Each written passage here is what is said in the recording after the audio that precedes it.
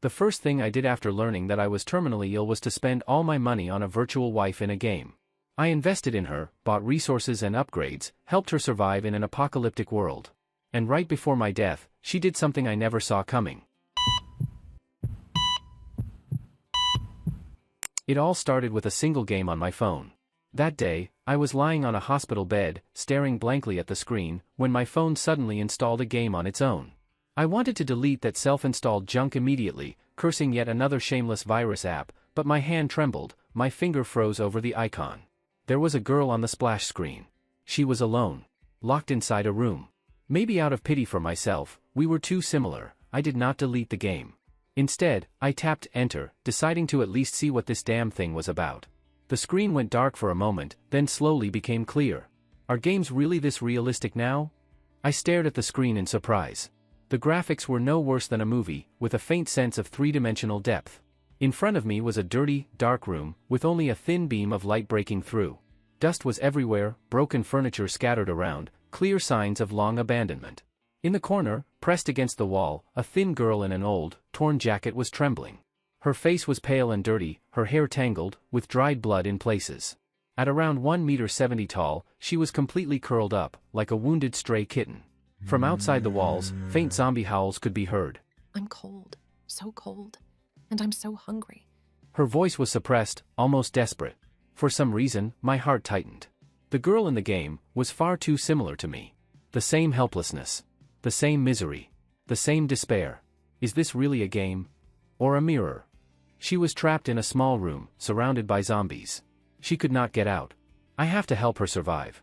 I kept staring at the screen and, after hesitating for a moment, tapped on the girl, trying to make her move and explore the room. But her body only trembled harder, she could not take a single step. The phone vibrated, and a message appeared on the screen. Current status. Physical condition, critical. Mobility, unavailable. Defense, 0. Warmth, 0. Happiness, 0. Constitution, extremely weak. She can't move? Then how am I supposed to play this? I stared at the screen in confusion, tapping the girl again and again. Then a notification sound rang out. A new message appeared. Top up 6 yuan to receive a beginner survival food pack. Damn, no way, right? I haven't even started playing and it already wants money. Do you take me for an idiot? Rogue software. It must be rogue software. Looking at the pop-up prompt, Duziren almost immediately judged with 100% certainty. This was rogue software, scamming young kids into spending money. His finger was just about to tap the exit button to uninstall this kind of nasty software. Help, help me. Help me. I don't want to die, don't want to die. Begging, desperate, helpless and pitiful voices came from the phone. Duziren's finger trembled. So similar. Too similar. The girl in this scene was practically another version of himself. Damn, a scam is a scam. Anyway, I have so much compensation money with nowhere to spend it. I'm miserable in real life, am I supposed to be miserable in a game too? Pay it, damn it. Recharge. Maybe it was anger at his screwed up life, or maybe unwillingness to accept his coming death. Duziren's finger, which had been resting on the exit button, turned and clicked the first recharge button. Recharging. Recharge successful. You have unlocked the food gift pack. Buzz buzz buzz. In the realistic game scene, on the dust-covered ground, space suddenly rippled and twisted, and then, strangely, 3 bottles of mineral water and 3 bags of bread appeared. Damn, this is all I get for my first recharge? Looking at the items appearing on the screen, Duziren felt the game developers were absolutely heartless merchants. This little for a first recharge, is this even a game people can play? Even a certain penguin company would be more generous than this, right? But, unlike Duziren's reaction, the girl who had been lying on the ground raised her eyes and saw the food beside her. Her whole body immediately trembled. Then she looked around in panic. Ha! This food is? Where did it come from? Oh? Is this real-time interaction now? This game is kind of interesting. Seeing the girl's reaction, Duziren was amused. He originally thought that after paying, the girl on the screen would automatically eat and play a preset reaction cutscene. Who would have thought there was real interaction? This game is kind of advanced. His interest was instantly sparked, and Duziren's eyes fixed on the screen. Inside Jing'an residential area, building 3, underground storage room. Qiu Shengxing stared blankly at the food in front of her, her face full of shock and doubt. The pressure of hunger and cold made her instinctively cry for help. She thought this was her final wail. Who could have expected? Food, it really appeared. This isn't a hallucination, right? Her long eyelashes blinked, and Qiu Xingxing began to doubt whether the food was real. Ah? Suddenly. She felt as if something poked her body, and then her body uncontrollably moved toward the food. Who? Who is it? Looking around vigilantly, Qiu Xingxing narrowed her eyes, her body tensing like a wild beast. But 1 minute passed, 2 minutes passed. In the cramped storage room, there was no sound at all. Rip, rip. Instead, the bread on the ground automatically tore open its packaging, and the cap of a bottle of mineral water also twisted open by itself. This. Watching this scene in horror, Qiu Xingxing was absolutely sure that there was no one else in this storage room. The food that appeared out of nowhere was real, and now her body was moving on its own, as if an invisible force was controlling everything. Could it be? Could it be a top-tier, space-type ability expert? Her small mouth opened wide. Based on Qiu Xingxing's understanding and everything she had seen and heard, the only thing that could do this was the extremely rare space ability. And it would have to be someone who had mastered this ability to the extreme. But why would a big shot help me for no reason? Did they take a liking to my looks? She suspiciously looked herself up and down, greasy hair, a face so thin that her cheekbones were sunken. Qiu Xingxing didn't think a big shot with space-type abilities would skip models and choose her instead. Could it be? Could it just be that this big shot is bored and casually messing with me? Amid her racing thoughts, Qiu Xingxing thought of another possibility. Even before the apocalypse, some people liked to give money to the poor just to observe their reactions. Could it be that this big shot had the same twisted interest now? Gurgle. Gurgle. She had no time to think further. Her stomach churned violently. She was already so hungry that her blood pressure was low, and she felt dizzy. If she didn't replenish food and nutrients soon, after the next fainting spell, she might really be done for. Senior. No matter whether you're doing this out of twisted curiosity or for some other purpose. Anyway, I, Qiu Xingxing, will remember this favor. She grabbed the open bread and stuffed it into her mouth, wolfing it down. A wheat fragrance instantly spread across her sour taste buds. So good, so good. The fear in her eyes was instantly replaced by a trace of surprise. This bread was fragrant, soft, and sweet. It was absolutely not something you could buy in today's apocalyptic world. Such a clean taste, not even a bit of the bitterness from chemically forced wheat. Could this be what they talked about, something from before civilization? As expected of a space ability senior. To be able to get something like this. Thinking of this, even the hand holding the bread became more respectful. While eating, Qiu Xingxing uneasily knelt and bowed toward her surroundings, her big eyes full of sincere reverence. Senior, these things are too precious. I will remember today's kindness for the rest of my life. As she spoke, she picked up the bottle of mineral water and drank it all in one go. The cool, pure, sweet taste spread through her whole body, and Qiu Xingxing froze again. So pure water? After her shocked stare, her blood-stained forehead slammed heavily onto the ground again, knocking bang bang bang repeatedly. Isn't that a bit much? On the other side of the phone, Du Ziren was completely stunned. I mean, it's just some bread and a few bottles of water, is it really worth this much gratitude? But, watching the girl on the phone cautiously, almost sneakily, open another bag of bread and carefully tear off crumbs, eating like a little cat, Du Ziren couldn't help but smile. As the girl chewed the food, her eyes narrowed in happiness. At that moment, even through the screen, Du Ziren seemed to be infected by that happiness. His long empty, lonely heart felt as if it were lit by a beam of sunlight and began to beat again. Damn it. This game is kind of addictive. Licking the breadcrumbs from the corner of her mouth, Qiu Xingxing looked at the last piece of bread with lingering desire. After hesitating for a long time, she finally decided to carefully stuff it into the inner layer of her padded jacket, as if hiding a treasure. With food and water of such good quality, if I took this to the black market, maybe I could even trade it for a low-grade crystal core, right? Thinking this somewhat bitterly, Qiu Xingxing stuffed 2 bottles of mineral water into her sleeves as well, protecting them like priceless treasures. On the screen, Qiu Xingxing's cubmusab of hoarding food like a squirrel made Du Ziren outside the screen curl the corner of his mouth upward. Who said only bad women can hook men? A 2D wife can do it too. Her physical condition has recovered. So what's next? What should she do? Go outside? Trying to tap the girl's body on the screen, the figure under the thin padded jacket suddenly trembled, and Qiu Xingxing's face turned red. Name, Qiu Xingxing. Identity, scavenger, a doomsday drifter wandering outside the safe zone, surviving only on simple tasks. Age, 19. Height, 170 centimeters. Weight, 45 kilograms. Measurement sad face happiness value too low, temporarily locked. Physical condition, sickly. Fullness, 50. Warmth, 0. Happiness, 1. Equipment, none. Huh? After lightly tapping Qiu Xingxing's body, a new data panel popped up. Du Ziren was a little surprised. After eating, quite a few new status bars were unlocked. Her identity is a scavenger? No wonder she's living so miserably. Looking at the thin girl on the screen with some pity, Du Ziren sighed softly. So you're like me too, all alone. That's fine. Anyway, I won't live much longer. Let you in the game world live a better life. He tried clicking the iron door in the small dark room.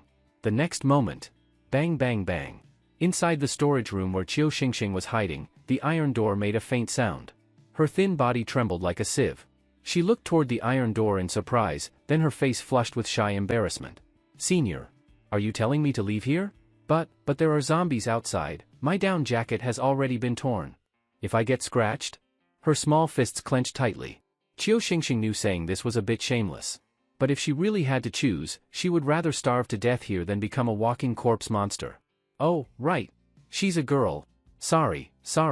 I've played too many monster-killing games, so I just thought she should go out and kill monsters.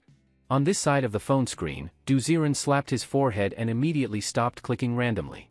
The frail girl stood in front of the door, motionless, not knowing what she was thinking. Stuck? Buzz buzz buzz.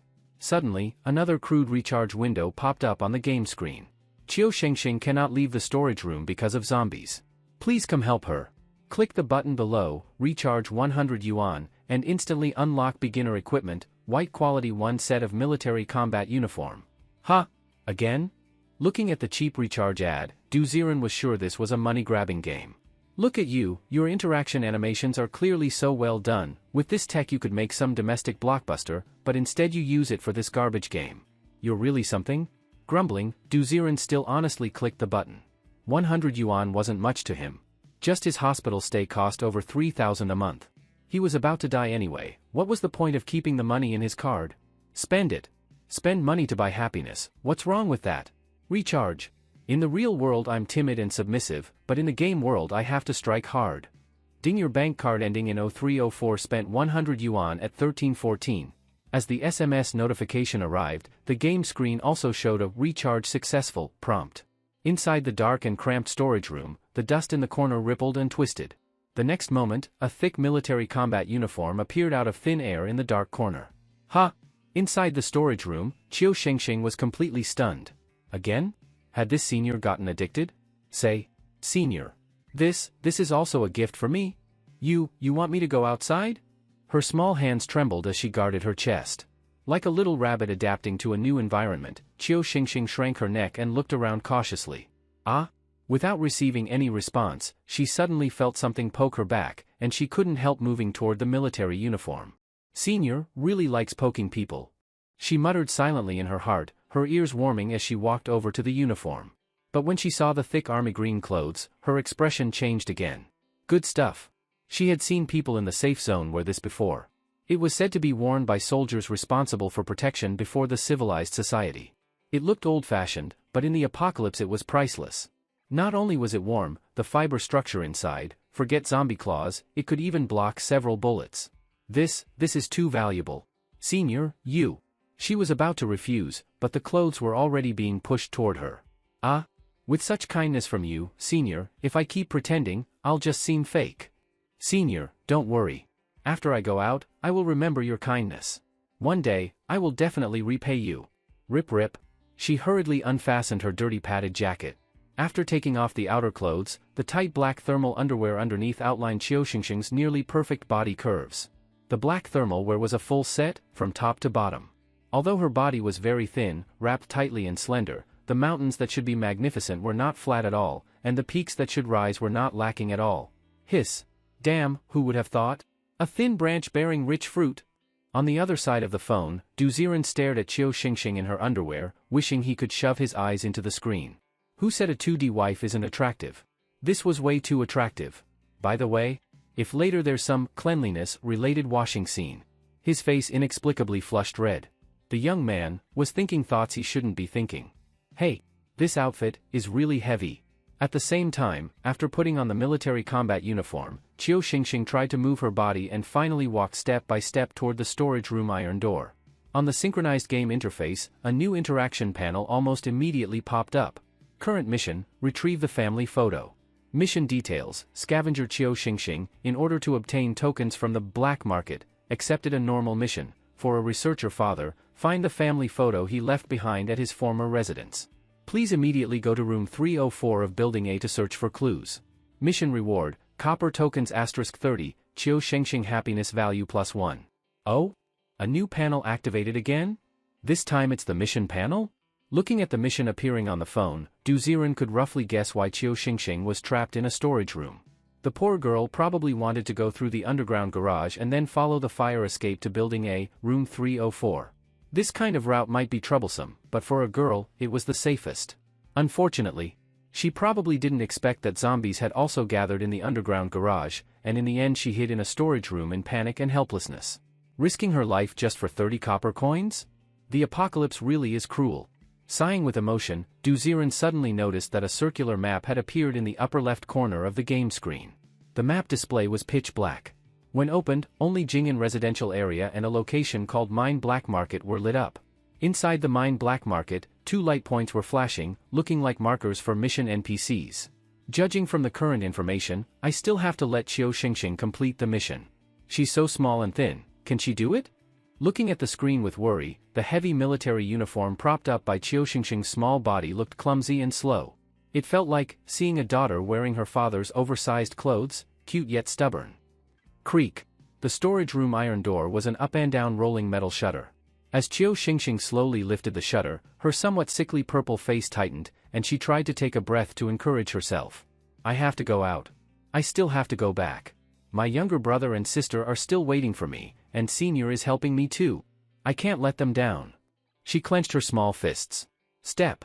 After taking just one step, Qiu Xingxing looked into the darkness outside the storage room. In the underground garage where the power had long been cut, nothing could be seen clearly. The only visible thing was that about 10 meters away in the darkness, 2 clusters of white breath were slowly rising. Tap tap tap. As the white breath twisted and moved closer, 2 tall figures wearing security uniforms gradually came into view, running toward her. Their faces were covered with bloody scabs, and their eyes were filled with bloodshot veins. Their arms had lost vitality and swung wildly in front of their chests as they ran. White-hot breath constantly sprayed from their mouths, and a tongue hung from the lower jaw, drool continuously flowing. Those were clearly 2 zombies. Ah! No matter how many times she saw such a scene, Qiu Xingxing was instinctively so frightened that her whole body trembled. Her body reacted instinctively, twitching in fear and becoming stiff. But suddenly, her body staggered to the side uncontrollably, as if an invisible hand had pushed her back, and she could move again. Senior. A trace of emotion flashed across her frightened face. That nameless senior was urging her not to daze and to run. Looking around in panic, Qiu Xingxing's tense expression suddenly relaxed. In the dark corner on the left side, she finally spotted the glowing green sign of the fire escape. She hurriedly ran toward the corner. Her small chest rose and fell rapidly as Qiu Xingxing ran with all her strength. The roaring behind her followed closely. She didn't dare to turn her head and could only run with her eyes closed. The hot, foul breath from the zombies' mouths reached her back, like evil spirits chasing her life. Finally, the heavy fire door was right in front of her. Qiu Xingxing pushed it with her small hands. With a creak, her whole body fell behind the door. The zombie chasing closest also stretched out its large hand, trying to push the fire door again and continue the pursuit. But, damn zombie, I won't let you bully me forever. A stubborn and resolute voice came from behind the door. With a creak, the moment the zombie's big hand reached through the door gap, Qiu Xingxing used her body as a brace and slammed hard into the fire door. Bang! The heavy fire door viciously clamped the zombie's hand in the door crack. Bang bang bang! Large handprints from heavy blows kept appearing on the fire door, denting the metal. Qiu Xingxing pressed against the door with all her strength, struggling with the zombie behind it, afraid it would break in. Roar roar. Terrifying howls echoed continuously. The hand stuck through the door twisted and clawed frequently, scratching Qiu Xingxing's shoulder several times. Fortunately, because of the military combat uniform, she was not injured. I have to hold on, hold on. Trying to compete in strength with a zombie was brave. But a few minutes later, Qiu Xingxing was simply too thin. As the pounding and pushing outside continued, the gap in the fire door grew wider and wider. Chiu Xingxing was forced backward bit by bit, her small face turning pale as snow from fear. Damn it. This can't be game over, right? What do I do? What do I do? Run? If I run upstairs now, the stamina loss from climbing stairs, humans can't compare with zombies. Hurry. Is there any recharge interface? I want to spend money. Spend money. On this side of the phone screen, seeing Chiu Xingxing about to be rushed by the zombie breaking through the door, Du Ziren became anxious. He didn't know why, this was clearly just a game. Yet he cared deeply about the girl on the other side of the game. I won't let you die. Absolutely not. As he clicked the game screen randomly, suddenly an interaction command popped up. Chiu Xingxing is about to be overwhelmed by the zombie's pressure. Move your little hand and help her. Try rapidly tapping the button on the screen to repel the zombie. Focusing his eyes, Du Ziren saw a red button appear on Chiu Xingxing's back on the screen, indicating rapid tapping. Oh. So this is what you were waiting for. In an instant, Du Ziren understood. This kind of setup was very common, just like old arcade stage clear games, where the faster you mash the attack button during bonus sections, the higher the score and rewards. What's this?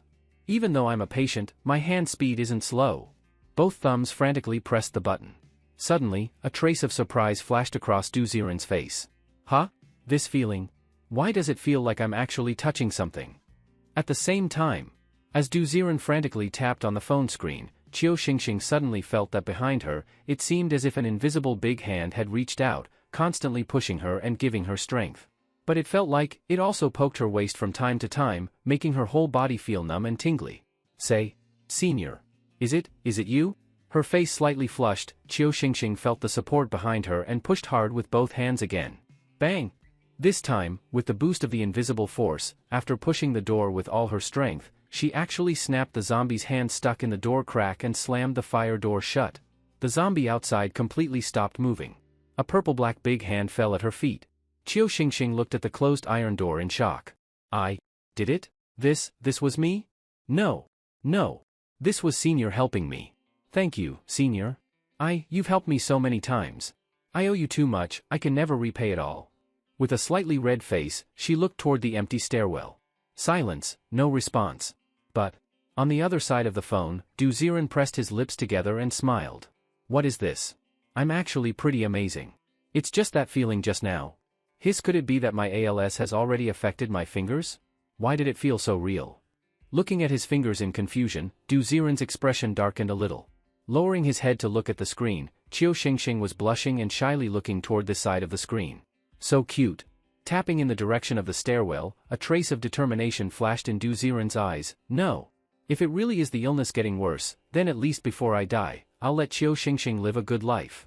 Having been soaked by rain yourself, you can't stand seeing others without an umbrella.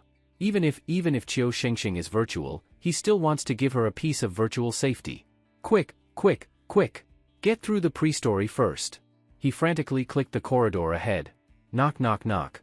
At the same time, hollow knocking sounds echoed in the narrow stairwell entrance. Senior.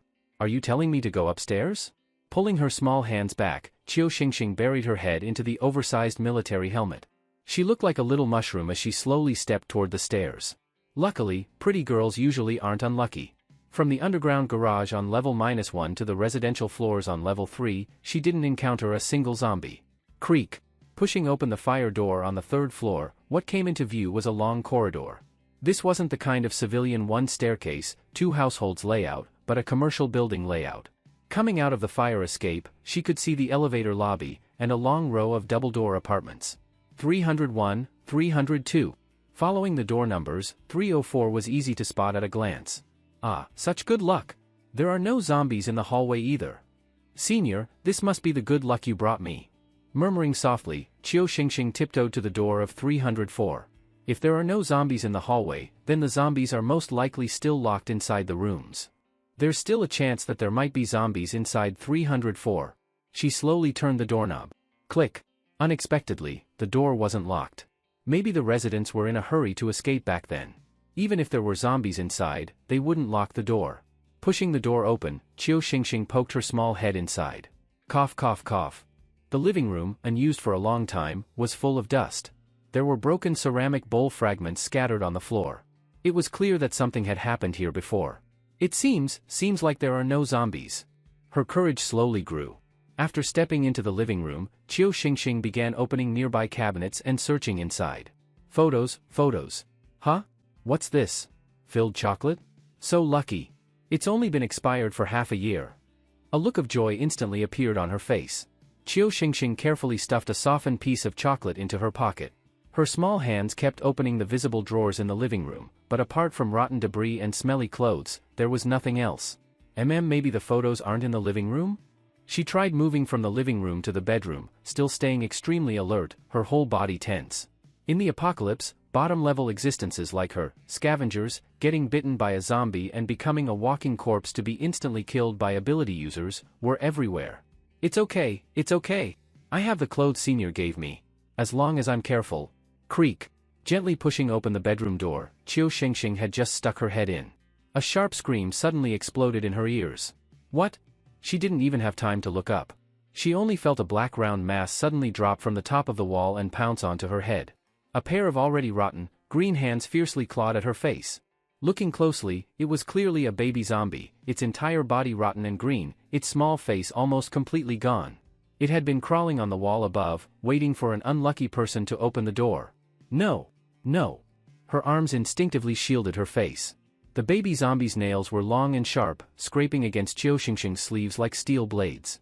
Fortunately, the military combat uniform, white quality, was excellently made. No matter how the claws scratched, they only left shallow marks on the uniform. You! Get down here!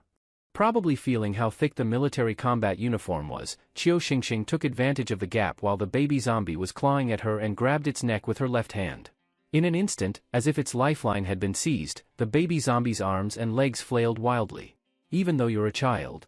But, to survive. For my younger brother and sister. I must. Bang!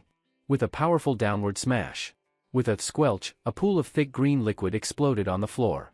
The baby zombie, now with only half a head left, completely lost its head. Its empty neck twitched, already, completely dead. Her chest rose and fell rapidly as Chiu Xingxing calmed herself down from the panic. After a while, looking at the zombie corpse on the floor, she endured the discomfort and began searching the room. On the bedside table, there was a framed photo of a man and a woman hugging, the woman with a big belly. Is this it? I found it.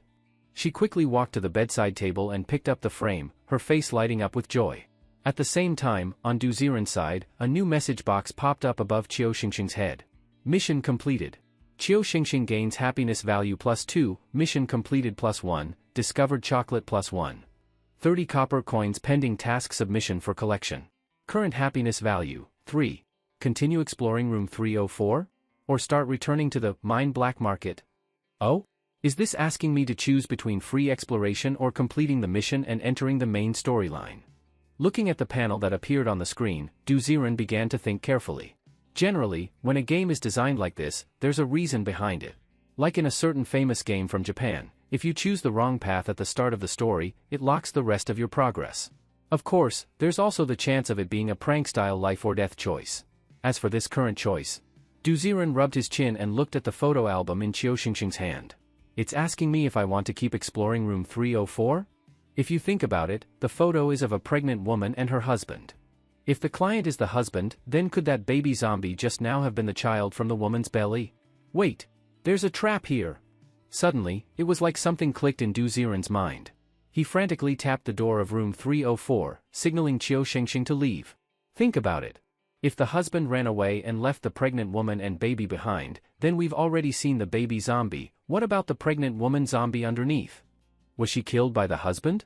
Impossible. If he had the ability to kill a zombie, why would he run away? Run. Chiu Xingxing. Run now.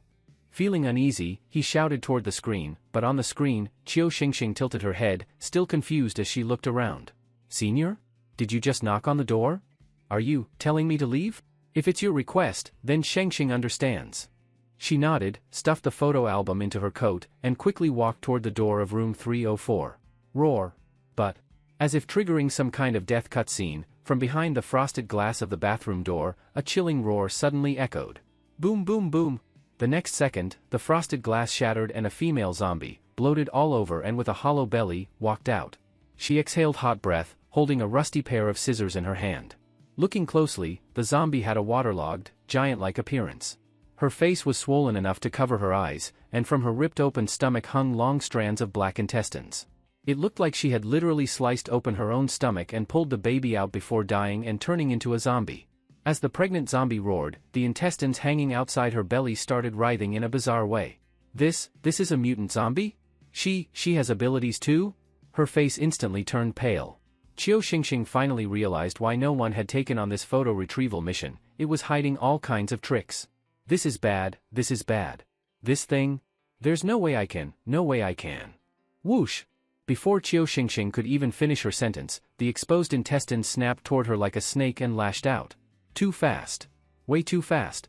She didn't even have time to react. Her body was suddenly lifted off the ground, completely wrapped in bloody intestines, now suspended mid-air. No. Slither. The intestines whipped and pulled, dragging Qiu Xingxing toward the pregnant zombie's belly. No matter how hard she tried to break free, the intestines only coiled tighter. I don't want to die. I still have a younger brother and sister. Buzz. Before she could finish her moans, Qiu Xingxing was completely sucked into the giant pregnant zombie's belly. The huge belly squirmed and twisted, as if digesting her. Shit! At the same time, Du Ziren's face turned dark as he watched the scene on his phone screen. Why? Didn't I make the right choice? I get it now. No matter what you choose, this death cutscene still triggers, huh? Buzz. The phone screen vibrated constantly. A blood-red warning lit up the dark image. Warning. Qiu Xingxing is being attacked by a mutant zombie. If you don't save her, she'll be digested. Only 198. Just 198. Take home a white-grade military dagger. Do you want to spend 198 to purchase the military dagger? This dagger slices through iron like mud, a must-have for beginners. Damn it. Garbage game. So this is where you were waiting for me, huh? Fine. I'll fucking pay. Even though he knew this game had all the shady, pay-to-win, tricks of old mobile games, seeing that helpless girl, always shyly smiling, dying right in front of him. Du Ziren just couldn't let it happen. Fuck it. I'll gladly let you scam me. Qiu Xingxing, survive. Ding dong, your bank card ending in 0304 has been charged 198 yuan. As a transaction alert popped up at the top of the phone, the game screen also displayed the successful purchase.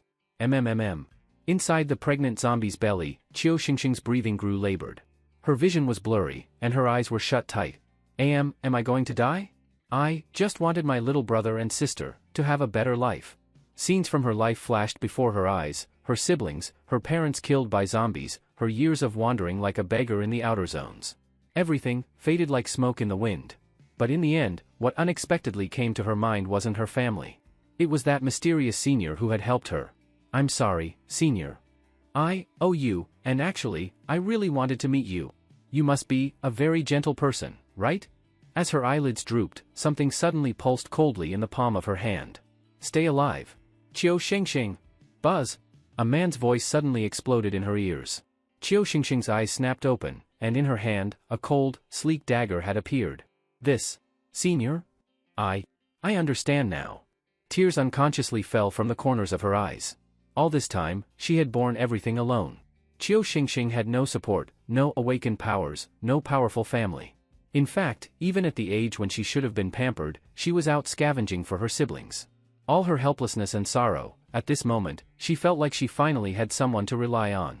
All of this was given to her by that person. I want to live. To see him. To repay his kindness. Hiss. Squelch. The pregnant zombie's belly, still writhing, suddenly split open with a huge bloody gash. Scarlet blood sprayed as Qiu Xingxing gripped the dagger and slashed through the flesh and intestines, her face covered in blood as she crawled out. The huge belly spurted blood, and a mess of ruptured intestines spilled out onto the floor. The pregnant zombie looked at Qiu Xingxing in disbelief. She couldn't understand how someone could just suddenly pull out a dagger out of nowhere. From nothing? And that dagger? It was unbelievably sharp. The terrifying bleeding under her belly made the pregnant zombie stumble backward uncontrollably. Finally, after staggering back several steps, her huge corpse crashed to the ground. Blood pooled beneath her, and the enormous body no longer moved at all. Still gripping the dagger tightly, Qiu Xingxing lay on the floor, gasping madly for fresh air. She stared fixedly at the pregnant zombie, afraid she might move again. Senior. Thank you. The emotions from surviving death poured out. Qiu Xingxing kept bowing deeply in all directions. Now, she roughly understood her senior's intentions. He never rescued her directly, but gave her tools to fight zombies and train her skills. He was nurturing her. Even in the apocalypse, someone was willing to train newcomers. Either he was grooming her to be a loyal servant, or he was looking for an heir. No matter which, Qiu Xingxing felt deeply grateful. Senior, if Shengxing ever meets you, I will devote myself fully to you. With a heavy bow again, she stood up and walked toward the fallen pregnant zombie. Mutated zombies, also called ability zombies. They were extremely difficult to hunt. But the upside was, inside their bodies, they usually formed a zombie core. These cores were highly valuable. When ground up and soaked in hot water, they could be absorbed through the skin. With luck, one might awaken an ability and become an ability user, an instant leap to a higher life. Even without awakening powers, they could greatly enhance the body and boost immunity. You could say, one core was a slim hope for an ordinary person to rise up. The odds were low, but hope was still hope. For regular people to get a zombie core, that was like reaching for the stars.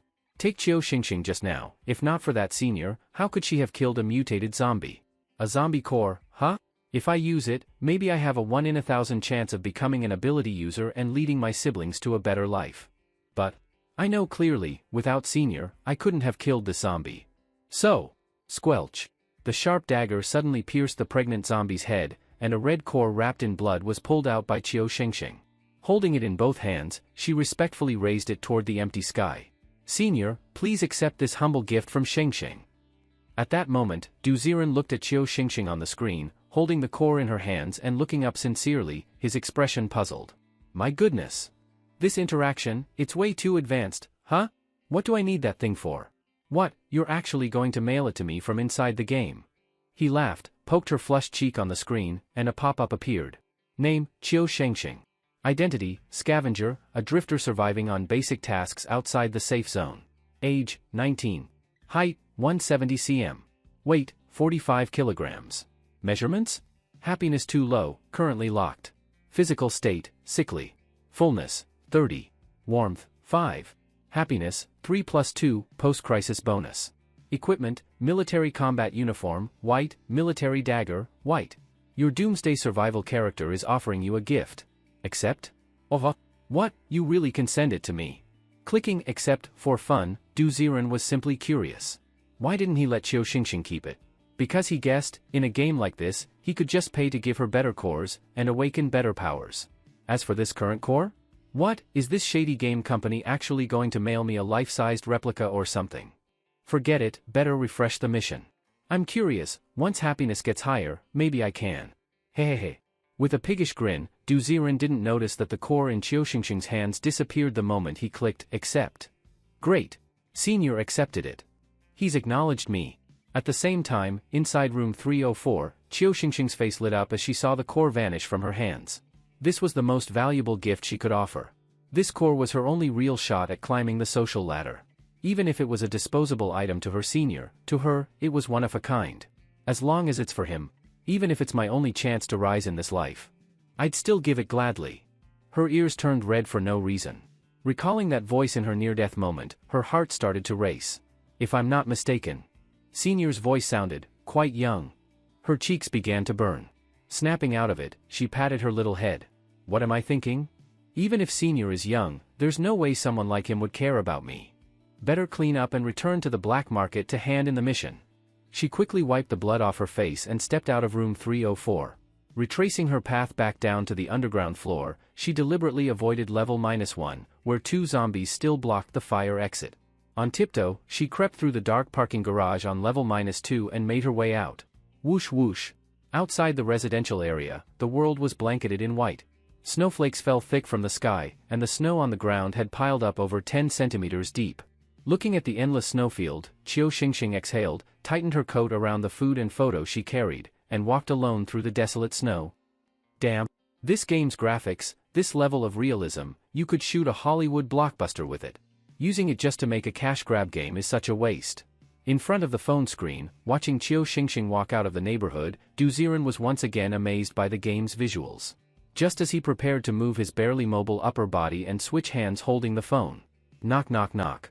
The hospital room door was knocked on. Who is it? Ziren, it's me, Dr. Liu. Oh, Dr. Liu. What's up? Oh, it looks like someone sent you a package. It's by the door. I'll bring it in. What? Oh? Was someone just at the door? Creak. The hospital room door was pushed open. Duziren looked in surprise as Dr. Lu walked in holding a small paper box. This was supposed to be the hospital's advanced care area. Not to mention how a delivery person could have entered here, this place was usually so quiet you could hear a pin drop. How did this package get placed by the door so silently? Huh? Could it be that ALS has already affected my hearing? Thump. Staring blankly at Dr. Lu placing the package on the bedside table, Duziren's eyelid twitched. On the paper box were clear big characters. Sent by Chiu Shengsheng. What the?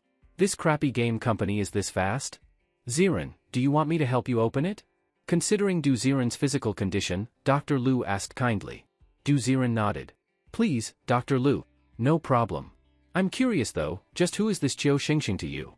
I remember. I don't think many people have come to see you. Dr. Lu glanced at Duziren cautiously. She knew it was awkward to ask, but understanding a patient's relationships and emotional changes was part of her job. Chiu Shengsheng. She's a very important friend. Yes. A friend in the game. He originally intended to say that Chiu Shengsheng was just a game character. But the image of the girl's every expression kept appearing in his mind. Duziren didn't want to label her as a cold game character. Even if it was just imagination, he wanted her to be a real friend. Oh? A friend you met in the game? Dr. Lu, studying Duziren's changing expression, suddenly pursed her lips and smiled. Ziren. Could it be an online romance? Ha! Online romance? That's impossible. Why are you embarrassed? I've been through it all. Hehehe. With a meaningful smile, Dr. Lu looked like she understood, and did not ask more. She tore open the sealing tape on the package. Let's see what your online romance partner. Before she could finish saying, sent you, Dr. Lu's expression suddenly changed. A strong bloody smell drifted out of the paper box. Inside lay a stone, gleaming with a strange red light and stained with fresh blood, quietly resting in the box. This is what? Doctor instincts built over many years told her that the blood on the stone was not decoration but real. A zombie core? Squinting at the stone in the box, Duziren also stared in shock. It was exactly the same. Exactly identical. A 1:1 reproduction of the core Chiu Shengsheng had dug out. Holy crap. This crappy game company's merchandise is this good? If you have this level of skill, why make garbage cash grab games instead of sweeping up the anime merch market? His eyelids twitched wildly as he stretched out his hand. Dr. Lu, let me see that stone. Ziren, your friend sent you this? Dr. Lu, not convinced, put on gloves and took out the blood-dripping stone. She looked at the blood-red stone from all angles, still unable to figure out what it really was. An art piece? A blood ruby? And the blood on it smelled rotten and foul. Where did this thing even come from? It's merchandise my friend sent me from a game. The blood on it should be to make it look realistic. It's fine, this isn't food, so holding and examining it shouldn't be dangerous. Game, merchandise? Wiping the blood off the stone, Dr. Lu looked it over carefully. Seeing no abnormalities, she handed it to Duziren. What precise workmanship. Taking the core in his left hand, Duziren held the stone up close and examined it. Inside the red stone, structures that looked like flowing bloodlines moved. Nice. This game, totally worth paying for. After playing with the stone for a while and getting bored of it, Duziren casually placed it in the snowdrop flower pot on the cabinet. The snowdrop flower was given by Dr. Lu, and the core was given by Chiu Shengsheng. To Duziren, both items were deeply meaningful. By the way, Ziren, the weather's nice today. Want me to take you out for a walk? Seeing Duziren lying flat in bed, Dr. Lu offered kindly. A flicker of expectation appeared in Duziren's eyes, but quickly faded. He knew Dr. Lu meant well, but every time he went out in his wheelchair and saw others' pitying looks, he felt depressed and uncomfortable. Forget it. Dr. Lu, you should go back. I'll just play games with my friend. Shaking his head, Duziren picked up his phone. On the phone screen, Chiu Shengsheng was still walking alone. Dr. Lu glanced at it and only saw a dim screen. She nodded, thinking the phone was just locked. That's fine, let your online romance partner keep you company. Sometimes the human body unleashes many great miracles. To make these miracles happen requires a good mindset. If playing games makes you happy, rest well, Ziren. After tucking the blankets around Duziren and pouring him a cup of hot water, she walked out of the room, turning back several times. Creak. The hospital room door closed again. In the dim room, Duziren gave a self-mocking laugh. Miracles? Even the snowdrop flower miracle has withered. Glancing at the snowdrop flower on the bedside table, Duziren didn't notice that the once yellowed and withered petals had eerily started to stand upright and turn green again. Whatever. My Xingxing will keep me company. Hope I can let you live a good life before I die. Tapping the phone screen and watching the girl walking alone in the snow, a faint smile slowly appeared on Duziren's face. Cold wind hit her face. Qiu Xingxing gritted her teeth and took step after step through the snow. Not sure how long she had been walking on snow that kept collapsing under her feet, she finally left the neighborhood and headed toward the abandoned outskirts. Gradually, a mine with a huge open entrance appeared before her. Mine Black Market. Once a very famous city mine, after the ore was depleted, it was abandoned. But after the apocalypse, its deep tunnels became easy to defend and hard to attack, perfect for a base. After being occupied by many people, it eventually developed into a rough, safe zone. I'm back. Rubbing her small hands together, Qiu Xingxing stepped into the mine. The walls of the tunnels were pocked with shallow pits, like little burrows. Inside, a bunch of waxy-faced, thin, huddled old people were sleeping. They were all scavengers who had lost their ability to move. Abandoned by this cruel era, they could only hide outside the safe zone and live day by day. Passing by these pits, Qiu Xingxing kept a stiff face as she reached a huge tunnel entrance surrounded by iron mesh. She shook the snow off her clothes respectfully and called inside. Number 0929, Scavenger Qiu Xingxing, mission complete, requesting return. 0929? I remember, didn't you go to carry out Professor He's mission? How come you're back? After these words were spoken, a fat man wearing a down jacket and with a face full of fat stepped out from the deep mine behind the wire mesh. His gaze first measured Qiu Xingxing's face, and finally fixed on her military combat uniform. His small beady eyes flashed with greedy envy. Where did you get that combat suit? With a change of tone, the fat man in the down jacket squinted and looked at Qiu Xingxing. Qiu Xingxing wanted to say, a senior gave it to me, but as soon as she opened her mouth, her face suddenly turned cold. I dug it out from a household in the residential area. Oh? You're lucky then. You found stuff? Yes, I did. Good, wait here. I'll call someone to check if you have any wounds. If not, you can come in.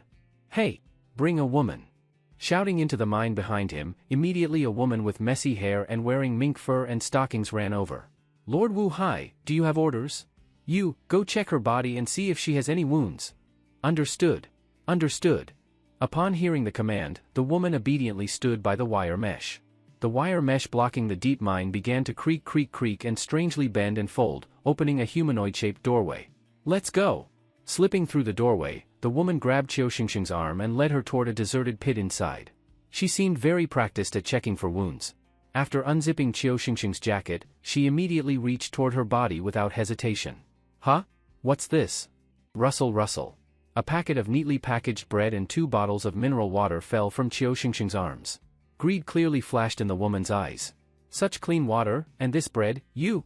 Looking at Qiu Xingxing in surprise, Qiu Xingxing's face changed. She immediately handed a bottle of water to the woman. Sister Xia, you take this water. You and Guard Wu should try it. It tastes pretty good. Heh, you're smart. A sly smile curled at the corners of the woman's mouth. She was not polite at all. She picked up a bottle and shoved it toward her chest. Qiu Xingxing frowned slightly but did not dare say anything more. The couple guarding the entrance always checked whatever people brought back from outside. If you weren't smart and considerate in bringing them something, it was possible the couple would obstruct or make things difficult for you. All good, no problem. You can go in. Your little brother and sister have been asking about you for days. If nothing's wrong, come watch the entrance. The woman smiled, obviously in a good mood after receiving the unexpected gift. Thank you. Thank you. Qiu Xingxing repeatedly nodded. After wrapping up her clothes, she followed the woman to the wire mesh. Checked already? Sister Xia says it's fine. Good, go on in. With a casual wave from Wu Hai, the wire mesh creaked again and opened into a humanoid gap. Without looking back, Qiu Xingxing walked deeper into the tunnel. That wire mesh is an ability? At the same time, Duziren held his phone and watched Wu Hai's actions with surprise. He was certain there was no electrical equipment in that tunnel. The twisting of the wire mesh looked like it was controlled by some invisible force. I remember, Qiu Xingxing once thought I was some kind of space ability master. So, this guard fat guy is also an ability user? As the scene moved, Duziren tried clicking on Wu Hai's icon. Buzz. Instantly, Wu Hai's personal information appeared in front of Duziren. Wu Hai, metal ability user. Ability level, ability user tier 3. Identity, former commander of the Venom Mercenary Group. After being injured on an outside mission and trading with the mine black market, he became the gatekeeper of the black market. Oh ho! Didn't expect this guy used to be somebody. Now he's beaten down and lying flat, using his ability to guard the door? Curiously, Du Ziren clicked the Ability User Tier 3 panel for Wu Hai. After the Details interface popped up, Du Ziren finally understood the ability setting in the game world. Scavenger refers to ordinary people without abilities. They can only take simple missions to survive in the base. Above many scavengers are the lofty ability users. An ability user is 1 in 1,000, using a core does not guarantee awakening an ability. And ability levels are extremely complex to cultivate. Ability user, super ability user, awakened, evolved, metahuman. This is the post-apocalypse scientific ability hierarchy. Ability users are those who have awakened abilities but have limited usage.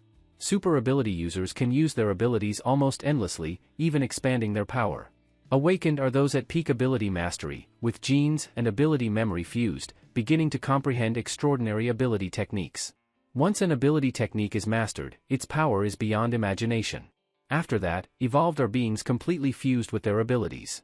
The final metahuman tier has never been reached by anyone. In scientific research, each stage has 10 strength levels.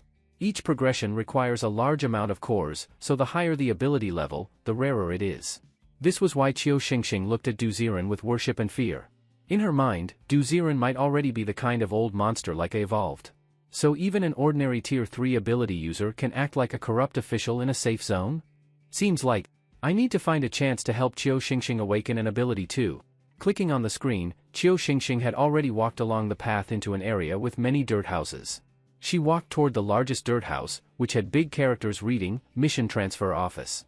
As soon as she entered, she saw gray-yellow square earth walls, and the walls were covered with various detailed mission posters. Oh? This does feel like a Japanese-style RPG.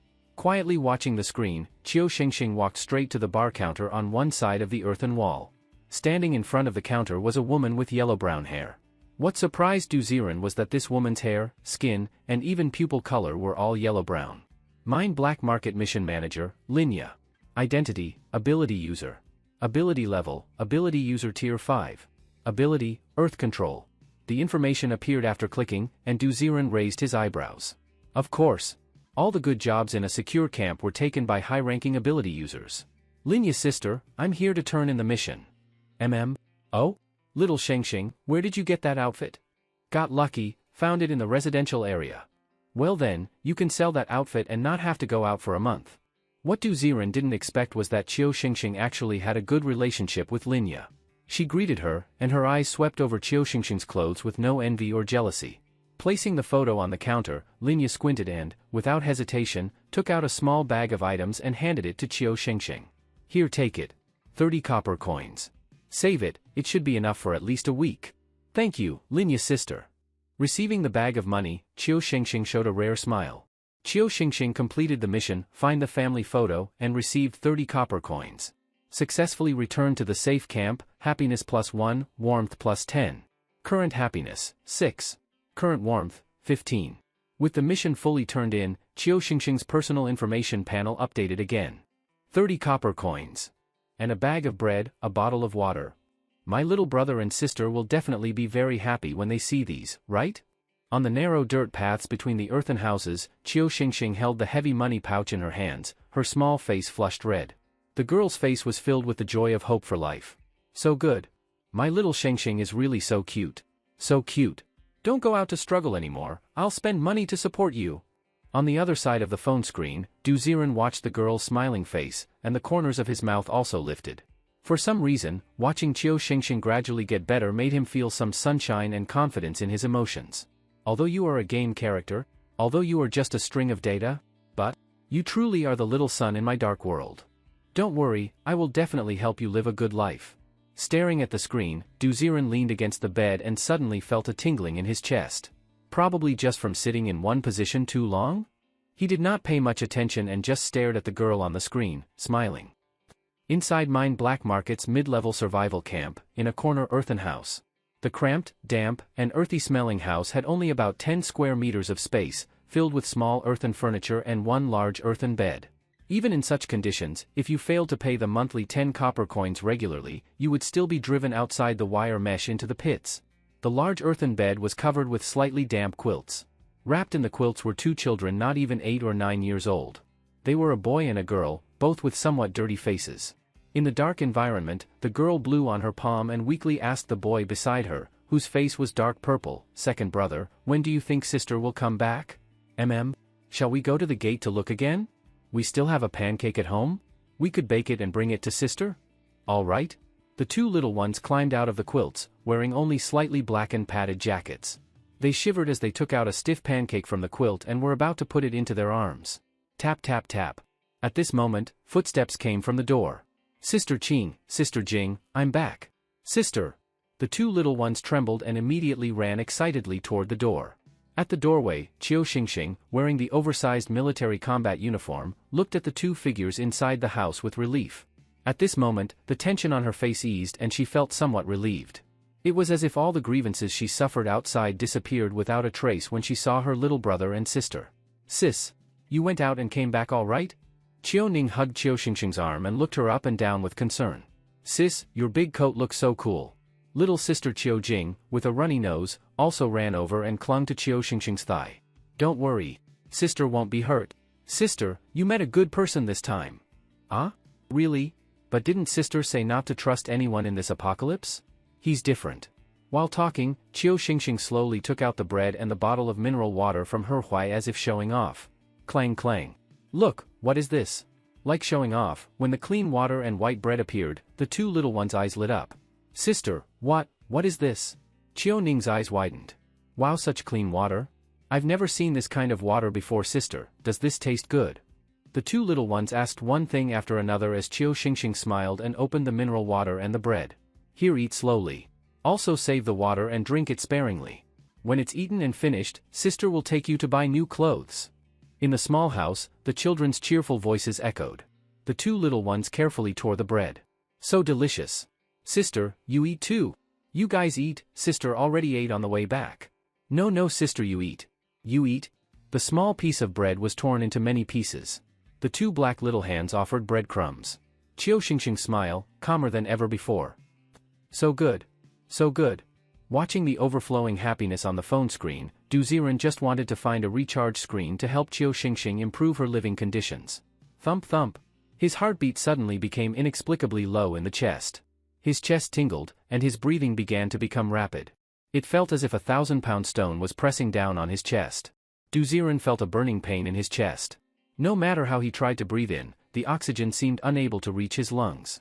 That feeling of oppression, that burning pain, was like accumulated frost, growing deeper and deeper. Damn it. Did my chest cavity neurons die too? The phone in his hand plopped to the floor, and Du Ziren's pupils widened. He felt it. The death that had hovered over his head for many days had finally swung down its scythe this time. Am I, finally, going to die? His eyelids began to flutter. In front of Du Ziren, memories gradually flashed like a carousel. He thought of his mom and dad, thought of himself as a child, but somehow, the last thought that came to him was Qiu Xingxing from the Doomsday Survival game. The girl's every smile seemed like nourishing spring water to his heart. After I die, will she be bullied by others? She's so naive, will she be harmed? I don't want to die. I still want to watch her. In this moment, the strong will to survive battled with his drooping eyelids. Du Ziren didn't know why at this moment he thought of a game character. Just at this exact moment. In the hollow, dark earthen house, Qiu Xingxing choked on her bread.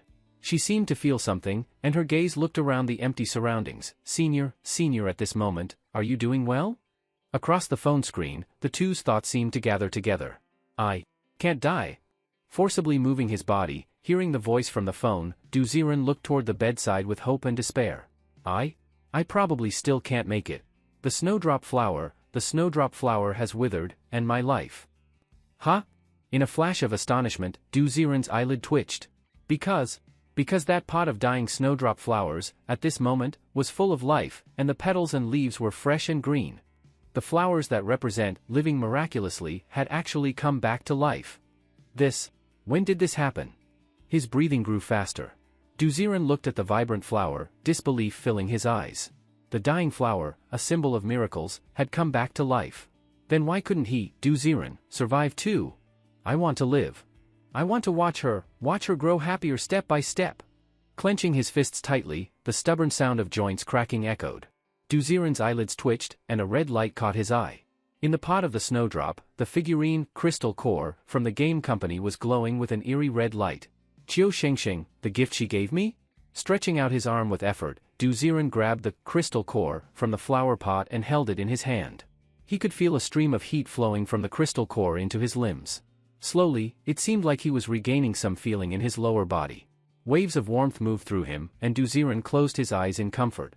It felt like it had been so long since his body felt this good. Wake up! Wake up! Are you okay? Who knew how long he'd slept? Duziran just heard someone calling near his ear. Feeling refreshed, he moved his body and sat up naturally in bed. You can move? This sudden movement made the shouting even louder. What's wrong, Dr. Lu? Rubbing his eyes, Duziran noticed even his vision had cleared up. He tried moving his arms and found the blood-colored crystal core still in his hand. But when he opened his palm, the core had turned into an ordinary white stone, no trace of the previous blood-red lines. Ziran, your upper body can move? Dr. Lu covered his mouth, his face full of shock. Huh? Looks like it. Only when Dr. Lu pointed it out did Duziran realize. Now only his lower body was slightly numb, but the rest of his body was full of energy. What on earth happened? Squinting his eyes, Duziran tried recalling everything from last night. His gaze eventually fell on the crystal core in his hand. Dr. Lu, I remember last night my ALS flared up, and I was having trouble breathing. But then I thought of someone, held this thing, and fell asleep. Now that I'm awake, it feels like my illness is much better? Scratching his head, Duziran looked at Dr. Lu in confusion. Dr. Lu, hearing this, stared at the core in Duziran's hand, and suddenly seemed to understand something. A strange gleam flashed in his eyes. I got it. This is the power of love. Huh? Duziran was dumbfounded. Love can cure illness? What? Ziran, you think I'm joking? I'm telling you, there are late-stage cancer patients who go on vacation with their spouses and actually get better. The human body is way more mysterious than we understand. Maybe it's because of your online girlfriend that you found the will to live. Your body sensed your determination, and that's what triggered this fight against nerve deterioration. Listening to Dr. Lu, Duziran went silent, his face a little red. Maybe that actually made sense. Last night, he was thinking of Qiu Shengsheng when, damn, I survived because of my 2D waifu? What the hell? Feeling it all too bizarre, Duziran didn't think more about the core in his hand. He chose to believe the scientific explanation. His body must be fighting for itself. So if my obsession with Qiu Shengsheng is strong enough, does that mean I could get up from this hospital bed? Absolutely possible. Ziran, treat her well, that girl might be your lucky star. Excitedly patting his shoulder, Dr. Lu was clearly amazed by this medical miracle. She's my lucky star? Rubbing the now warm crystal core in his hand, Duziran suddenly remembered something. Crap. He quickly picked up his phone from under the bed and tapped into the apocalypse survival game again. How much is this coat? What? It's 10 copper coins? In the mid-tier trade stall of the mine black market, Qiu Shengsheng looked at a plush coat with a conflicted expression. The coat was actually a little small for her younger siblings. It was obviously something scavenged from outside. But what could she do? After so many years of apocalypse, a well-preserved coat was like treasure. Her own combat uniform, if sold, would go for at least 200 copper coins. Hey, are you buying or not? You're dressed so nicely, don't tell me you're too stingy to spend this much? The stall owner looked her up and down, shaking his head as he began to take the coat back. Qiu Shengsheng's face flushed. She bit her lip and made up her mind. 2. I'll take 2. Whoa, now that's generous. Can you give me a discount for 2? Not even a little. Take it or leave it. I'll take it. I'll take it. Reluctantly pulling out 20 copper coins, Qiu Shengsheng had originally wanted to save some for food. She only had 30 to begin with, and after rent for her mid-tier housing, the last 10 were all she had left. Big sis, let's not buy them. Yeah. We don't need the clothes. You spent all the money, what are we going to eat? I'm not cold, if I stay inside, I'm fine. The voices of the 2 little ones reached her ears. Qiu Shengsheng looked over and saw their little noses red from the cold. The more they acted like this, the more determined she became. She quickly bought the 2 coats. It's okay. It's okay. Big sis can still take on missions and earn more money. Rubbing her younger siblings' little faces, Qiu Shengsheng forced a smile. So pitiful? No powers, yet still raising 2 little ones. Compared to Qiu Shengsheng, I feel like such a coward. On his phone screen, Duziran quietly sighed at the girl's helplessness, feeling an unexpected ache in his heart. She spent all her copper coins, and the food she brought back is all gone. You silly girl? What are you going to do tonight? Starve? Shaking his head, he began searching the screen for the recharge menu. No way. He couldn't bear seeing his digital waifu suffer even a little. Recharge. Charge hard. After searching for a while, Duziren finally found some locked grayed-out frames on the screen after dragging the interface. Lucky spin, spend 1,000 yen to unlock. Newbie food gift pack, 6 yen, refreshes daily. Newbie gear pack, 198 yen, currently owns starter guards and dagger, more sets can be unlocked, full set has hidden effects. More features, unlock Chiu Xingxing's happiness level. Damn, so this is where everything was hidden? If I hadn't found this stuff, would Chiu Xingxing pop up again asking me to top up every time she's in danger? 198 for the newbie gear set. Buy. Daily refreshed food gift pack? Buy. What else? Duziren clicked through everything he could in one go, but found the total spending still didn't reach the 1,000 required to unlock the lucky spin. Maybe the story hasn't progressed far enough, so the store isn't fully unlocked yet? Thinking about it, he recalled how many big game companies pretend to limit spending early on. But when you hit a tough level you can't get past. Hey. Suddenly, the game would pop up a store for you to click on yourself. Damn it. Duziren was all too familiar with that kind of developer trick. Your bank card ending in 0304 was just charged 204 yuan.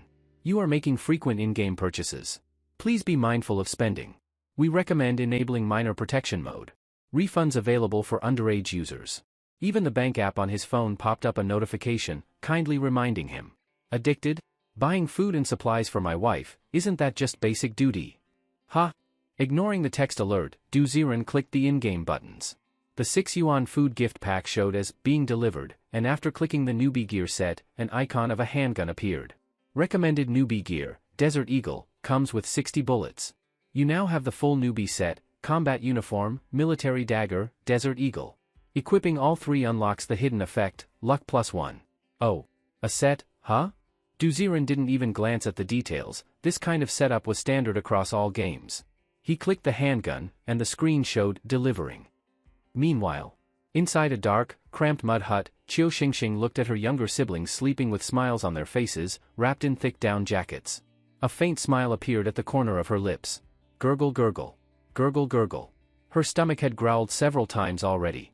But she pretended not to hear it and quietly pulled out the chocolate she got from 304. Here. Tonight, you two share this candy. Tomorrow, I'll go out again, and next time I'll bring back lots of food. Peeling the now soft chocolate, Chiu Xingxing brought it to their mouths. Sis, aren't you hungry? You eat it. Chiu Ning looked at her in worry. Without a word, Chiu Xingxing stuffed the chocolate into her brother's mouth.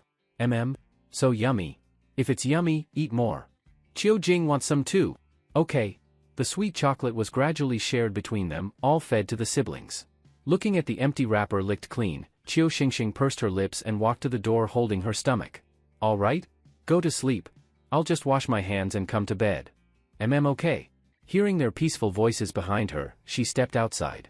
At the door of the hut was a clay jar filled with grayish-brown water, the only benefit in the middle level, a periodically supplied water source. Full of sand, dust, and yellowish tint, she had drunk this groundwater for years. Gulp gulp. She was about to drink a bit to ease her hunger. Thump. In the corner of the hut, space suddenly twisted. A cold handgun, 3 bottles of mineral water, and 3 bags of bread appeared before her eyes. Ha! She was slowly getting used to this strange phenomenon. Looking around dumbly, she softly asked, Senior? Senior, is this for me? Still no response, but the items on the ground slid toward her feet. This. When she saw the handgun placed with the food, Chiu Xingxing's eyelids twitched wildly. A handgun. That was the one thing that could help bridge the gap between scavengers and ability users. These kinds of weapons were strictly regulated. After all, someone with a gun could possibly kill an ability user with one shot, but a low-tier ability user couldn't instantly kill a regular person. This. Staring at the cold handgun, her heart pounded heavily. Senior, are you saying? I should use this to protect myself? Still no reply, but her body staggered forward involuntarily, the gun had already been nudged into her arms. I understand now. Thank you, Senior.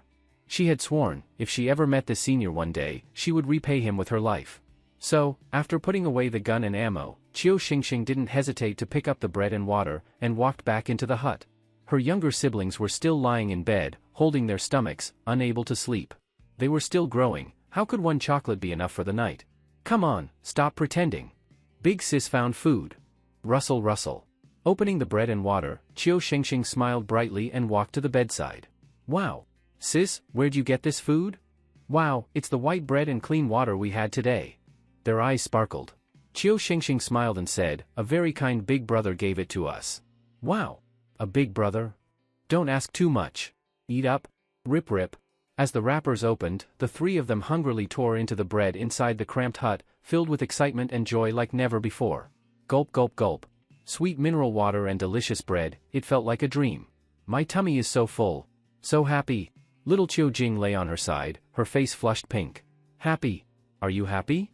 Chewing on bread, Chiu Xingxing tucked them in with a blanket and couldn't help smiling. Chiu Xingxing's happiness +3, from food. Chiu Xingxing's happiness +1, from handgun. Current favorability with Chiu Xingxing, 10. Favorability reached threshold, special item, loudspeaker, unlocked. You can purchase the loudspeaker item to communicate with Chiu Xingxing. Messages are limited to 15 characters. Price, 20 yen per message. What the hell? 20 bucks for one sentence? Are you kidding me? I swear, they might as well just rob me directly instead of pretending to give me a loudspeaker. On the other side of the screen, Duziren was initially happy to see the new message pop up in the game. But his face quickly darkened. Damn it. Even if I have to jump out of the hospital or roll off the bed, I, Duziren, will never buy a loudspeaker. Fuck. You really think I'm an idiot, just trying to rip off my gold coins like this? What are you, a bandit? Why don't you just rob me instead? Looking at the pop-up message in the game, Duziren really felt like the damn developers were treating players like fools. Talking to an in-game character, and it costs 20 yuan per sentence? What now? Money's not money anymore? He was just about to ignore the message and continue playing. Suddenly, in the quiet mud hut at midnight, after Chiu Ning and Chiu Jing had fallen asleep, Chiu Xingxing lay in the corner, stroking the gun in her arms, unable to fall asleep. Thinking of all the chances and encounters recently. She scratched her head, as if making a decision, and looked into the empty darkness with eyes as soft as pink peaches. Senior. Senior, what do I mean to you? Ah? The girl's eyes shimmered with emotion, making Duziren blush. The curses he was about to spit at the game developers were suddenly stuck in his throat. He fiddled with the screen for a long time, but had no way to respond to her question. As he watched the hopeful light in her eyes slowly dim, Duziren gritted his teeth and immediately looked at the loudspeaker item, and chose to buy it. Your bank card ending in 0304 was just charged 20 yuan. We detected excessive in-game purchases. We recommend. Shut up, Snow Leopard. Completely ignoring the message, Duziren hesitated a moment, then pressed the loudspeaker icon. His face looked conflicted and a little embarrassed as he spoke. You're my little son in this dark world. Beep. Message sent. You're my little son in this dark world. Duziren's clear voice echoed inside the small mud hut in the game. Huh? The moment the voice came through, Chiu Xingxing looked like her brain had short-circuited. She stood frozen on the spot. After a long time, her face turned bright red, like it was on fire, glowing like a summer peach. What does that mean? Her heart pounded uncontrollably, and Chiu Xingxing felt like her head was about to smoke. Senior? Was that a confession? No. Probably not. What Senior meant is probably that I'm the interesting part of his boring life? Covering her face, Chiu Xingxing tried to convince herself. Because she really couldn't understand how someone as noble as Senior could possibly fall for someone like her. Senior's just teasing me out of boredom. That must be it. Senior. You really are a bad person. Even though she kept telling herself that, Chiu Xingxing still buried her face in the blanket, smiling as she fell asleep. So cute. My Xingxing is so cute. Seeing the shy expression of the girl on his phone screen, if she wasn't going to sleep, Duziren would have sent another dozen loudspeaker messages. Who said the loudspeaker was a scam? This loudspeaker is amazing. I'm a fool. I love spending money. So fun, so worth it. Damn it, it's awesome. At the same time, in front of a large mud house in the mine black market middle level, a group of tightly geared up young men gathered together. Above the house hung a large sign, Viper Mercenary Group. In the dark, the group quickly entered the building. Inside stood 3 people, 2 men and a woman. By candlelight, Wu Hai's bloated face could clearly be seen. Bro, you said it's nothing, so why gather everyone in the middle of the night? Next to Wu Hai, a thinner young man with a similar face, his brother Wu Tao, muttered in annoyance. Ever since Wu Hai had gotten injured and bedridden, the Viper mercenary group had been under Wu Tao's leadership. Wu Tao, tonight I brought good news for you. As Wu Hai spoke, his big hand slyly groped the woman in his arms, making her giggle. Good news? Oh come on, bro. Look at how messed up the world is now, what good news could there possibly be? Rolling his eyes in disbelief, Wu Tao was just about to snap back at his brother. Clatter. Suddenly, Wu Hai pulled out a bottle of mineral water from the woman's embrace. Clink. In the candlelight, the reflection of the water flickered in Wu Tao's eyes, and his eyelids twitched wildly. This is purified water? Oh my god. Bro. Where the hell did you get this? This level of purity. Snatching the mineral water from Wu Hai's hands, Wu Tao held it like a treasure, inspecting it carefully from every angle. Water this clean, it was the first time in his life he'd seen it. The appearance of this one bottle stirred up the whole room. All the young men started eyeing the mineral water. Precious. It was just too precious. After decades of apocalypse, the world had become a wasteland. There was still water, but it was all polluted waste. Perfectly clean water could only come from one source, a water-type ability user creating it out of thin air. But such ability users were incredibly rare. Once awakened, they'd immediately be snatched up by major survival bases, almost impossible to come by. As for this mine black market, barely qualifying as a third-tier safety zone? Even having one superpowered person was already lucky, a water-type user? What a joke. Hiss. Bro, where the hell did you get this stuff? Don't tell me you found a water-type user? Damn. If you know someone like that, we're about to hit the jackpot. Eyes glowing with greed, Wu Tao looked at Wu Hai, who sneered coldly. Heh. I don't know any water-type users, but this thing, your sister-in-law got it from a scavenger. And more importantly, that person was wearing an old combat uniform. You know what that means, right? The fat under his eyes narrowed into slits, gleaming like a venomous snake. Wu Tao's expression changed, he immediately understood. Bro, you're saying, that person might have discovered some resource storage room? She might know where a huge stash of survival supplies is? Exactly. Water like this, unless given by an ability user, could only come from a perfectly sealed warehouse. I'm thinking, should we come up with a way to take her in? Take her in. Bro, who is this person anyway? Wu Tao still seemed hesitant. Who? Just a kid, dragging two little brats. She's no one. Just lucky. Found some clothes, got some supplies, incredibly lucky. This water? She gave it to me. Suddenly, the woman in Wu Hai's arms stood up, swaying her hips. Her eyes, once playful, now narrowed like a snake's. If you ask me, no need to wait, let's make our move tomorrow. The next day, Qiu Xingxing woke up from a warm embrace, curled up like a cat under the covers, slowly opening her eyes. The comfortable and peaceful feeling made her reluctant to leave the bed. She couldn't even remember the last time she had slept so soundly. Sweet food, clean water, and the safe combat uniform. All of it was given to her by that mysterious senior. Senior, really, you're my lucky star. Rubbing her cheeks, Qiu Xingxing forced herself out of bed. Her younger siblings were still sleeping. Not wanting to disturb them, she quickly left the mud hut. Time to earn money. With a tense heart, Qiu Xingxing arrived at the mission room in the middle safety zone. She had spent all her money. She had to earn enough in the next day or two to support their living needs. That mysterious senior was kind to her, but she couldn't just sit around with her mouth open, waiting to be fed, right? To cling to him like a parasite?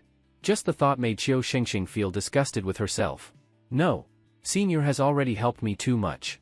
I need to grow up fast. With this equipment. She touched the gun in her pocket and walked confidently into the mission room. By morning, the place was already filled with people, each picking suitable tasks.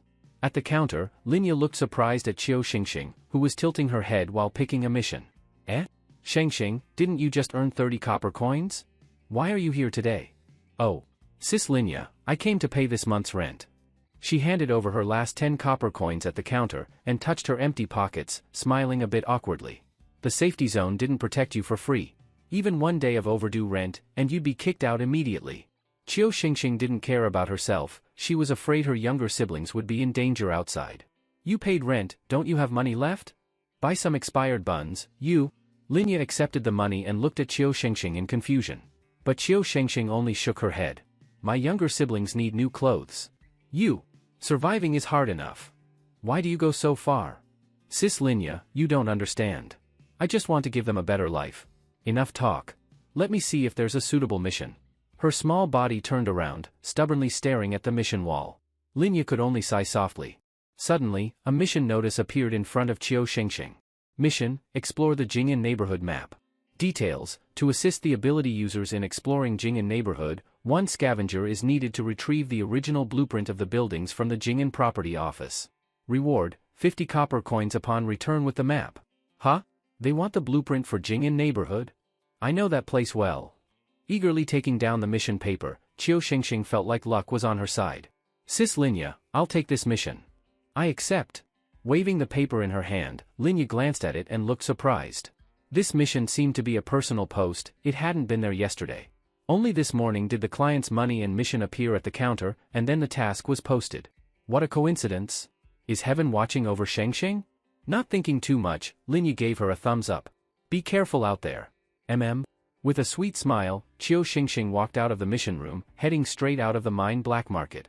Morning sunlight shone through the window onto Du Ziren's face. He felt a vibration in his chest and suddenly sat up in bed, rubbing his eyes. Huh? The scent of snowdrop lingered in the air. To his surprise, he seemed to have some sensation in his thighs.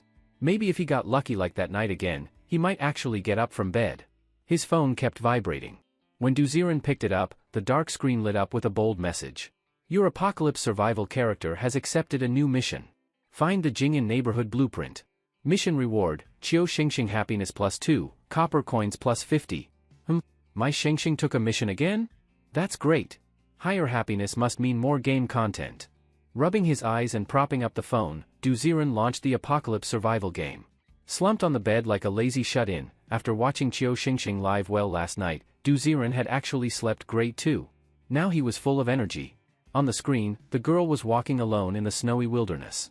From time to time, Du Ziren opened the mission tab, but the more he read it, the more off it felt. How should he put it? This mission just happened to appear exactly when Qiu Xingxing needed it. And it was tailored like it was made just for her. Did the luck effect of the newbie set get triggered? But it doesn't add up. This mission says it's to help ability users get a map? Isn't that a bit suspicious? Can't ability users find it themselves? Frowning, Du Ziren stared hard at his screen. He wasn't afraid Qiu Xingxing would run into trouble. After all, he was her strongest cheat code. White snowflakes fell on her face. Qiu Xingxing blew warm breath into her hands. She looked at the distant Jing'an neighborhood gate, a trace of joy flashing across her face. Swish swish swish. From the thick snow came faint sounds, and a few snow piles trembled. Huh? Am I imagining things? A trace of doubt flickered in her eyes as she stood still. Suspicious activity detected. Please choose how to respond. Just then, Du Ziren's phone chimed with a prompt.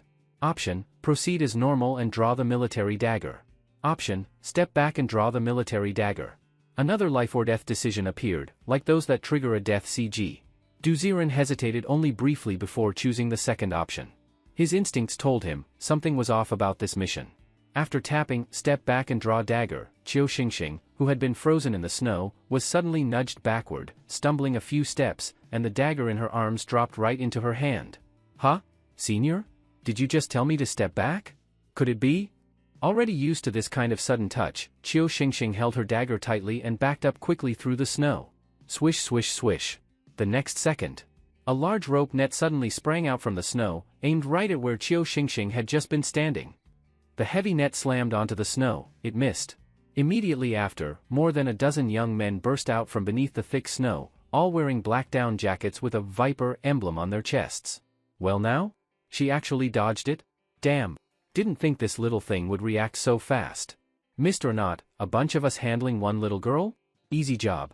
A few of them dragged the net aside with a rustle, while the others sneered and closed in on Qiu Xingxing. You're from the Viper mercenary group? What do you want from me? Her face pale from the cold, Qiu Xingxing was full of shock. She didn't understand. She was just a lowly scavenger, why would a whole merc group be targeting her? Playing dumb? Playing your damn mother. Don't think we don't know you smuggled good stuff back to the safe zone. Tell us, where's the rest of it? Otherwise, you'll be sorry. One of the young men grinned viciously and pulled a small knife from his belt. He looked up and down at Qiu Xingxing, who was trembling all over. She looked like she'd never even seen blood, like a caged rabbit, easy to kill. So skinny, not even fun to play with. Hurry up and talk, or Big Bro here's gonna put a few slices across your pretty face. The man waved the knife threateningly. Qiu Xingxing kept backing away, her face as white as paper. Even if she was slow, she understood now.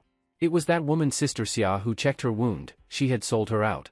The bottle of mineral water she gave as a bribe must have been shown to her lover Wu Hai. Wu Hai was the former boss of the Viper mercenary group, and his brother was the current leader. It wasn't hard to guess what kind of twisted deals were going on. I don't have anything left. That stuff, it was all. Her voice choked. Qiu Xingxing didn't want to sell out Senior, but couldn't explain clearly either. Nothing left? Lying to your fucking mother? The man cursed and lunged at her with the knife, aiming for her face. Qiu Xingxing trembled, but thanks to her past run-in with a mutated zombie, she didn't freeze in shock. Her instincts kicked in, and she slashed out with the dagger hidden in her hand. Blades clashed. A spark flew as the military dagger sliced through the enemy's knife like butter, and with a thwack, cut a deep gash in the man's stomach. In an instant, the man who had just been all smug froze, staring in disbelief at the blood spurting from his belly. You.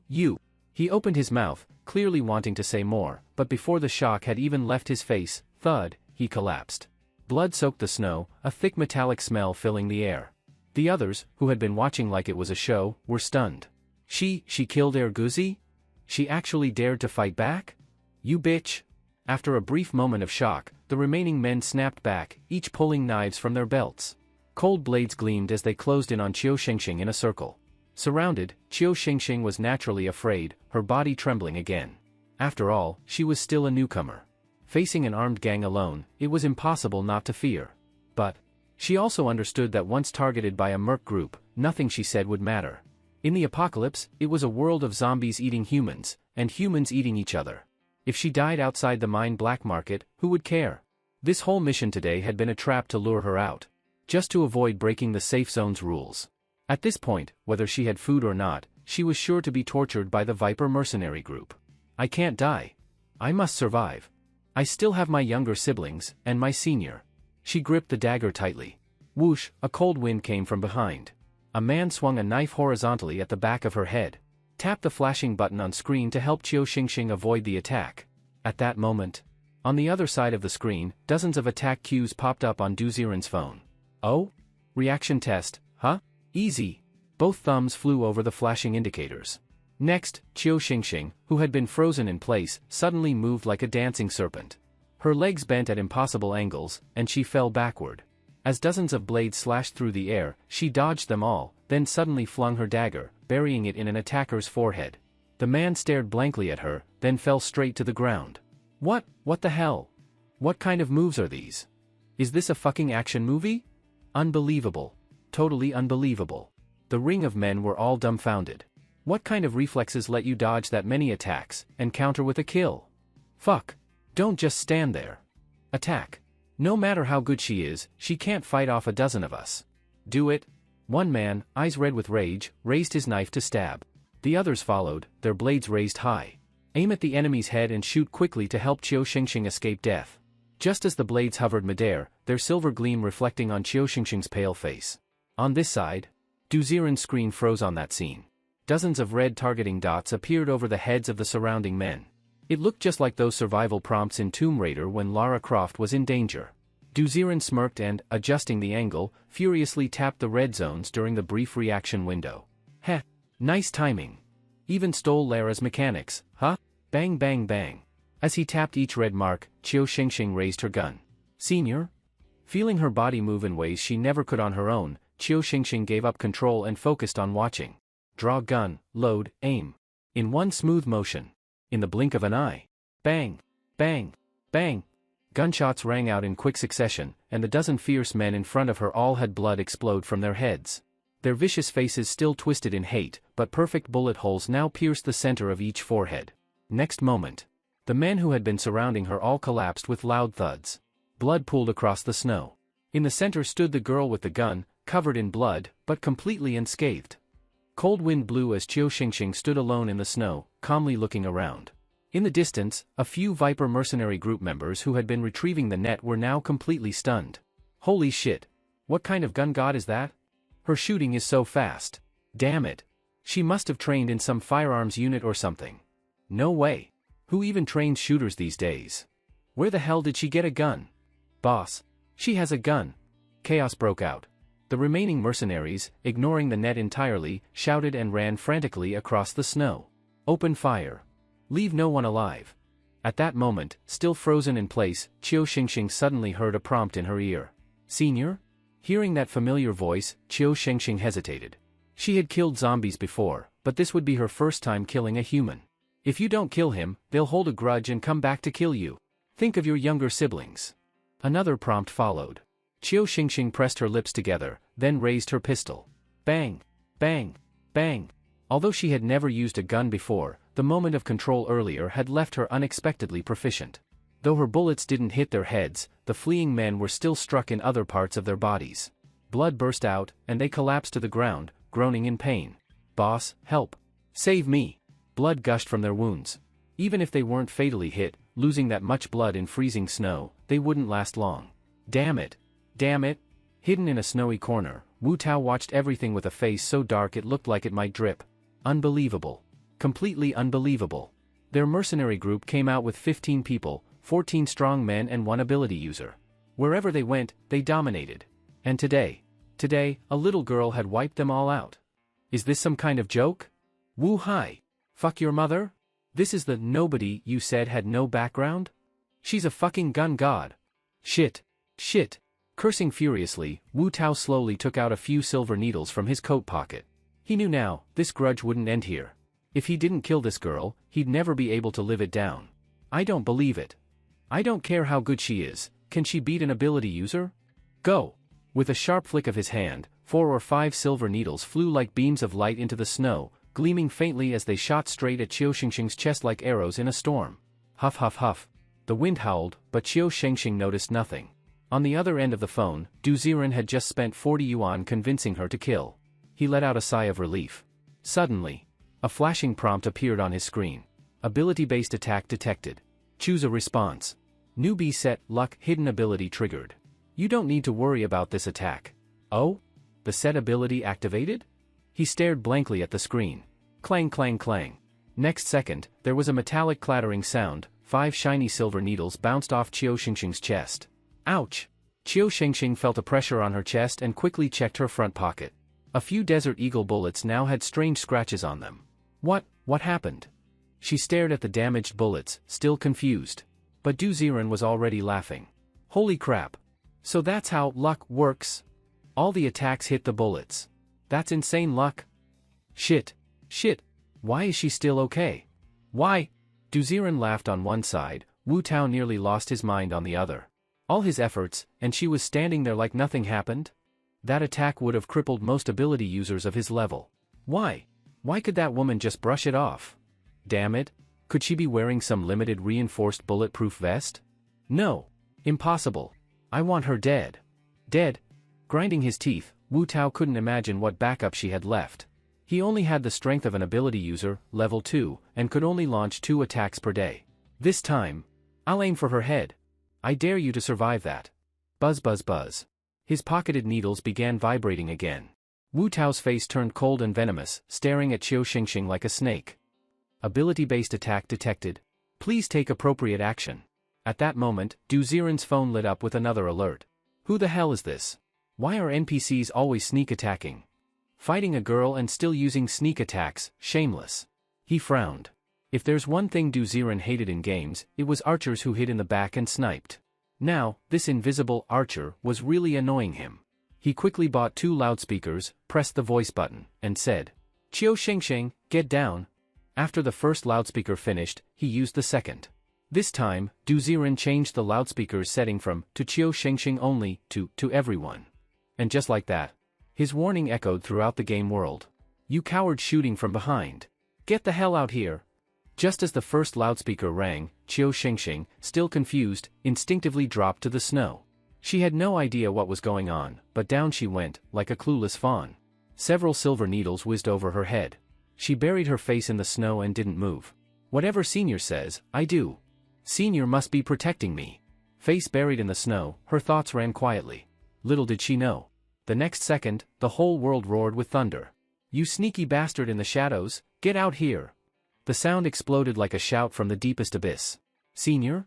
Her face buried in the snow turned red, her ears burning. It was the first time she had ever felt someone stand up for her like this, such pampering. Her small body trembled with a strange emotion. What the hell? Who the hell is that? Elsewhere, Wu Tao was completely stunned. Eyes wide, he frantically looked around, trying to locate the voice. But no matter how hard he looked, there was no one in sight. It's over. It's over. Who told me this girl had no one behind her? Wu Hai, Ding Chuanxia, fuck you both. Get out. Get out. The thunderous roar echoed through the world. At that moment, Wu Tao was so furious he could kill his own brother. Was this someone coming to rob the robbers? Were they tired of living? Looking for death? Oh my god. The person behind that little girl must at least be a high-level sound-type ability user, right? The pressure from that voice. His scalp started to tingle. Wu Tao had been crawling through the apocalypse for over 10 years, he knew exactly what kind of world this was. There were no morals in the apocalypse, only killing. And now, if he so much as made a move, that big shot would definitely kill him instantly. Guaranteed. He hasn't found me yet. As long as I wait for that girl to leave on her own, I'll leave Wannan City right away. Fuck. I kicked a steel plate this time. No, before I go, I'm gonna beat the crap out of my brother and sister-in-law. Lying flat in the snow, Wu Tao had completely lost interest in Qiu Xingxing's supplies. Right now, he just wanted to survive. Rustle, rustle, rustle. Snow had already covered his whole body, his teeth chattering from the cold. He didn't dare move at all, huddled in the snow like a dead body. Senior? Senior, can I move now? On the other side, Qiu Xingxing was still lying on the snowy ground, timidly asking. Don't move. Only a cold voice responded, and Qiu Xingxing shrank her neck, not daring to ask again. On the other end of the screen, Du Ziren didn't look pleased. He'd played this game for a while now, but he wasn't sure if the character would respawn after death. So he didn't dare let Qiu Xingxing move, he was terrified this cute little girl might get killed by some ability attack. That guy still won't show himself, just a damn threat. So annoying. Is there any terrain-changing item? Or maybe an AoE skill? On screen, a warning stayed above Qiu Xingxing's head, indicating nearby danger. Ding dong. Suddenly, a pop-up appeared. Your game character has been in a dangerous state for an extended time. Given the circumstances, you may choose one of two options. 1. Take a risk, but if your character dies, you must start over with a new one. 2. Buy the deluxe newbie survival gift pack to randomly unlock a one-time protection skill. Scammy game. Here we go again. Staring at the pop-up, Du Ziren didn't hesitate and picked option 2. Are you kidding? Shengxing is so cute, let her take a risk? Are you even human? Bring it on. Pay to win. Let's see what your survival gift pack has. After pressing option 2, a tacky ad popped up on the screen. Still worried about your in-game character? Afraid your hard-trained avatar will suddenly die? No worries. Just 648 yuan. Just 648. You won't regret it, you won't be fooled. 648, take home ultra premium skills. Trash game. If it weren't for Shengxing. Slamming the recharge button, another bank warning popped up, and then, a gold skill icon appeared at the top left of the screen. Inside the icon, a stream of skill previews began to flash. Superpower tier, Burning Sky. Exalted tier, Frozen Sea. Awakened tier, Lion's Roar. One luxurious skill after another flickered by, clearly about to select randomly. I remember, the best skill tier in this game is called Exalted, right? Come on. Let's hit a legendary gold. Buzz. His big hand slapped the flashing icon, which slowly slowed down and finally landed on a blue glowing skill. Awakened tier, Spatial ability, Dimensional Slash. Dimensional Slash, swipe your finger across the screen, the traced area will be struck by multiple space blades. Mountains cleaved, seas split. Immense power. Damn. Awakened tier? That's all I get? He looked at Dimensional Slash in disappointment, but what annoyed him most was that the skill just stayed on screen. Below it, a charge, one label appeared. What did it mean? It meant Dimensional Slash was now a permanent skill slot, and for 648 yuan, he could use it once. Yep. That's how shady it was. Du Ziren had only seen this kind of monetization in low-grade mobile game ads, absolute pay-to-win.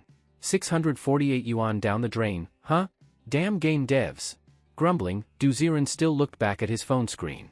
He bought a loudspeaker, something he used to mock, and shouted in the public game chat. Last chance. Get out here, or you're dead. It was aimed at the invisible archer. You never know? Maybe the guy would lose his nerve and show up? 20 yuan to make 648 yuan worth it, what a deal. But, even after the thunderous voice echoed again, the white snowy field remained empty. Humph. Trying to lure me out? Not happening. As long as you can't find me, what can you do? It's clear, that girl's backup is at most an ability user. If he were a superpowered user, he would have acted already. Heh. I'm not coming out. Not coming out. Curled up under the snow, Wu Tao sat firm like a turtle in its shell. He didn't expect. Another roar exploded. Damn it. You're the one who's worth this, you forced me. Wasted my 648. 648? What's that supposed to mean? Still confused. All around, sky, ground, countless snowflakes began to tremble and distort strangely. Crack crack crack. Centered on Qiu Xingxing, the surrounding air began to buzz. Black cracks suddenly tore through the air, as if something was about to emerge from the void. Holy fuck. Spatial ability? Under the snow, Wu Tao was stunned. Spatial abilities were 1 in a million. This is a skill of an awakened? The black rips expanded wider and wider, and then countless white vortex-like blades, invisible to the naked eye, fired in all directions indiscriminately. Boom boom boom. Where the space blades passed, the snow vanished instantly, the ground beneath scraped into deep grooves several centimeters thick. You couldn't see anything, yet everything was visible. The snowy world around Qiu Xingxing was obliterated in an instant, turned into a churned-up, blackened battlefield. The invisible space blades kept spreading, even the Jing'an neighborhood gate in the distance exploded into dust with a bang. It was like the world was ending. Under the snow, Wu Tao couldn't stay still anymore. What the hell? An awakened tier space ability user? Wu Hai, fuck you! Thump. Just as he burst out of the snow, barely running a few steps. His body felt like something had sliced through it, and by his next step, his whole body cracked apart like wires had cut through it, turning into chunks of meat that crashed to the ground. Swish swish swish. I'm swishing. On the phone screen, Du Ziren kept sliding the game interface. With his swipes, countless invisible white space blades scattered on the snow, firing grooves everywhere. Finally. Thunk. Under a patch of snow, a burst of snow exploded, and Wu Tao was cut into pieces of flesh all over the ground. Qiu Xingxing's crisis has been resolved. Detected that you have spent more than 1,000 yuan, meeting the condition to open the lucky wheel. The lucky wheel is open, you can click the icon in the lower right of the screen to view the lucky wheel. With the game pop-up reminder, a colored wheel icon lit up in the lower right corner of the screen. Du Ziren didn't even bother with it, and kept sliding on the screen for a while before stopping. As if. 648 yuan for a few special effects, if he didn't swipe a lot, would that be fair to his 648? Look at the damage. This 648 is not bad. Alright, crisis resolved, now collect the loot. He tapped on Qiu Xingxing still standing in the snow. Yeah. On the other side, Qiu Xingxing's butt went numb, and she immediately crawled out of the snow. Senior. She stomped her foot, her face both shy and red. But when she saw the surrounding black earth overturned, ground with soil grooves and pieces of flesh, she couldn't speak. Terrifying. Simply too terrifying. Just now she had also felt the senior unleash his ability. But how could she have guessed that in such a short time, the entire snowy ground would vanish? The ground is all marks from blades scraping. The air is still vibrating. Could this be the legendary space blades? Senior. Really amazing. Staring blankly at the scene before her, Qiu Xingxing felt a tingle along her back again. She immediately understood, following the pushback feeling along her back, and walked toward a place where heaps of flesh were piled. Although most of the Viper mercenary group were ordinary people, they were at least well-equipped and had solid experience fighting zombies. So generally, these people had some belongings on them. Searching among the overturned ground and flesh, Qiu Xingxing found 5 boxes of wafer cookies, 1 bottle of relatively pure iron pot bottled water, 1 small bag of pre-made mixed dried meat, and 2 cigarettes. These things didn't look like much. But you have to know, it had been decades in the apocalypse. Those 2 cigarettes alone, if sold, would be worth 40 copper coins. Heave heave. Constantly wiping the bloodstains off the items, Qiu Xingxing shoved everything into her coat pockets in one go. Until, her combat uniform was bulging, looking extremely inconvenient for moving. What should I do now? Their daggers are worth quite a bit too. I don't think I can carry them all. Her small body stood dumbly beside the corpse, her delicate brows knotted like a small embroidered ball. Qiu Xingxing found it hard to let go. Detected your apocalypse survival character is collecting supplies? Detected, your apocalypse survival character's storage space is insufficient. Do you want to spend 100 yuan RMB to open 1 storage slot? Suddenly. On the other side of the phone screen, Du Ziren's vision went dark. Again. I knew this fucking game style. Open it. Directly open 3 slots. How can I let my Shengxing carry heavy loads? Open. He aggressively tapped the locked inventory icons at the bottom of the screen. After tapping 3, a purchase prompt popped up. Do you want to spend 700 yuan to open 3 storage slots? What? 700? No, what kind of fraudulent cost is this? Looking at the charge reminder, Du Ziren's mouth twitched. As if knowing he doubted the cost, a line of explanation popped up beside the inventory. Opening the first inventory slot costs 100 yuan, the second 200 yuan, the third 400 yuan, and so on. Holy shit. Alright. You money trap game. Paid. Gritting his teeth, Du Ziren clicked pay, and another payment warning message popped up in his phone. He was already numb from seeing them. However, thinking about Qiu Xingxing, thinking about her smiling face, he felt it was worth it. Internet-addicted teenager? No. Spending money on his electronic wife was only right. Clack clack clack. As the 3 inventory slots unlocked, Du Ziren clicked on the items in Qiu Xingxing's hands. * wafer cookies 5 took 1 slot, * iron pot bottled water 1 took another. Only those 2 cigarettes and the small bag of pre-made dried meat were hidden by Qiu Xingxing in her arms. Buzz buzz buzz. Suddenly a light feeling in her arms, Qiu Xingxing also looked at her chest in surprise. Huh? Where are my cookies and water? The little girl clearly had never gotten so much food before. Half of the supplies in her arms disappeared at once, and she became anxious, spinning around on the spot. Until Du Ziren's next loudspeaker voice came through. Don't worry. I stored them for you first. So that when you go back this time, the gate guards won't take them. Ah? So it was Senior. Shengxing understands. Thank you, Senior. Senior truly is a top space-type master. I didn't react at all and the items just vanished. Bowing repeatedly toward the empty surroundings, the girl's eyes were full of admiration. This real interaction is really awesome. Feeling moved by Qiu Xingxing's reaction on the screen, Du Ziren tapped again on the blood and bodies on the ground. Immediately, more than 10 shiny silver daggers appeared on the ground. Also, the military dagger previously stuck in a man's forehead also appeared on the ground. Senior, do you want me to collect these? Step. On the muddy ground, Qiu Xingxing nimbly collected the loot. By the time her arms were full of daggers, 14 daggers again buzzed and disappeared, occupying the last inventory slot as *dagger 14. Thank you, Senior. The girl's sweet smile reached through the screen, and Du Ziren's mouth nearly stretched to his ears. Hee. Shengxing is cute. Right? Oh, I forgot, there's that sneak attack little boss. He tapped the freshly exploded corpse in the distance. Within the broken pieces of the body, after strange tremors, there were no daggers or food dropped. But, as the skull continued to peel away from the flesh, a crystal core gleaming with metallic luster slowly rolled out of the blood and meat. Wu Tao's ability crystal core had been exposed. Ability crystal core, magnetic energy, rank 2. The screen showed the crystal core attributes.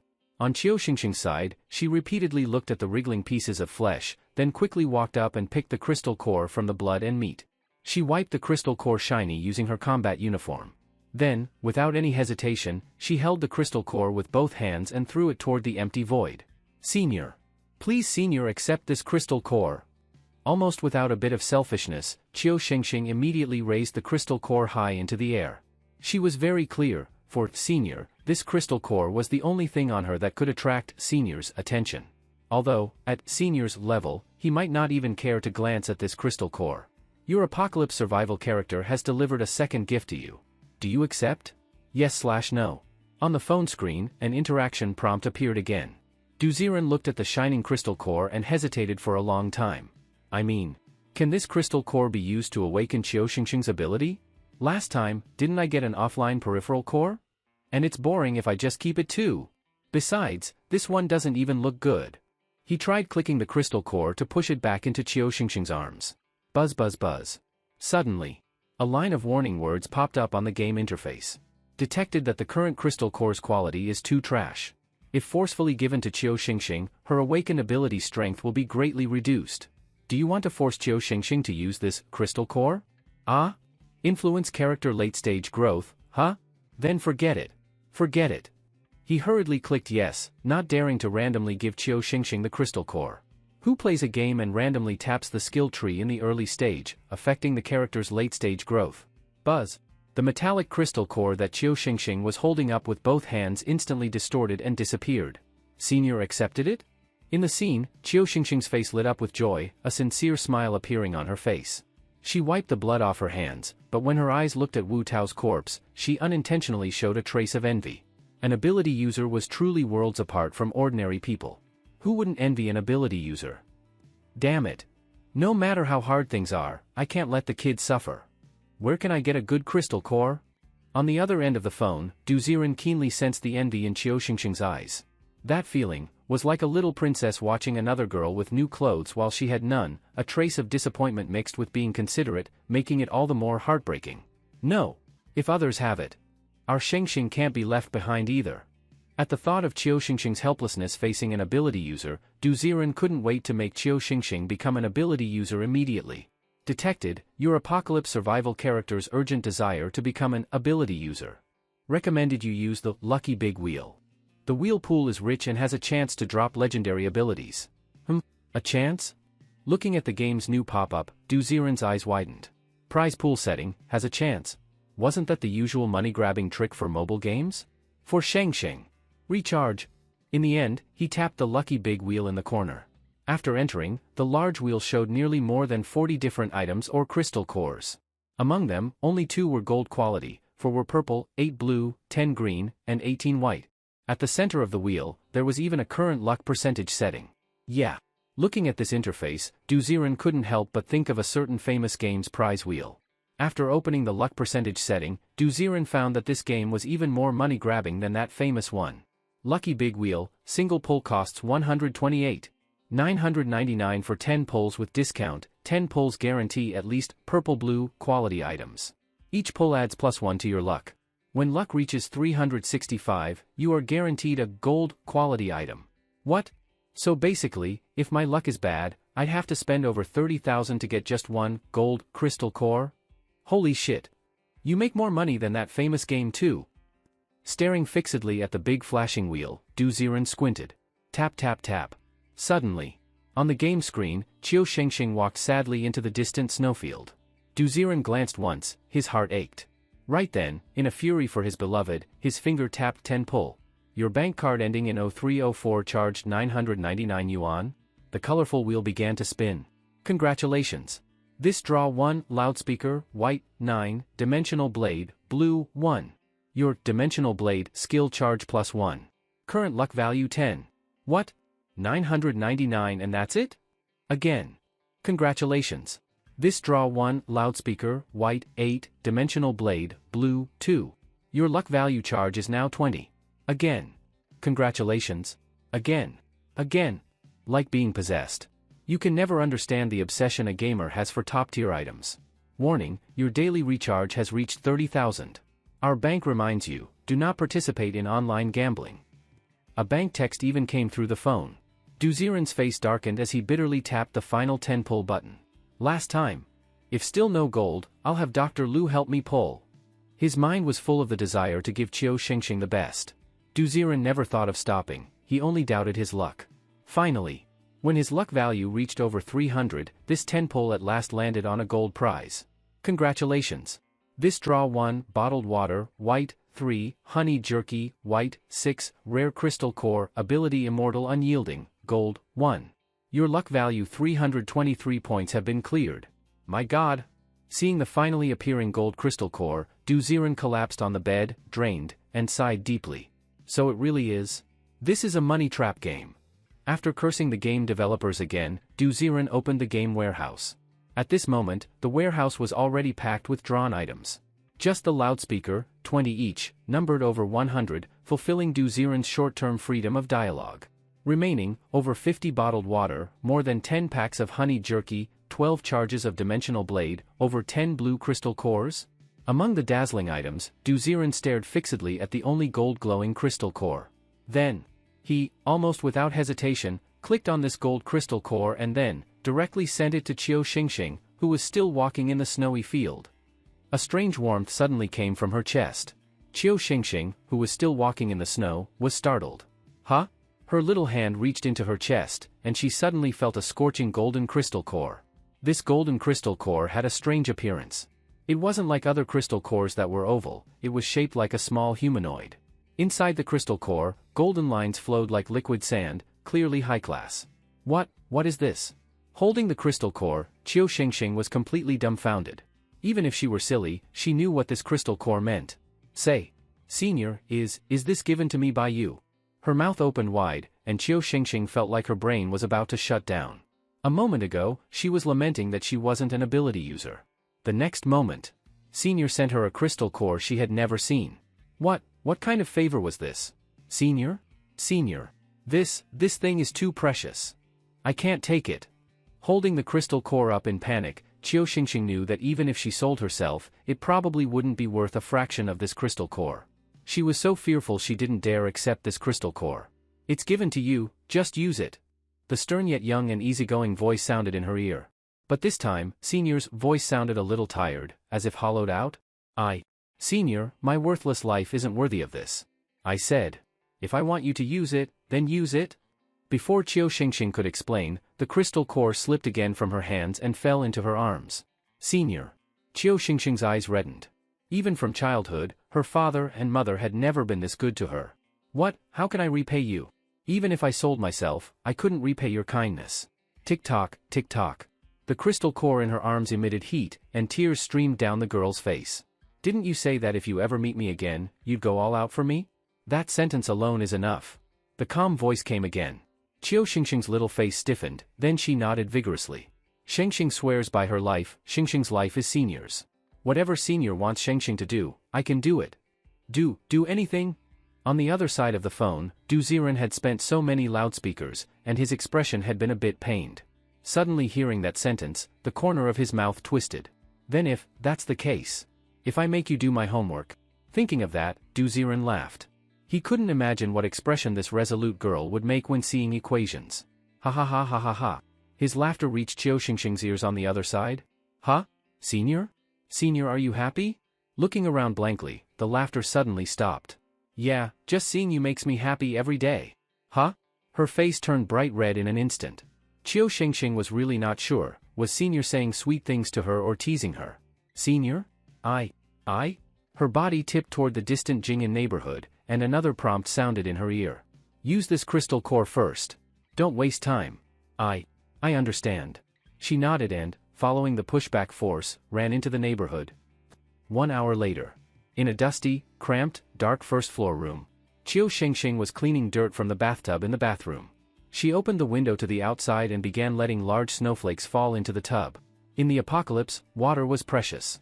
Most people used crystal cores to awaken abilities by collecting snow water first. After the snow melted, they would grind the crystal core and put it in the snow water, then soak their body to absorb it. Although snow water was highly polluted, what choice did ordinary people have? Splash splash. As she brushed the snowflakes, Qiu Xingxing's little hands turned slightly red from the cold. Suddenly, a reprimand exploded in her ear again. Are you trying to use snow water to soak and absorb the crystal core? Senior, is that not allowed? You're using snow water with a golden crystal core? That's wasting it. If you're going to use it, use the best. Use bottled water. The stern voice sounded, and Qiu Xingxing's expression became troubled. She was about to say she didn't have that much bottled water. Buzz buzz buzz. In the corner of the small bathroom, nearly 30 bottles of bottled water instantly fell. This is too extravagant, right? Her small mouth opened wide. Qiu Xingxing could hardly believe it. This was the apocalypse. Who was so luxurious as to use bottled water for bathing? Only someone like Senior, a high-level expert, could use such lavish supplies, right? Senior? Her expression became shy again. Du Ziren seemed to have anticipated her embarrassment and calmly urged again. Don't think it's wasteful. Using snow water with such a good crystal core would be wasteful. Quick, clean the bathtub and add water. I understand. Hurriedly, after dumping out the snow bits, Qiu Xingxing, with a painfully regretful look, opened 30 bottles of bottled water and poured them into the bathtub. With each bottle of bottled water she opened, she mumbled sulkily. I owe Senior, I must repay with my whole life. Only by saying this could she feel justified in using the water. Splash. Soon, the tub was filled with clear water. In the clear water, Qiu Xingxing's reddened little face was reflected. Weakly, she took out the golden crystal core from her arms. She tried to grind down the surface of the crystal core with the military dagger. Clang, but the surface of the golden crystal core didn't get a single scratch. What do I do now? Having never seen anyone awaken an ability before, Qiu Xingxing held the crystal core in confusion. Your apocalypse survival character can't grind the crystal core. Please help her grind the core. On the phone screen, Du Ziren suddenly saw a palm-sized button appear in front of Qiu Xingxing's little hands. Touch the area covered by the palm to assist Qiu Xingxing. Is this some kind of affection interaction? He tried sliding his finger on Qiu Xingxing's hands. Suddenly, a panic sound came from the other side of the screen. Qiu Xingxing felt a large hand grasp her small hand in an instant. Those hands were unfamiliar, yet very warm. Say, Senior. Red clouds scattered across her neck. Qiu Xingxing let her little hand be held as she began breaking the surface of the golden crystal core with the dagger, one chop at a time. Golden sand-like crystal fragments fell into the pool. Qiu Xingxing's face turned redder and redder. She wondered, if I soak to absorb it later, will Senior see it too? The girl's face flushed, as if white smoke might rise from her head. On the other side of the phone screen, Du Ziren kept rubbing the screen, his expression increasingly strange. This hand feels kind of smooth. Oh no! Could it be my ALS is acting up again? The fragmented crystal core powder fell into the pool, as if throwing burning embers into the water. The calm surface instantly produced a large number of rising steam bubbles, and the mist quickly swept through the room. Originally, Du Ziren was still worried about how cold water could absorb the crystal core.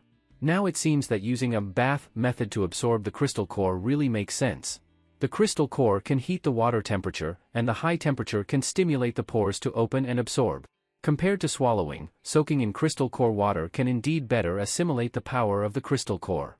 After the whole crystal core completely turned into golden powder and dissipated, the pool in front of him looked like a golden medicinal bath, emitting terrifying heat. Qiu Xingxing stood in front of the pool, her face repeatedly turning rosy from the steam, and finally she gritted her teeth and slowly took off her outer clothes. Her small fists were tightly clenched, and she self-mocked in a voice only she could hear. Qiu Xingxing, what are you imagining? Is the Senior the type to covet your body? Look at how skinny you've become. The Senior is kindly helping you, what is there to be embarrassed about? Even if the Senior really wanted to see. Then, after removing her military combat suit, the black underwear accentuated Qiu Xingxing's almost perfect curves. After this layer of underwear was taken off, Qiu Xingxing's long hair, wet from the mist, fell over her chest, revealing delicate but pink shoulders. She covered her chest with both hands, her snow-white back wet from the mist, so pink it looked like a peach about to drip with juice. So white? With such a nice back, wouldn't it be a pity not to do gua sha? On the other end of the phone screen, Du Ziren stared at the screen with a pig-like grin. Invincible. The body of a two-dimensional wife was simply invincible. It was just a pity? Because the mist of the golden crystal core obscured most of the screen, he could only see Qiu Xingxing's snowy back. Splash. Her long lotus legs fell into the water, and Qiu Xingxing immediately submerged in the pool, only leaving a wet head visible. Her entire face was bright red, constantly looking downward, not daring to raise her eyes to look around. The golden water continuously burst open. Visible to the naked eye, the golden in the water surged toward Qiu Xingxing, the color of the golden water constantly fading. The crystal core powder was being absorbed by Qiu Xingxing's pores. As long as all the golden water was absorbed, maybe Qiu Xingxing could awaken that immortal and indestructible ability. In the rippling water, Qiu Xingxing's little face gradually showed a painful expression. Her skin began to turn bright red, but she bit her lip tightly, saying nothing. Detected your doomsday survival character blockage in absorbing the crystal core. Please touch the screen to start kneading Qiu Xingxing's acupoints in sequence to promote crystal core absorption. Back area, neck and shoulders, both arms, both legs. Suddenly, on the game interface, small light dots kept flashing on Qiu Xingxing's body in the mist. Is there still a hidden bonus? His finger kept tapping the light dots on the screen. Du Ziren's expression was sometimes excited, sometimes dazed. No. How does this feeling feel like actually touching something? Hiss. And also, looking at the faint wet marks on his finger, Du Ziren suspected that maybe the phone had become wet from his touching. But, at the same time, Qiu Xingxing, who was still biting her teeth to endure, suddenly felt a tingling on her back, and her whole body trembled as if struck by lightning. She felt it, there were fingers continuously tapping on the places of her body that hurt and ached. Back, shoulders, neck, thighs. Those hands kept moving on her body. She felt unprecedented comfort, but her face turned so red it looked like it would bleed. At this moment, she was lost between pleasure and shame. Senior is just helping. Qiu Xingxing, stop imagining things. Burying her head in the water, Qiu Xingxing's body trembled, splashing up waves. Your doomsday survival character happiness +1. Your doomsday survival character happiness +1. Continuously clicking the screen, Du Ziren just found it very interesting. Even though the wet feeling on his hand was hard to explain, every time he tapped Qiu Xingxing, she would bury her head in the water and tremble all over. This real human interactive reaction made Du Ziren unable to put it down. After a while, he finally watched the golden water recede with lingering interest, the screen completely covered by mist. Qiu Xingxing current happiness, 20. After a round of acupoint massage plus assistance in awakening the ability, Qiu Xingxing's happiness had suddenly been raised by 10 points. Just as Du Ziren was wondering what this rising happiness value was for. Suddenly, the mist on the screen completely dissipated, and Qiu Xingxing in little bear underwear appeared before him, looking at herself in the pool with surprise. I feel like my body has become much lighter. And also, it seems that my strength has increased. But, why don't I feel like I have any special ability? She stood up from the water, the clear water flowing and washing her snow-white belly and long legs, a scene of spring stirring, making Du Ziren on the phone sniffle warmly, nearly bleeding from the nose. Oh. So this is the benefit of increasing happiness. Top. Truly top. Watching Qiu Xingxing put on the combat uniform, and somewhat annoyed as he looked at the now clear pool water, Du Ziren was also a bit curious. Could it be? After absorbing the 3 crystal cores he had spent money on, Qiu Xingxing still hadn't awakened her ability? He tapped on Qiu Xingxing's head, and suddenly the screen lit up. Name, Qiu Xingxing. Identity, Ability User. Ability Level, Ability User Tier 1. Awakened Ability, SSS Rank Immortal and Indestructible. Ability Immortal and Indestructible, Trait 1, your body has undergone special modification, the zombie virus cannot harm you. Trait 2, your physique will grow infinitely, wounds heal faster, immunity to ability attacks improved. Trait 3, as long as you still have a breath, your body can activate the Immortal and Indestructible Recovery. Age, 19. Height, 175 cm. Weight, 55 kilograms. Measurements, 84.62.86. Body condition, far surpasses ability users. Fullness, 20. Warmth, 65. Happiness, 20. Equipment, military combat suit, white, military dagger, white, desert eagle, white.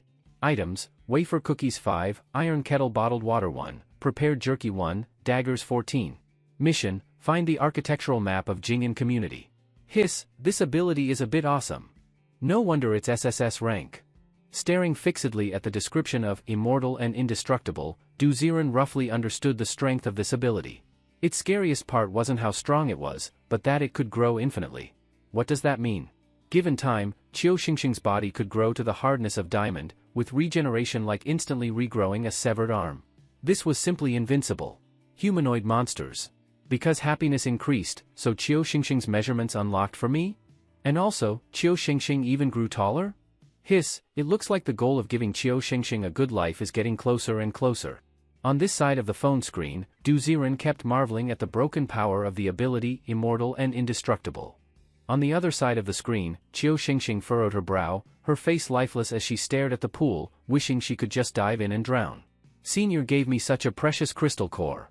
And I didn't awaken any ability. I'm simply... Her small hands clutched tightly onto the wrinkled combat uniform, and what Qiu Xingxing didn't notice was that she had actually squeezed holes into the fiber material with her fingers.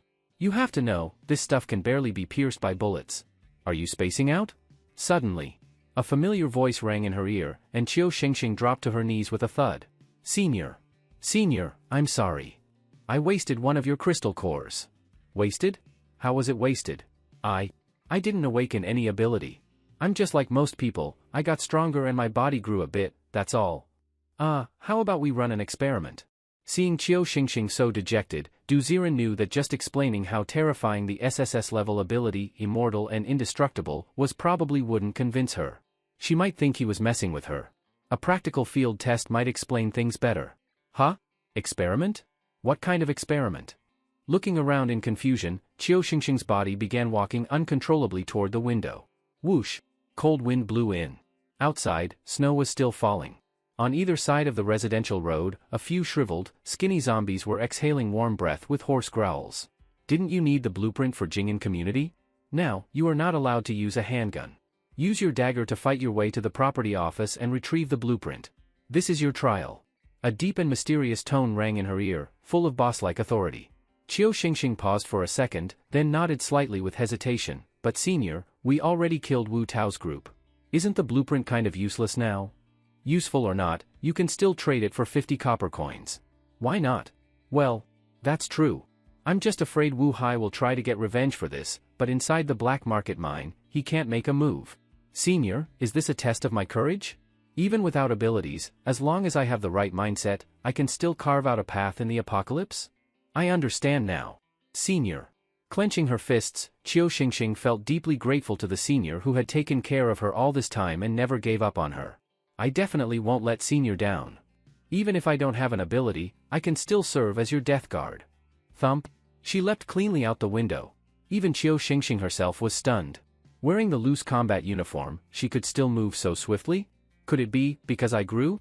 Shaking her body curiously, Qiu Xingxing pulled out a military dagger from her chest and tiptoed toward a zombie by the roadside. Her plan was to lure and deal with each zombie one by one, pushing her way to the property area. She was always very aware of her own strength. Even though the crystal core had enhanced her physical attributes, in the apocalypse, if you got bitten by a zombie, even if you were an ability user, you'd eventually turn into a mutant zombie. Tap tap tap. Like a deer, Qiu Xingxing didn't even notice that her tiptoed walking speed was beyond normal. Roar. Roar. Under 2 apartment buildings in the community, a male zombie in a tattered suit was repeatedly crashing into a street lamp. His eyes were already decayed, just blindly smashing into the pole. About 50 meters behind him was an old zombie holding a pet leash. At the end of the leash was a golden retriever zombie with fangs bared. Roar roar. Snowflakes swirled as the 3 zombies lingered on the road, growling one after another. Suddenly. Tap tap tap. Qiu Xingxing crouched like a cat, crept up to the suit-wearing zombie, then quickly stood and slashed. Slash. A flash of cold light at the zombie's neck, and a human head rolled to the ground with a thud thud thud. Roar. The headless corpse collapsed, but what shocked Qiu Xingxing was that the rolling head was still exhaling hot air. It suddenly turned toward her with a sinister grin. Hehehe. Though it couldn't move, that creepy laugh seemed to be a signal. Roar roar. The elderly zombie bared his yellow teeth and let go of the pet leash. Man and dog immediately sprinted toward Qiu Xingxing like sprinters. Ah? Seeing the charging zombies, Qiu Xingxing instinctively flinched. She recalled being chased by 2 zombies in an underground garage and took a few steps back. Step step step. But the moment she stepped back, she noticed something wrong. Too slow. Way too slow. The old zombie and the golden retriever were running at sprinting speed. But in her eyes, they looked like a slow-motion *2 video, jerky and sluggish. I think I can dodge their attacks. Qiu Xingxing didn't know where this instinct came from. Originally retreating, her body suddenly tensed up. Like a tiger going on the hunt, Qiu Xingxing gripped her dagger and crouched her whole body. Awoo. The first to lunge was the golden retriever zombie, its once golden fur now sickly green. With a mouthful of fierce fangs, it leapt at her chest like a monkey, aiming a deadly bite at her neck. Too slow. As the tiger-pounce-like attack came in, Qiu Xingxing squinted. With just a slight sidestep forward, she dodged the lunge, then slashed sideways with her dagger at the passing zombie's head. Slash slash slash. Splashes of blood flew beside her, scattering warm blood through the air. Awoo. Thump. The golden retriever zombie missed its target and hit the ground. Its head was gashed open, gushing blood, and it never got up again. Roar roar. The old zombie, who had been charging behind, seemed to sense something. His sprinting paused as if about to retreat. But Qiu Xingxing had no intention of letting it go. Step step step. With a few soft steps on the snow, her silhouette blurred, and she instantly appeared before the old zombie. Buzz. The cold dagger flashed briefly, the old zombie's head flew off. Puff puff puff. Black blood flowed all over the ground. As the headless body collapsed, Qiu Xingxing stood in front of the 3 corpses, panting heavily, staring around in disbelief. Did I really kill them? Without the senior's help. I did it myself? She mumbled in shock. On the other side of the phone, Du Ziren opened Qiu Xingxing's info panel. Under her ability level, a new line had clearly appeared. Ability level, ability user tier 1, 3 out of 100. Oh? Qiu Xingxing's ability can actually level up by killing zombies? Just now, was that what they call the enhanced state? She's only at level 1 and already this fast. If she becomes an evolver, Qiu Xingxing might turn into a walking tank, huh? Watching Qiu Xingxing's performance in surprise, Du Ziren felt a kind of pride, like a child finally growing up. Not bad. You've made great use of your ability. In the snowy ground, the still confused Qiu Xingxing heard a familiar voice in her ear. Her expression froze, then lit up with joy. Senior. So I really did awaken an ability? What else? Have you ever seen physical enhancements make your perception of enemies slow down? Ah, not really. Then what is my ability, exactly? When the time comes, you'll know. He didn't plan to explain her ability in detail. Du Ziren thought letting Qiu Xingxing gradually discover her power was also a good approach. Go get the blueprint, then come back. Understood. The gloom on her face instantly vanished, and her eyes sparkled with hidden thoughts. With an ability now, maybe I can finally be useful to Senior too? With that thought in mind, Qiu Xingxing smiled and headed toward the Jing'an Community Property Office. Jing'an Community Property Office. The main gate of the property office had long been broken. Inside the dusty lobby, a few zombies dressed in sales uniforms wandered around, growling nonstop. Outside the door, Qiu Xingxing crouched beside the entrance. After quietly observing for a while, her gaze landed on a blueprint of the community posted on the wall. 1, 3, 10. With 10 zombies? I can fight them, but it's just, when that state activates, I get hungry really fast. Growl. Her small belly was already sunken from hunger. Qiu Xingxing didn't understand why she felt so hungry after just killing a few zombies. She clearly ate bread last night?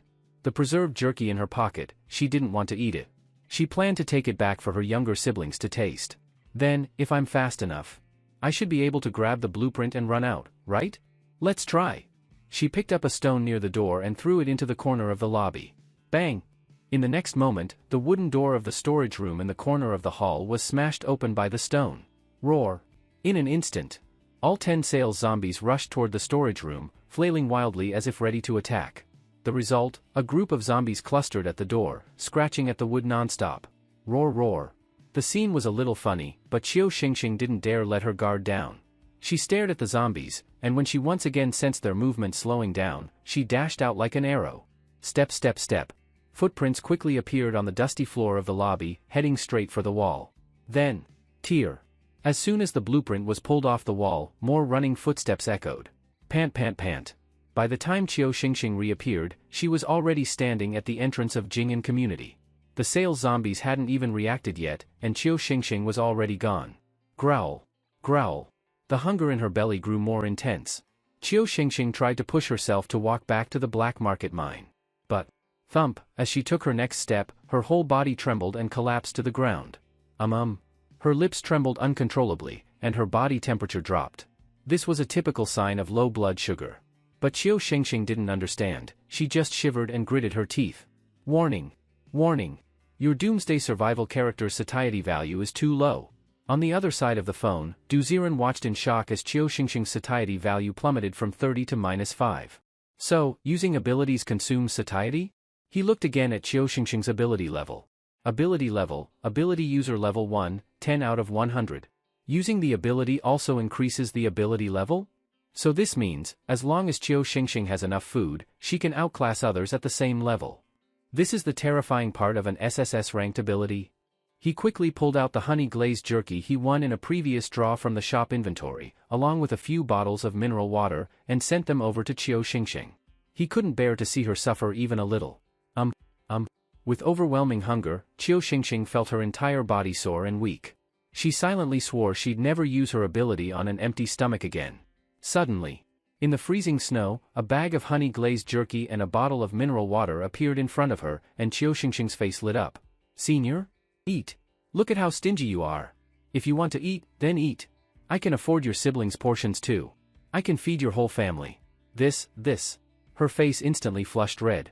Qiu Xingxing felt a kind of bashful embarrassment, like someone had seen right through her, but strangely, she also felt happy. Senior says it like? I'm his woman. He wants to feed me? Feed a death guard?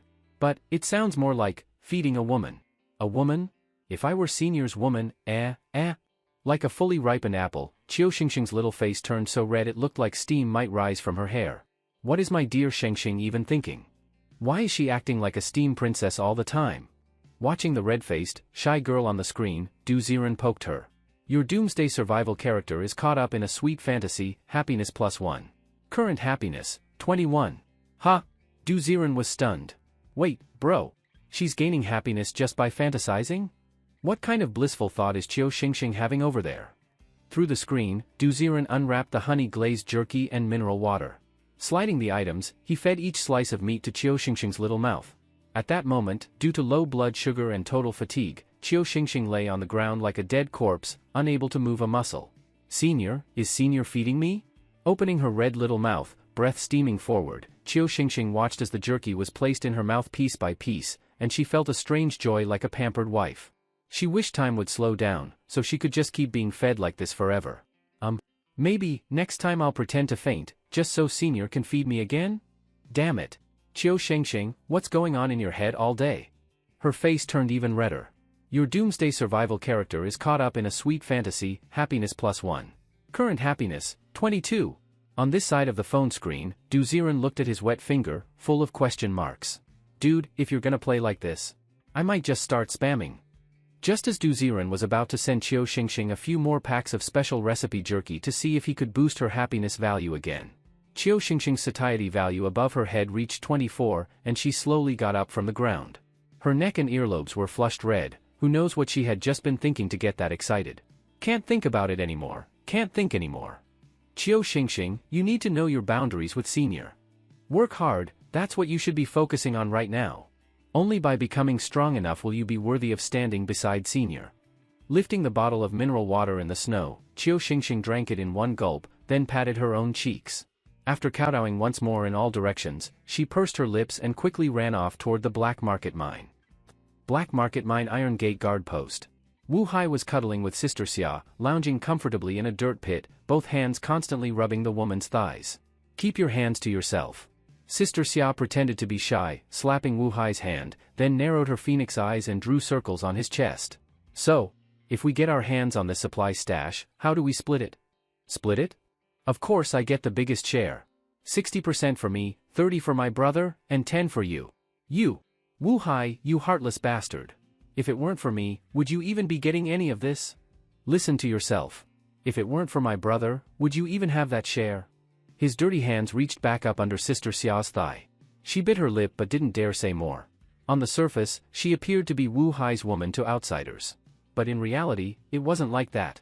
She wasn't Wu Hai's wife. She was just someone Wu Hai picked out from the middle level of the black market mine. Through physical favors, she became his permanent woman and subordinate. It's the apocalypse, after all. To survive, eat, drink, live, Sister Xia had no choice. But if Qiu Xingxing's supplies this time were really that valuable, Sister Xia was sure, tomorrow, she wouldn't be the one frisking people heading out anymore. Most likely, some Sister Mei or Sister Ting would take her place. Knowing Wu Hai, he'd swap out women every day in exchange for supplies.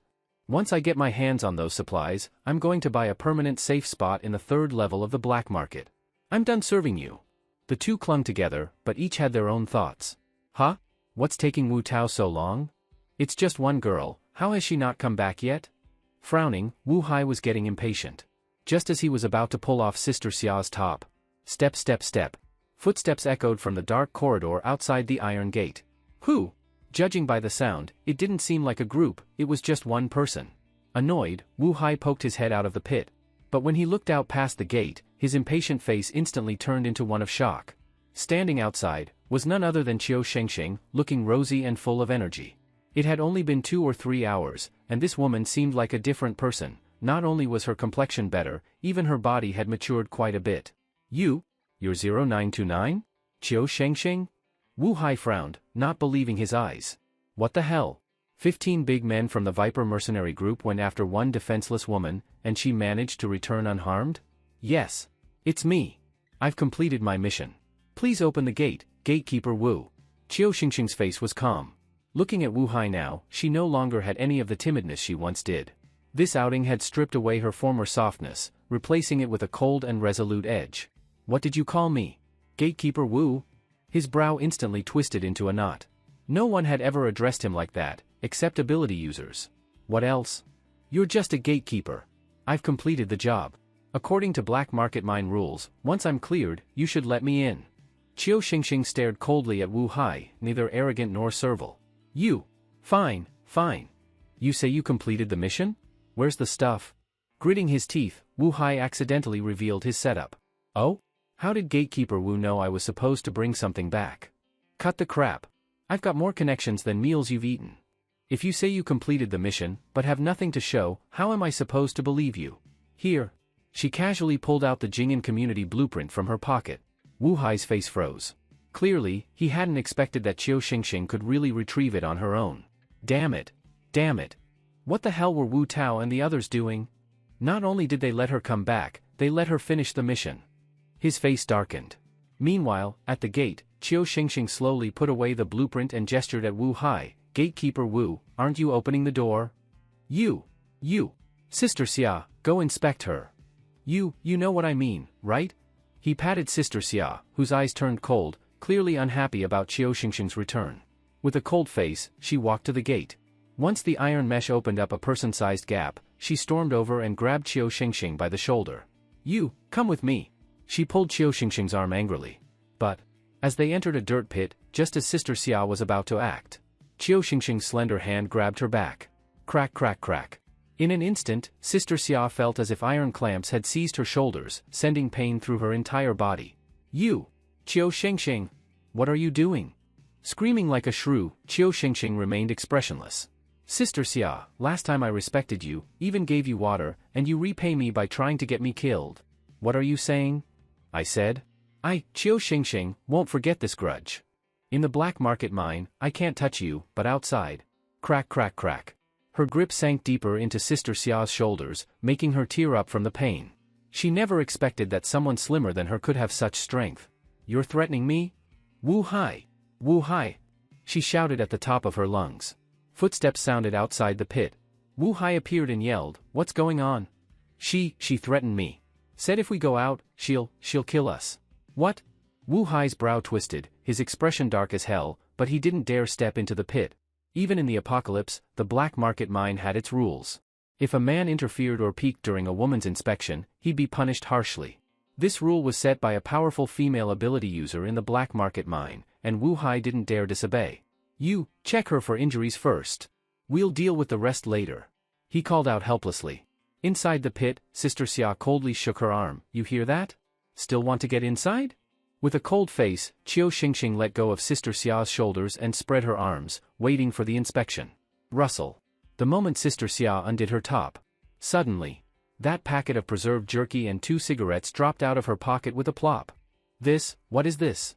Staring at the items that had fallen to the ground, this time there was no greed in Sister Xia's eyes, only surprise. Because she recognized both of them. The pre-packaged jerky belonged to someone in the Viper mercenary group named Xiao Wu. Sister Xia had even thought about sleeping with him twice just to trade for a taste of it. As for the 2 cigarettes? Those were part of the monthly tribute the Viper mercenary group gave to Wu Hai.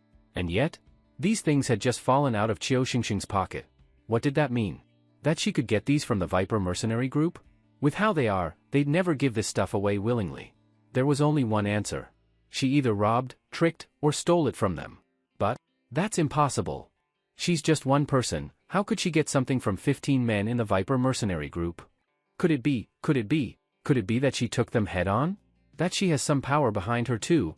Having survived the apocalypse for years, Sister Xia immediately thought of the only possibility. Because compared to believing Qiu Xingxing defeated the Viper group on her own, she'd rather believe someone powerful was backing her. That's right. That's it. No wonder she said if we go out, she'll kill us. Could it be, this little B***TCH hooked up with some big shot outside? Her eyes scanned Qiu Xingxing up and down. Though she didn't want to believe it, it was the only explanation. This time, she didn't dare try to pocket the stuff for herself. Pressing her lips together, she quickly picked up the items from the ground and stuffed them back into Qiu Xingxing's coat. Then, pretending to go through the inspection motions, she gave Qiu Xingxing a few perfunctory pats. Her once cold expression suddenly bloomed into a fake smile. Sister Xingxing, you can't blame me for this. You know, I sleep with Wu Hai at night. When he saw that water, he asked questions, and I couldn't lie to him, could I? I'm just a woman, how could I not say something? Playing the victim, Sister Xia dared not offend someone who could destroy the Viper mercenary group. She gently helped Qiu Xingxing put her jacket back on. Qiu Xingxing gave her a side glance but said nothing. With a flick of her sleeve, she walked out of the pit. What happened? That little bitch, you gave her a...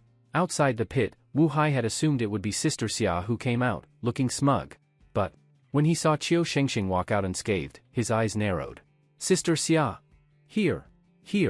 Panicked, Sister Xia ran out of the pit and, while running, winked at Wu Hai. That one's fine. No problem. Wu Ji, you can let her in. Casting a suspicious look at her, Wu Hai then looked at the calm and composed Qiu Xingxing, uncertain. After a moment's hesitation, he waved his hand. Click click click. The iron gate in the distance opened up a person-sized path. Without looking back, Qiu Xingxing walked right through it. Step, step, step. Watching her disappear into the distance, Wu Hai's dark eyes turned to Sister Xia. Wang Xiaoxiao. You better give me an explanation. Oh my god, Wu Ji. Something big happened. What? Guess what I saw on her? What did you see? Xiao Wu's jerky, and those cigarettes those boys gave you as tribute. What? Staring blankly for a moment, Wu Hai suddenly fell silent. After a long pause, he looked once more in the direction Qiu Xingxing had gone, his face filled with disbelief, mumbling. How's that possible? How could that be? Did she really take it herself? Or, is someone helping her? Big Sis Linya, I'm here to submit my mission. Black Market Mine Mid-Level Mission Office. Qiu Xingxing held the blueprint as she quickly approached the task desk. That fast? Linya looked at her in disbelief, then examined her from head to toe. As an ability user, Linya could clearly feel the change in Qiu Xingxing. The weak, frail girl from before was gone. In her place stood someone sharp and vibrant, like a blooming rose with thorns. Got lucky, the zombies in the property office were probably cleared beforehand, so I just picked up the leftovers. She casually explained and handed over the blueprint. Linya glanced at it and gave Qiu Xingxing a meaningful look. Is that so? Well then, you're really lucky. Here, this is your mission reward. She pushed a heavy bag of copper coins toward Qiu Xingxing, teasing with a smile. This time, should last you about a week, huh? Should be enough. Oh, right, Big Sis Linya, do you know where I can sell things? Oh? Got some extra loot?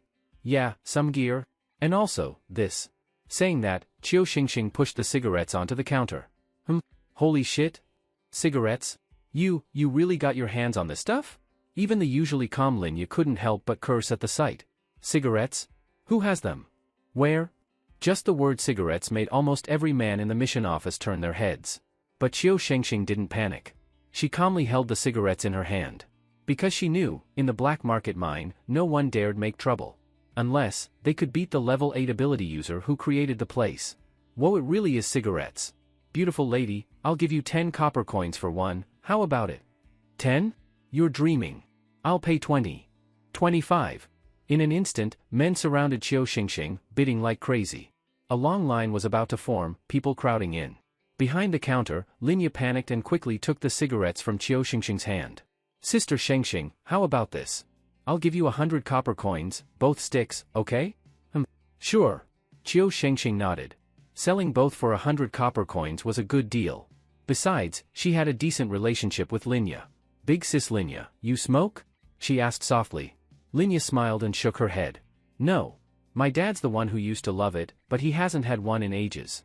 I'm buying them to give him a little taste again. Oh.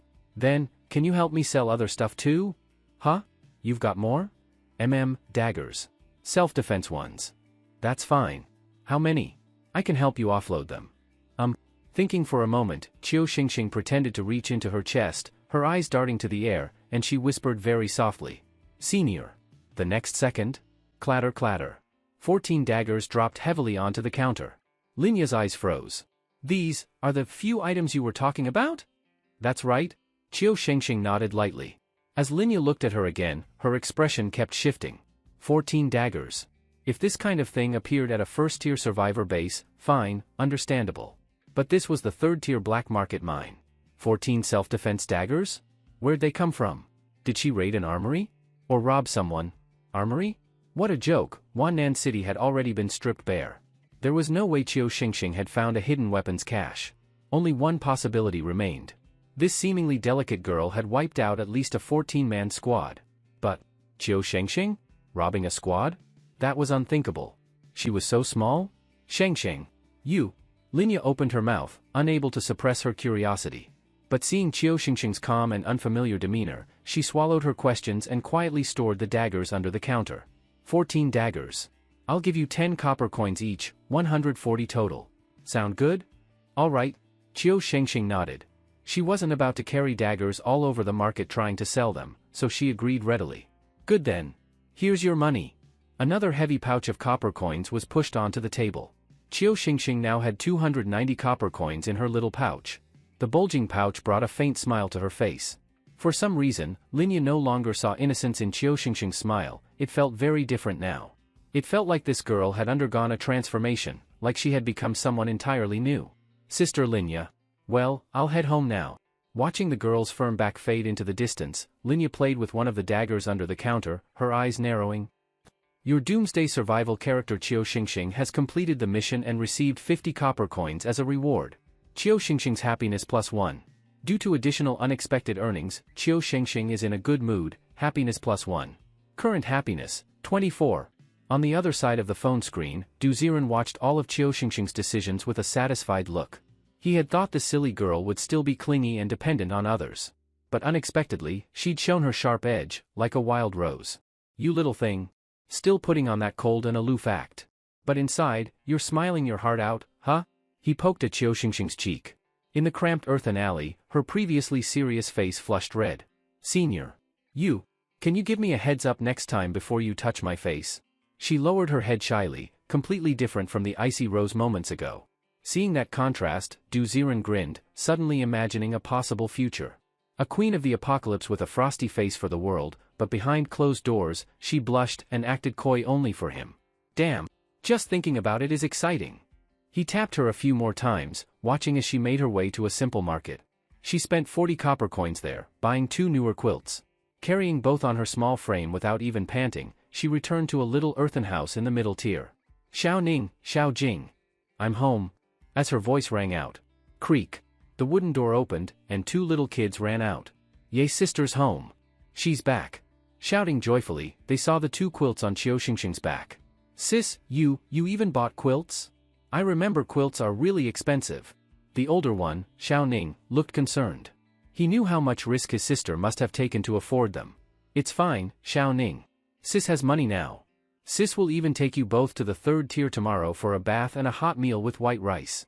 Qiu Xingxing smiled lightly. With 200 copper coins, she was now a small-time rich person in the middle tier. Huh? White rice? You mean that sweet thing that doesn't scratch your stomach when you eat it? Little Xiao Jing tilted her head. At the mention of white rice, her eyes sparkled. Yep. Tomorrow morning. But sis, where did you get all that money? Xiao Ning frowned. He was worried his sister had done something bad for it. Xiao Ning. Don't overthink it. Sis just met someone really, really good. Your sister can kill zombies all by herself now. Seeing the worry in her brother's face, Qiu Xingxing patted his head and revealed the handgun in her chest. Ha! Sis. You. Sure. Just remember, Xiao Ning, we're going to have a better life now. Got it, sis. Let's change the bedding now. That old one's all black. Step step step. The 3 siblings laughed and talked as they walked into the little house. Warm candlelight flickered inside. After replacing the old bedding with the new quilts, Qiu Xingxing pulled out her last pack of prepackaged jerky. Then, she shyly glanced around. Senior. Buzz. No words needed. 5 packs of wafer cookies, 1 can of bottled iron kettle water, several packs of honey-glazed jerky, and bottles of mineral water suddenly appeared in the corner of the room. Sis. What's this? Did you awaken a space ability? Xiao Ning's eyes went wide, staring in disbelief at the items. Whoa! We have food at home now. Little Xiao Jing didn't know what ability meant, she just grabbed the food and hugged it close. Her reaction was just like how Qiu Xingxing used to stash things. Nope. Sis told you already, didn't she?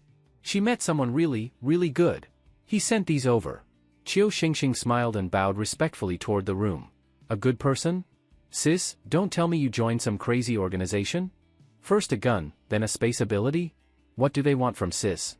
Xiao Ning frowned hard, his little brain steaming with thoughts. He couldn't imagine what someone could gain from his frail sister. Could it be, they like sis? He guessed, sneaking a look at Qiu Xingxing's face. His thoughts ran wild. At the small wooden table, a few packs of honey-glazed jerky were torn open, filling the room with delicious smells. Wow, so tasty. So yummy. Little Xiao Jing chewed happily, eyes squinting in delight. Qiu Xingxing was just about to take a few bites herself. Bang bang bang. Suddenly, someone knocked on the wooden door. Ha! Qiu Xingxing instinctively tensed like a leopard, eyes locking on the door. Who? Oh Sister Xingxing, it's me, Linya. Sister Linya? What are you doing here? Blinking in confusion, Qiu Xingxing was close to Linya, but not that close. Actually, I came to talk about something. I just don't know, is it convenient right now? Wait, I'll come out? Hesitating, Qiu Xingxing walked to the door, opened a crack, and stepped out. Outside, Linya stood alone. She couldn't see much inside, but she caught the scent of meat, her gray-brown eyes narrowed, and her suspicions grew stronger. Sister Linya, what did you want to talk about? Closing the door behind her, Qiu Shengsheng gave a friendly smile. Linya smiled back even wider. But the next words out of her mouth sent a shock through Qiu Shengsheng's heart. Shengsheng, Big Sis wants to meet the person behind you. Do you think that's possible? Huh? What person behind me? Sister Linya, what are you talking about? A flicker of panic flashed across Qiu Shengsheng's face, but she quickly masked it with a look of pure innocence. Linya stared at her reaction closely, her expression remaining firm. Don't pretend. Shengsheng, I mean no harm. You know what? You're just a young girl, and suddenly you pulled out so much stuff, there's only one possibility. Either you got lucky with a haul, or someone helped you. As for getting lucky, with Wu Hai that stingy gatekeeper, there's no way you could have brought back all that. So there's only one explanation. You met someone powerful, didn't you? Her grayish-brown eyes locked onto Qiu Shengsheng, and her sharp analysis left Qiu Shengsheng at a loss. She didn't know how to respond, so she simply hardened her face. No. I found it myself. She didn't even know why. Qiu Shengsheng didn't want to share anything about Senior with anyone else, she wanted to keep him to herself. Even if it felt selfish, even if it seemed strange. But someone like Senior probably wouldn't like being bothered by others, right? Thinking this, she bit down firmly. Please leave. I really don't have anyone behind me. I truly have no bad intentions. I'll even say this, as long as the person behind you is a superpowered being or higher, I, Linya, will offer myself completely to him. All I ask is that he take us to a high-level safe camp. You know too, opportunities at those places are far better than here in the black market mine. As Linya spoke, her gray-brown hair draped over her chest. Her curvaceous figure was on full display, mature and seductive, like she was waiting for someone to take her. Seeing this made Qiu Shengsheng even more flustered. Senior could see everything. What if he chose Linya instead and left her behind? That woman was more seductive, more mature, more beautiful than her. The more she thought, the more scared she felt. Qiu Shengsheng could only look helplessly toward the surrounding darkness. At the same time, Du Ziren lay on his hospital bed, curiously watching the scene in the game. Damn. This game is really that open-ended? Even NPCs are coming to me for favors now? A potential recruit is seeking your help. Do you want to help Linya? Helping Linya will unlock all her perspectives. She will unconditionally fulfill all your requests. Helping Linya will give you plus 50 happiness from her, but minus 10 from Qiu Shengsheng. What? Helping her would make my Shengsheng sad? Then screw that. Get lost, get lost. He instantly clicked no. No way. Du Ziren was a pure love warrior. What harem? What multiple perspective routes? In front of true love, they meant nothing. In real life he was a loyal lover, and in the game he was too.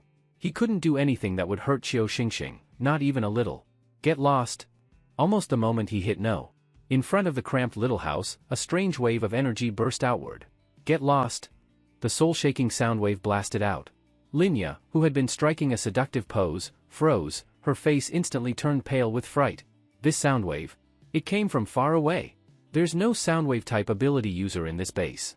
That means, the person behind Qiu Shengsheng is at least an awakened with a sound type ability? Oh my god. Thump. Without any hesitation. Linya fell to her knees in the mud, kowtowing repeatedly. Senior. Senior, I was wrong.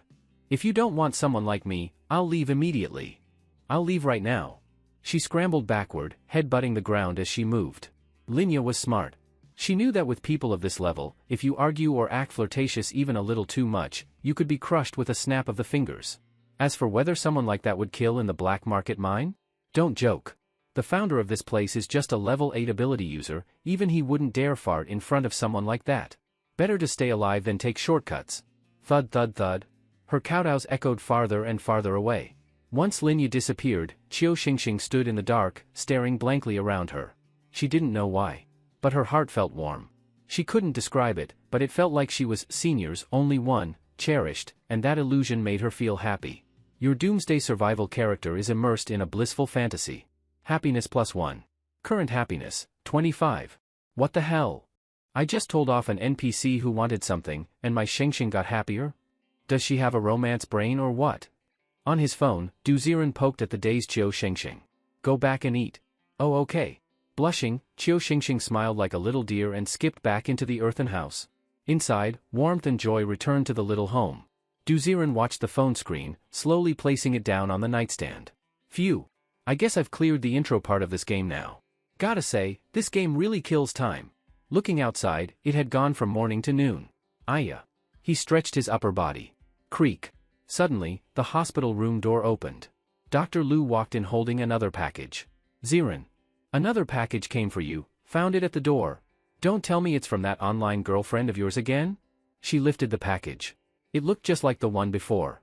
On the front, once again, were the words, sent to senior by Qiu Shengsheng. I guess, yeah, you could say that.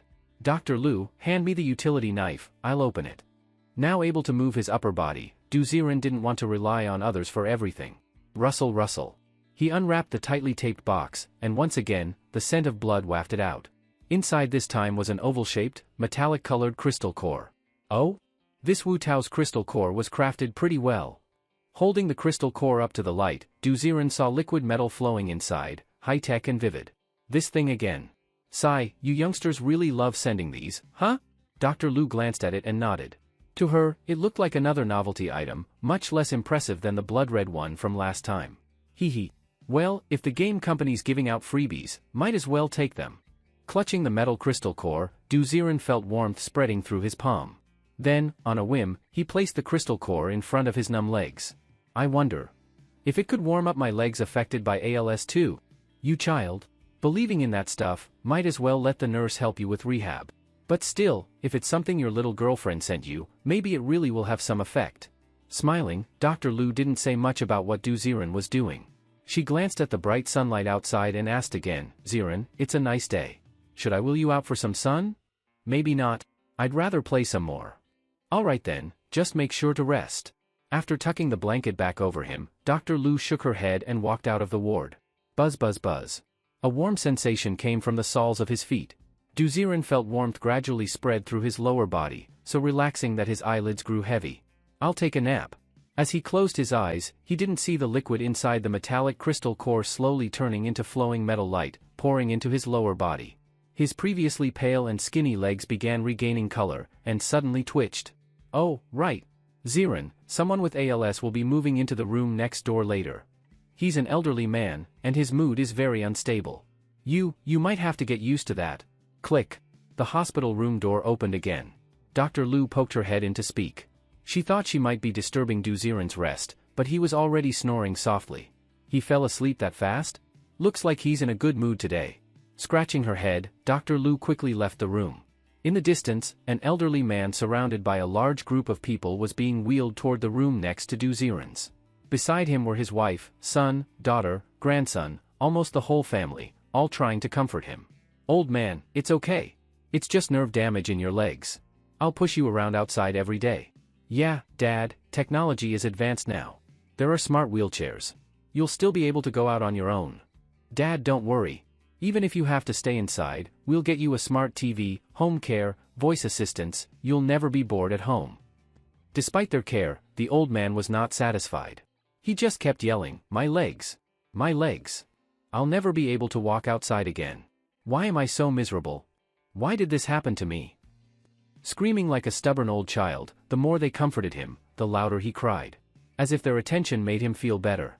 Sigh, this old man.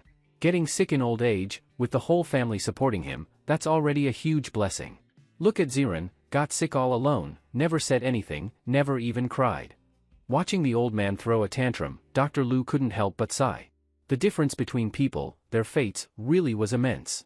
I just hope this old man doesn't upset Ziren too much. Her face darkened a bit. Dr. Lu knew, within hospitals, there were unspoken comparisons. Not about money, but illness and family support. For example, if an early-stage dialysis patient shares a room with a late-stage one.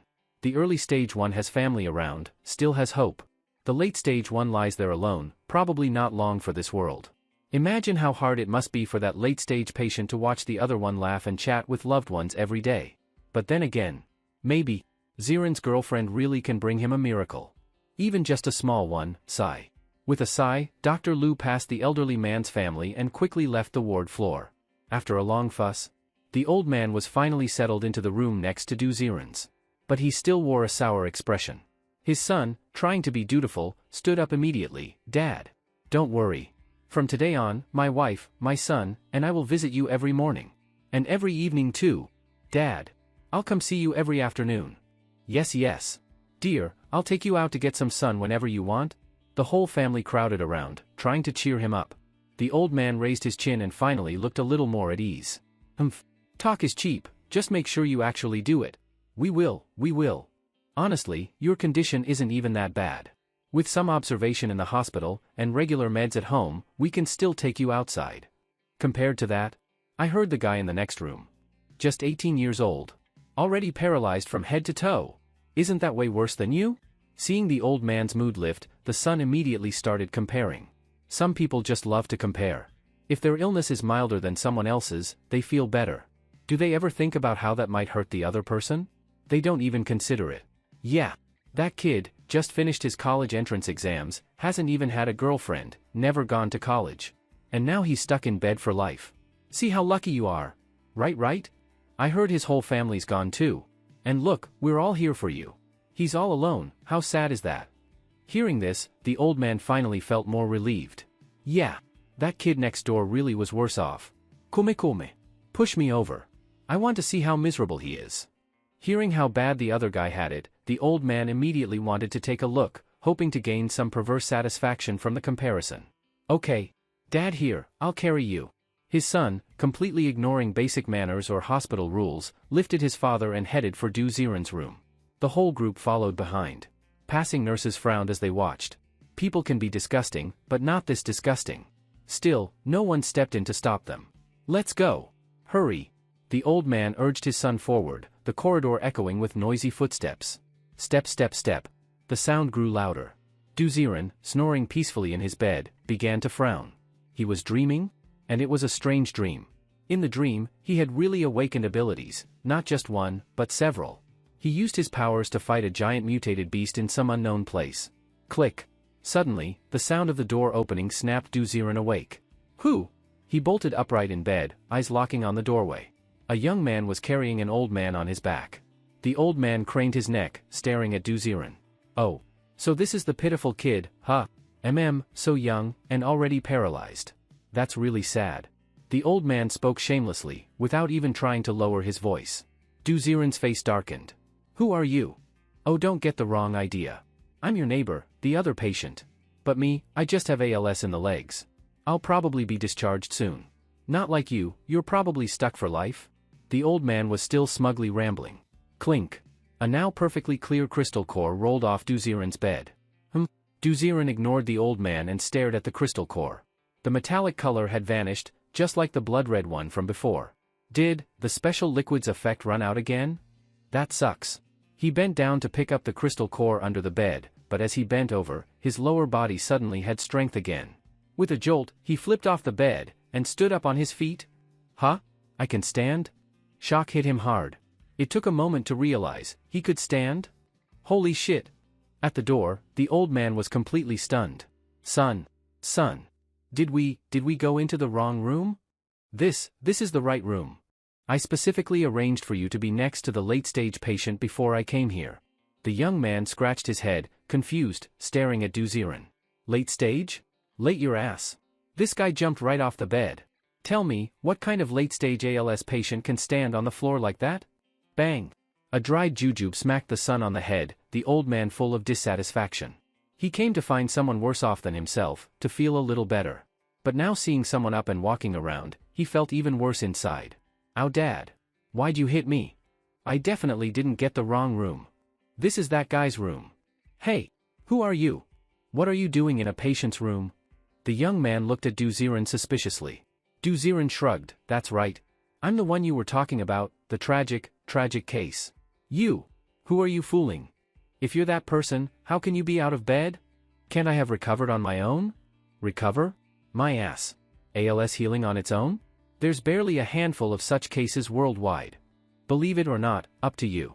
Du Ziren calmly picked up the crystal-clear crystal core from the floor and gently placed it in the pot of snowdrop flowers. You. No, I'm reporting this.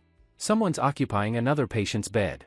Annoyed after being hit by his father, the young man felt certain this guy had stolen a late-stage patient's bed. In his mind, there's no way someone with ALS could be walking around. Someone come. Doctor.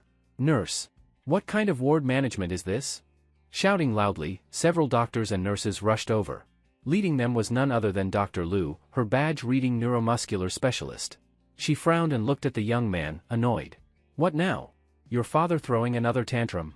What tantrum? I'm telling you, someone's in the wrong room. What? Look!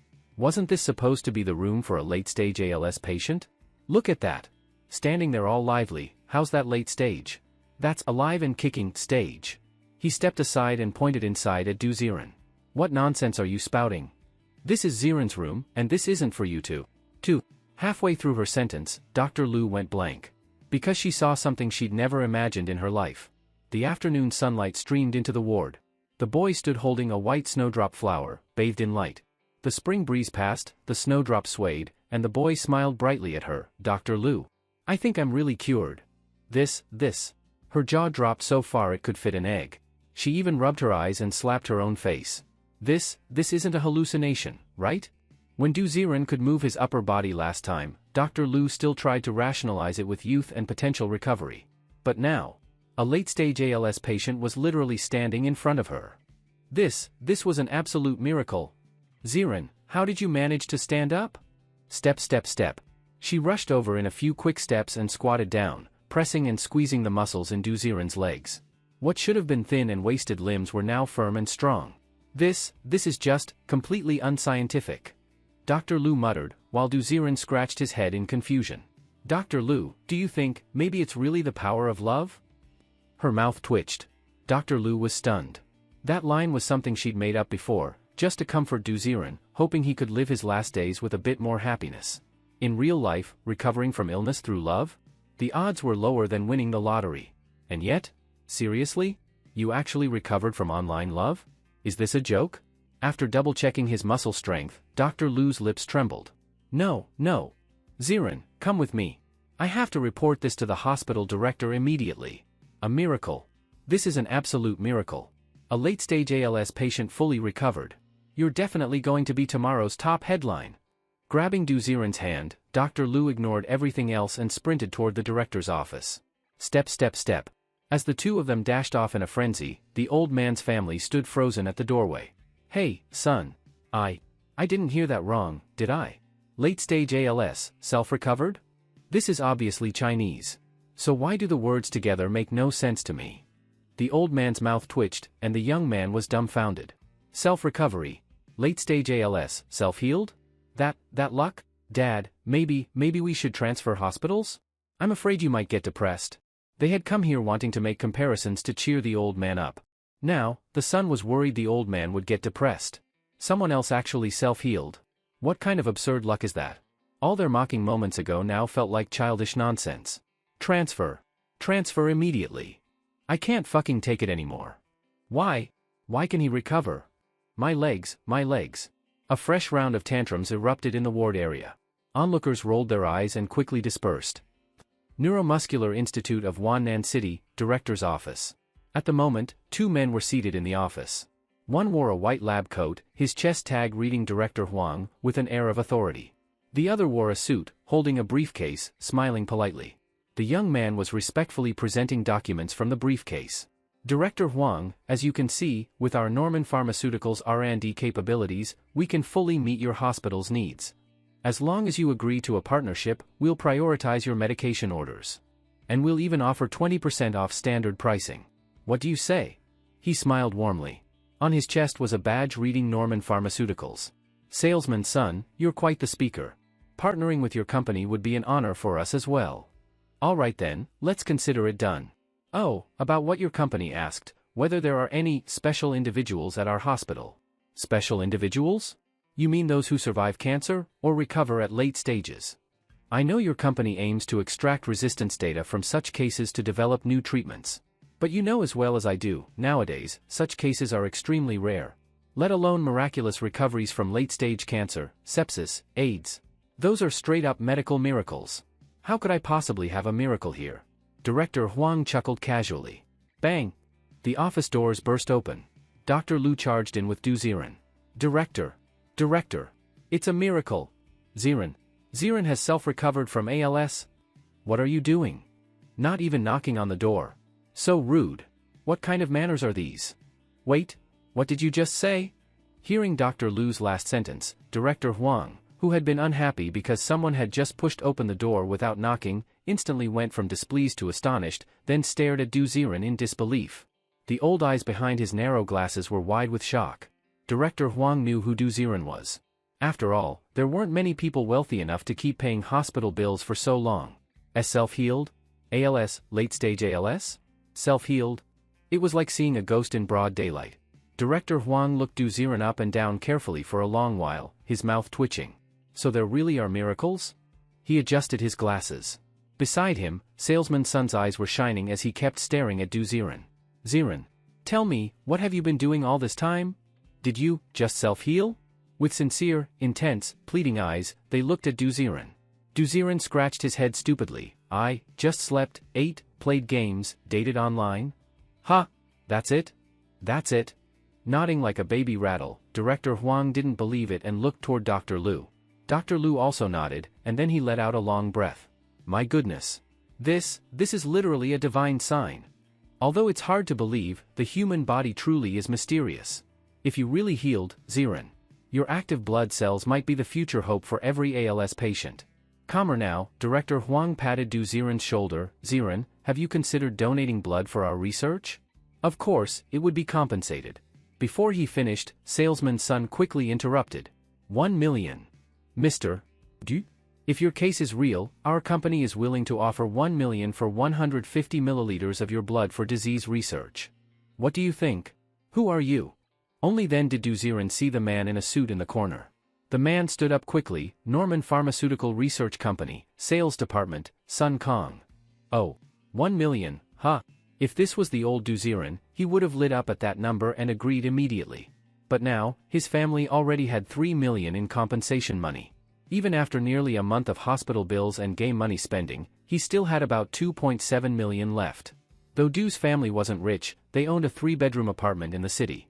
As long as Du Ziren didn't do anything rash like starting a business, that was enough to live on forever. 1 million. Du Ziren mulled over the number and didn't agree right away. Sun Kong grew anxious. Mr. Du, listen, your situation has definitely spread through the hospital. Many pharmaceutical companies or even national medical research groups will approach you. Providing a blood sample helps all people. But I guarantee, many hospitals won't offer this price. Instead of being harassed by them, cooperate with us. If you're not after money, we can make sure you aren't disturbed and provide proper living conditions, completely free of charge. Sun Kang's smile was stretched like a flower. Du Ziren looked at him with a blank face. He wasn't stupid. This guy just wanted to get first access to the sample. And the so-called free living arrangement? Don't be ridiculous. That's just a lab rat observation room. Who said I don't want money? I have one request. If you're going to draw blood, let me watch what experiments you're doing with it. I don't want to see my blood injected into mice and a bunch of test animals dying. Not agreeing? If you don't agree, the official people should be here soon, right? Fine. Reluctantly agreeing, Sun Kong immediately took out his phone and made a call. Hello? Hello? Hey, I'm Sun Kong. Send some research staff here. I found a case of ALS self-healing. Also, have finance prepare the 1 million transfer immediately. Knock knock knock knock knock knock. Almost as soon as he made the call, Director Huang's door was knocked on again. Director Huang Qishan, we are from the National Center for Disease Control. We heard you have a self-healed ALS patient. Please cooperate with our work. Click. Before Director Huang could open the door, several middle-aged men in official uniforms entered. Oh, isn't that Mr. Louis? You're here too. Seeing them, Director Huang wanted to be polite, but the lead official quickly waved and looked straight at Du Ziren. You must be Mr. Du. We sincerely invite you to cooperate with blood sampling for the national CDC. You know, your cooperation now will influence the future of all ALS patients. Of course, we respect citizens' freedom. Whether you cooperate is up to you. Official Louis looked at Du Ziren sincerely. Du Ziren just stared at him. That's it? What do you mean? I mean, if I cooperate and give a sample, there's no compensation. Well, we can apply for a bonus from higher authorities. Oh, I see. Then since you're already here, I just signed a contract with Coleman Pharmaceuticals to draw blood for them first. How about we do it together? Coleman Company? Lu Yi's eyes suddenly looked toward Salesman Sun, who put away his phone with a smug smile.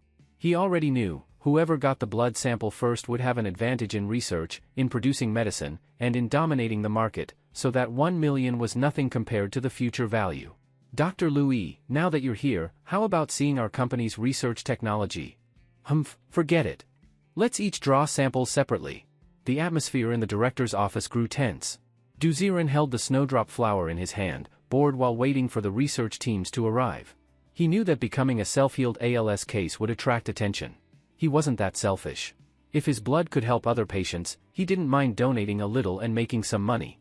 Solving everything today would help him return to normal life. Step, step, step. About half an hour later, outside the director's office, 2 more teams arrived. Both carried cold boxes and mobile monitoring equipment. As soon as they entered the room, the 2 groups set down their instruments, and everyone's eyes turned to Duzirin. Duzirin shrugged. Why are you looking at me? Transfer the money? Such a mercenary look made the people around frown. But Duzirin did not care about the looks around him. Anything he could get was his. And what was his was Qiu Xingxing's. What's wrong with asking for more support money for your wife? What's wrong with loving your wife? Not shameful. Not embarrassing. Mr. Du. Our finance department is ready now. Please tell us the card number.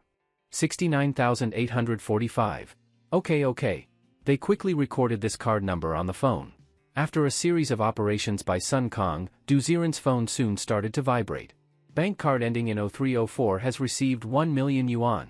Current balance, 3,704,000. Alright, if the money has arrived, you can start taking samples. Rolling up his sleeve, Duzirin walked to the medical staff of the Coleman Pharmaceutical Company, his gaze intentionally or unintentionally landing on Louis.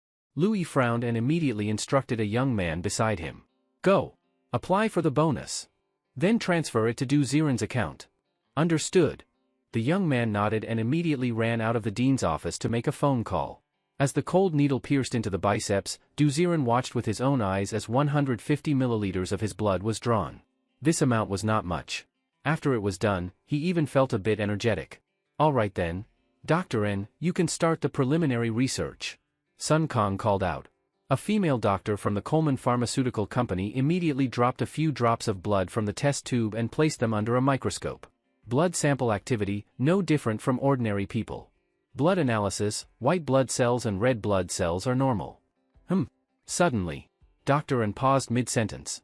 What's wrong? Everyone in the room immediately looked at Dr. N. Dr. N raised her head, her face full of disbelief. His blood contains 2 special active molecules, maintaining very high activity. Perhaps it is these 2 active molecules that caused his ALS to heal itself. That's great. Can this thing be extracted? It seems not. Why? Because starting just now, these 2 active components have been disappearing rapidly. Now they're already gone. I'm certain that the 2 active molecules in this tube of blood are almost completely dead. As she spoke, Dr. N lifted the 150 milliliters blood drawn from Duzirin's arm, looking somewhat helpless. What? According to you, the blood sample we bought for 1 million now has no value? Sun Kang's face turned pale. This 1 million was spent faster than buying a house. I'm sure. Because, with that strange molecule's rate of loss, the blood in that test tube should now be no different from an ordinary person's. Dr. N shook her head and looked regretfully at the blood sample already placed in the freezer. Oh? If that's the case. Mr. Du, I'd like to make a request to you. Our CDC will also pay you 1 million. But your blood will be injected into lab mice immediately. Do you agree? Seeing the Coleman Pharmaceutical Company take a loss, a flash of light appeared in Lu Yi's eyes. Since blood sampling immediately causes the activity to disappear, what if Duzirin's blood is injected into mice right away? Then would those 2 strange active molecules disappear? Or could they remain in the mice? Another 1 million. My parents probably never imagined I'd make money this fast, right? Muttering to himself, Duzirin nodded indifferently. Sure. But the condition is that I get to see the results. Deal. Xiao Zhao. Shouting toward outside the dean's office, the young man who had run out earlier had already returned. Report. The application has been submitted. Good. Immediately transfer 1 million to Mr. Du's account. Understood. As the phone vibrated again, Duzirin glanced at it. His bank balance had already soared to 4,704,000. Damn. Having a terminal illness not only didn't bankrupt him, it actually made him richer. Duzirin felt that all of this was changed by Qiu Xingxing's arrival. Sheng, wait for me. After donating blood later, I'll definitely recharge 648 for you. No. 10 times 648. Rolling up his sleeve again, another 150 milliliters of blood was drawn from Du Ziren's other arm. Almost the moment the blood was drawn, a doctor injected it into a lab mouse. Squeak squeak squeak. After being injected, the mouse only squeaked a few times. Nothing else changed. About 15 minutes later, the medical staff drew blood again from the injection site of the mouse for testing.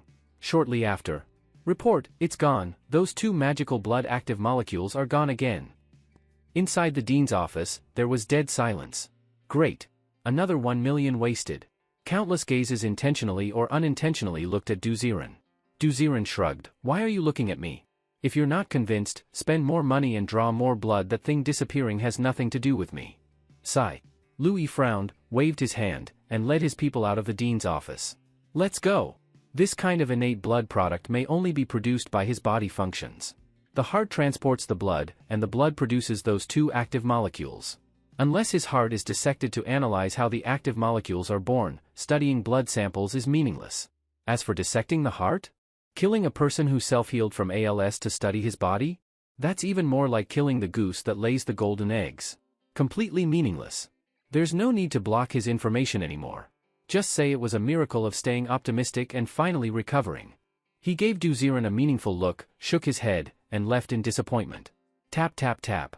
After he left, Sun Kong, with a dark face, casually exchanged a few polite words with Huang Qishan and also left quickly with his people.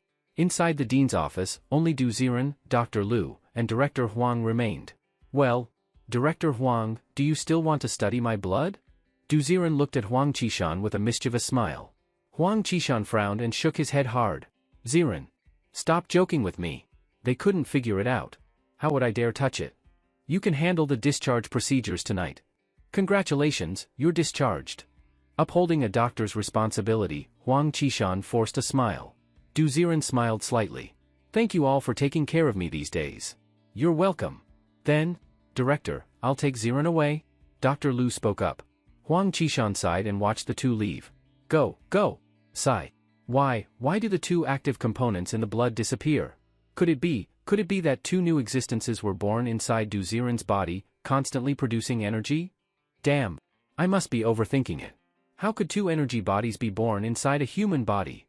Patting his face, Huang Qishan cut off his own absurd thoughts.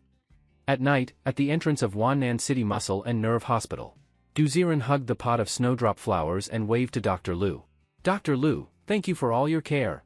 Hey, when did I take care of you? If you want to thank someone, thank your online girlfriend. Seems like all good things started from online dating, right? Alright then. I'll definitely treat her well. Ha ha ha. I hope that in my lifetime, I can drink at your wedding banquet. Dr. Liu joked. Du Ziren's expression immediately became strange. Drink wine at my wedding with my electronic wife? That's absurd. Completely absurd. I'll try my best. After waving and saying goodbye to Dr. Liu several times, Du Ziren stopped a taxi speeding by. Driver. To Wannan Garden. Alright young man, sit tight. The night wind blew in through the taxi window. The snowdrop flowers in his hand swayed gently. Seeing the neon city again, Du Ziren felt a mix of emotions in his heart. My life has come back again. Du Ziren murmured. At that moment, the taxi's radio broadcast started playing the news. Good news. Good news.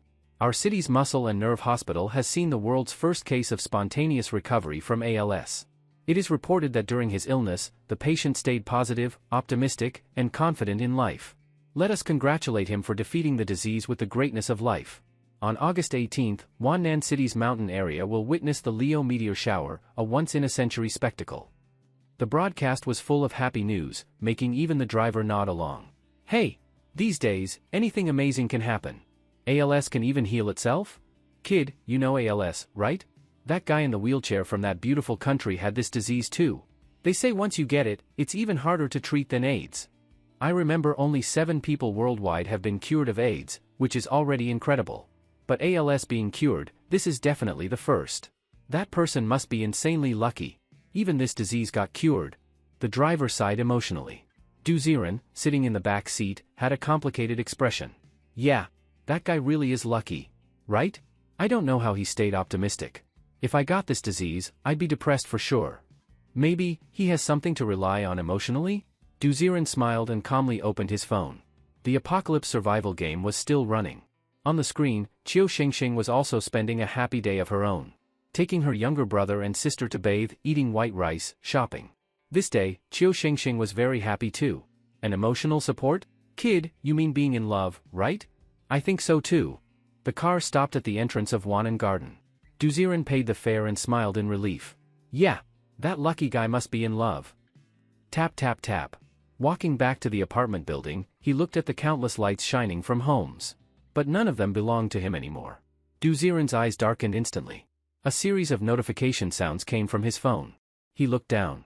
Your apocalypse survival character had a pleasant day. Happiness +1. Current happiness, 25. On the phone screen, Qiu Xingxing had finished eating her white rice. She looked up at the darkness outside the clay house and softly murmured. Senior, what are you doing right now? He must be very busy, right? I'm so curious what kind of person Senior is. He must be a very capable, very strong, very kind person, right? The small girl leaned against the clay seat, looking up at the sky, her cheeks flushed red. Tap. The next moment, Qiu Xingxing's face was suddenly poked. Ah? Senior. Why are you secretly listening to me? A blush spread across her face. Her little thoughts had all been heard, and she immediately lowered her head. Under the lonely apartment building, all of Duziren's loneliness vanished. Who said that among thousands of lights, none belonged to him? The fire in Qiu Xingxing's heart would always burn for him. Shengsheng, it's really good to have met you. Even if you're just a virtual character in a game. Touching the girl's cheek, holding the snowdrop flowers, Duziren climbed upstairs in a few quick steps. Room 702. This was Duziren's home. Since no one had lived there for a long time, it was already covered in dust. Fortunately, there was no situation of relatives fighting over his house. After all, everyone was afraid to live in a home where a family of 3 had died in a car accident. After doing some simple cleaning, Duziren ordered takeout, sat cross-legged on the sofa, and watched Qiu Xingxing's side of the screen. Sister, this white rice is so delicious, even without any dishes. So good so good. The 3 siblings sat in the clay house, constantly swallowing the small amount of rice on the table. It was said that white rice had become a scarce resource in the apocalypse. Only level 1 safe camps had free access to white rice. Eat slowly. After we finish, let's go to the black market and see what we can buy for home. Wiping the rice grains from her brothers and sisters' faces, this meal of white rice cost Qiu Xingxing a full 30 copper coins. But her little money pouch was a bit full now. If she didn't let her siblings enjoy life, she wouldn't feel right. Still 220 copper coins left. I should buy some practical things. Holding Qiu Ning's hand with her left and Qiu Jing's with her right, the 3 siblings left the rice shop clay house and walked toward the central street of the mid-layer. Mining Black Market, as the name suggests, this place mainly dealt in black market trading. On the central commercial street of the mid-layer, you could see everything, from stalls selling ability user crystal cores, to stalls selling 95% new female models. As long as you wanted it, there was nothing they wouldn't dare to sell. Boss, give me 2 jean of soft bread. Standing in front of a stall selling expired bread, Qiu Xingxing boldly raised 2 fingers. Oh, looks like the god of wealth has arrived. 2 jean of expired bread costs 60 copper coins. You. The vendor rubbed his hands, clearly asking for payment first. Here. She took out a money pouch from her pocket. The vendor immediately smiled and began weighing and packing the bread for her. Even though expired bread was past date, it was still bread, much better than hard steamed buns. And this kind of expired bread was obviously scavenged by the vendor and resold for profit. Boss, what's this? Among the piles of expired food, a booklet caught Qiu Xingxing's attention. It looked a bit like an old textbook. On the wrinkled cover were 4 big characters, Ability Manual. Oh, you mean this? When I first became an ability user, I got tricked into buying this for 20 copper coins at another safe camp. There's nothing special inside, just basic knowledge about ability users. What? Little sister, you want it? Seeing Qiu Xingxing interested in the ability manual, the vendor's eyes lit up. How about this? Buy 1 more jean of expired bread, and I'll give this to you for free. What do you say? This. Qiu Xingxing was clearly hesitating. But, suddenly, a prompt sounded in her ear, buy it. Senior? Immediately, Qiu Xingxing took out another 30 copper coins and handed them to the vendor. I'll take it. Straightforward. A short while later, Qiu Xingxing and her siblings each carried 1 jean of expired bread, walking back toward a quieter area of the mid-layer. Today's spending had already dropped their copper coin savings to 130. Such heavy spending made Qiu Xingxing a little scared, so she decided to stop spending and head home. On the muddy dirt path, as Qiu Xingxing walked, two familiar figures suddenly appeared ahead. Wu Hai and Sister Xia. But the moment their eyes met, Wu Hai and Sister Xia immediately lowered their heads. Like avoiding a jinx, they moved more than 10 meters away from Qiu Xingxing and hurriedly took a detour to leave. Are they afraid of you, sister? Qiu Ning looked at the scene in surprise. Qiu Xingxing said nothing and walked straight back to their small clay house. Damn it. Why did we have to run into her of all people? That damned bitch. She killed my brother, and now she's spending his money like this. On the dirt road in the distance, Sister Xia and Wu Hai had very different expressions. The former was scared. The latter was scared, but with unwillingness mixed in. Yesterday, the news that Qiu Xingxing boldly sold 14 daggers had already spread throughout the mid-layer. If earlier Wu Hai still had doubts about Qiu Xingxing's return, now a whole day had passed, his younger brother Wu Tao still had not returned, with no news at all.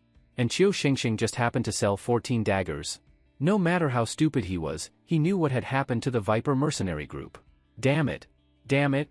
That bitch. She actually killed my brother and wiped out the Viper mercenary group. I will definitely find a chance to kill her. Clenching his fists, Wu Hai stomped the ground in hatred. Beside him, Sister Xia sneered. TCH. You dare to lay a hand on Qiu Xingxing? Aren't you afraid of the big shot backing her? This. The words of frustration got stuck in his throat.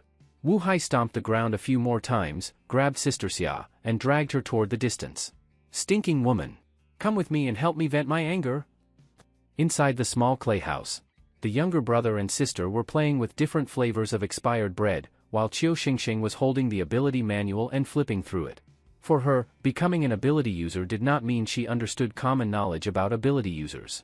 In terms of ability user knowledge, she was completely clueless. The manual was densely filled with records of ability user level divisions, cultivation methods, and basic knowledge. Things like using medicinal baths to open pores and maximize the use of crystal cores, and that up to now, no transcendent level had ever appeared in the human domain. Qiu Xingxing read it with great interest. On the other side of the phone screen, Du Ziren was looking at other information. For example, the follow-up cultivation methods for ability users. Normally, if an ability user wanted to break through later on, they had to kill mutated zombies, obtain crystal cores, and absorb them through medicinal baths. As crystal core energy was absorbed, the ability level would naturally rise. Of course, this involved a basic common-sense question. If you absorbed a magnetic ability crystal core first, and then your second one was a flame ability crystal core, could you awaken a second ability? The answer was no. The first ability crystal core that a person successfully absorbed and awakened would determine their future ability path. If you were lucky and absorbed a flame crystal core, awakening flame ability, then no matter if you later absorbed a golden crystal core, it would only be used to charge your existing flame ability. So, back then, when Du Ziren planned to let Qiu Xingxing awaken using a metal crystal core, the game system warned him that doing so would ruin her future. As expected. If the foundation is laid well, the road ahead is steady. So everyone can only have one ability? Rubbing his chin, Du Ziren tapped Qiu Xingxing's small hand. Xingxing, turn to the next page and look at the explanation about ability holders. Oh. Her small face reddened slightly. Qiu Xingxing immediately understood. When she turned to the next page, both of them couldn't help but let out a small gasp. The manual actually had a passage like this written in it. Ability users will only awaken one ability, and it will accompany them for life. But it was said that in the early days of the apocalypse, there once appeared a multi-ability ability user, with countless abilities in one body, truly an anomaly. Multi-ability? Damn, what kind of chosen one is that? Looking at that passage, there was no record of where this person went afterward. After thinking about it, Du Ziren felt this person was probably just an Easter egg in the game's settings. Not paying further attention to it, Qiu Xingxing continued reading the ability manual, while Du Ziren tapped open Qiu Xingxing's status panel. Name, Qiu Xingxing. Identity, ability user. Ability level, ability user, tier 1. Awakened ability, SSS grade immortal and indestructible. Cultivation progress, ability user tier 1, 12/100, plus. Age, 19. Height, 178 centimeters. Weight, 55 kilograms. Measurements, 84.62.86. Physical condition, far exceeds ability users. Fullness, 65. Warmth, 80. Happiness, 25. Equipment, military combat suit, white, military dagger, white, desert eagle, white. Items, none. Oh? My Shengsheng got taller again? Almost catching up to me. Can abilities make people grow taller too? And this cultivation progress? He tapped the plus next to cultivation progress, and a panel immediately popped up on the phone. Detected that your apocalypse survival character's ability tier is low. Would you like to submit crystal cores to assist cultivation? So this is where you were waiting for me. Opening the game warehouse skillfully, Du Ziren glanced over it. He remembered that the last time he drew immortal and indestructible, he also got a bunch of lower-tier crystal cores. If he submitted them all to Qiu Xingxing, maybe he could push her to tier 3 or 4. Thunderfire Crystal Core, purple, times 2. Windwing Crystal Core, green, times 4. Scarlet Blood Crystal Core, white, times 13. There were many crystal cores in the warehouse. Du Ziren dragged one Scarlet Blood Crystal Core onto Qiu Xingxing's face. He only submitted white-grade cores, not because he was stingy, but because he was afraid higher-grade crystal core energy would be too strong for Qiu Xingxing to handle. For example, last time's golden crystal core had too much energy, and Qiu Xingxing almost had her blood vessel swell and burst. Even though he could massage and guide it. But, he couldn't possibly massage her every time she cultivated, right? There would be times when he was offline. The next moment, space distorted in front of Qiu Xingxing's chest. With a hum, a crystal core like a red gemstone fell into her arms. Ha! What is this? A trace of surprise appeared on her face. She looked around, then immediately reacted. Senior. This is? Take it and grind it up to absorb it. Your ability level is too low. Even though you are an ability user now, in front of high-level ability users, you are still just a nobody. Understood. Without much hesitation, Qiu Xingxing knew that only by constantly becoming stronger would she be qualified to stand beside Senior. She hurriedly put away the ability manual and immediately started fussing with the water vat in the small clay house. Inside the vat was the commonly used dirty water of the mid-layer. Muddy sludge and murky water filled it, making Du Ziren frown. Detected that your apocalypse survival character's cultivation environment is too poor and cultivation resources are mismatched. To ensure cultivation progress, would you like to activate the monthly card service? What the hell? You money-grabbing game, you even copied the monthly card system now? After a moment of hesitation, the benefits of the monthly card service popped up. Activate monthly card. Every morning at 8 a.m. each month, Qiu Xingxing will receive 1 blood-strengthening crystal core. This crystal core perfectly matches Qiu Xingxing's current ability attribute. First-time activation bonus, water purification barrel times 1. Activating monthly card service requires payment of 3,228 yuan. Activate? What the hell? You bastard? Why don't you just rob people? Du Ziren had never heard of any game where a monthly card cost over 3,000 to activate. Today, his eyes were truly opened. But looking at Qiu Xingxing in the screen struggling with the broken water vat, Du Ziren frowned and immediately clicked recharge. Charge it. Charge the hell out of it. I just earned 2 million, how can I let my Xingxing suffer? Whatever cultivation resources others have, my Xingxing can't be missing any either. Your bank account has just spent 3,228 yuan. Current balance, 4,700,772 yuan. As the recharge notification came through, inside the game screen, a wave of spatial vibration appeared in Qiu Xingxing's small clay house. A metal water tank over 1 meter wide suddenly appeared in the room. Along with the tank, a small golden crystal core also appeared. Wow, what is this? On the earthen bed, Qiu Ning and Qiu Ya looked dumbfounded at the large vat that had suddenly appeared in the room and curiously moved closer. The metallic vat was smooth all over, and in the very center of the vat, there was a golden crystal core embedded, shimmering with a brilliant light. Is this for bathing?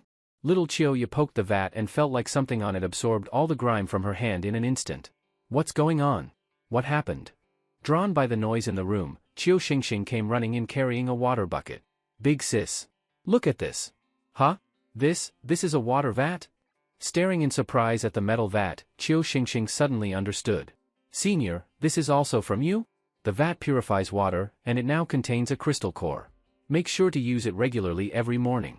The calm voice echoed in her ears again. Qiu Xingxing swallowed hard and looked at the metal vat, a mess of emotions in her heart.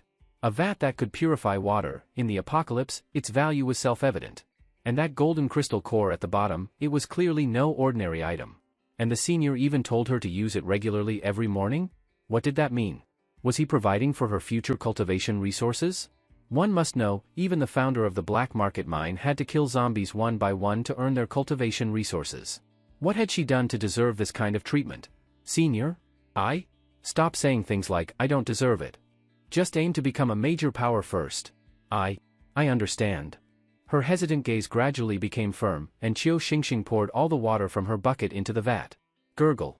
The murky water flowed into the vat, and the sand and dirt were instantly absorbed by the metallic walls.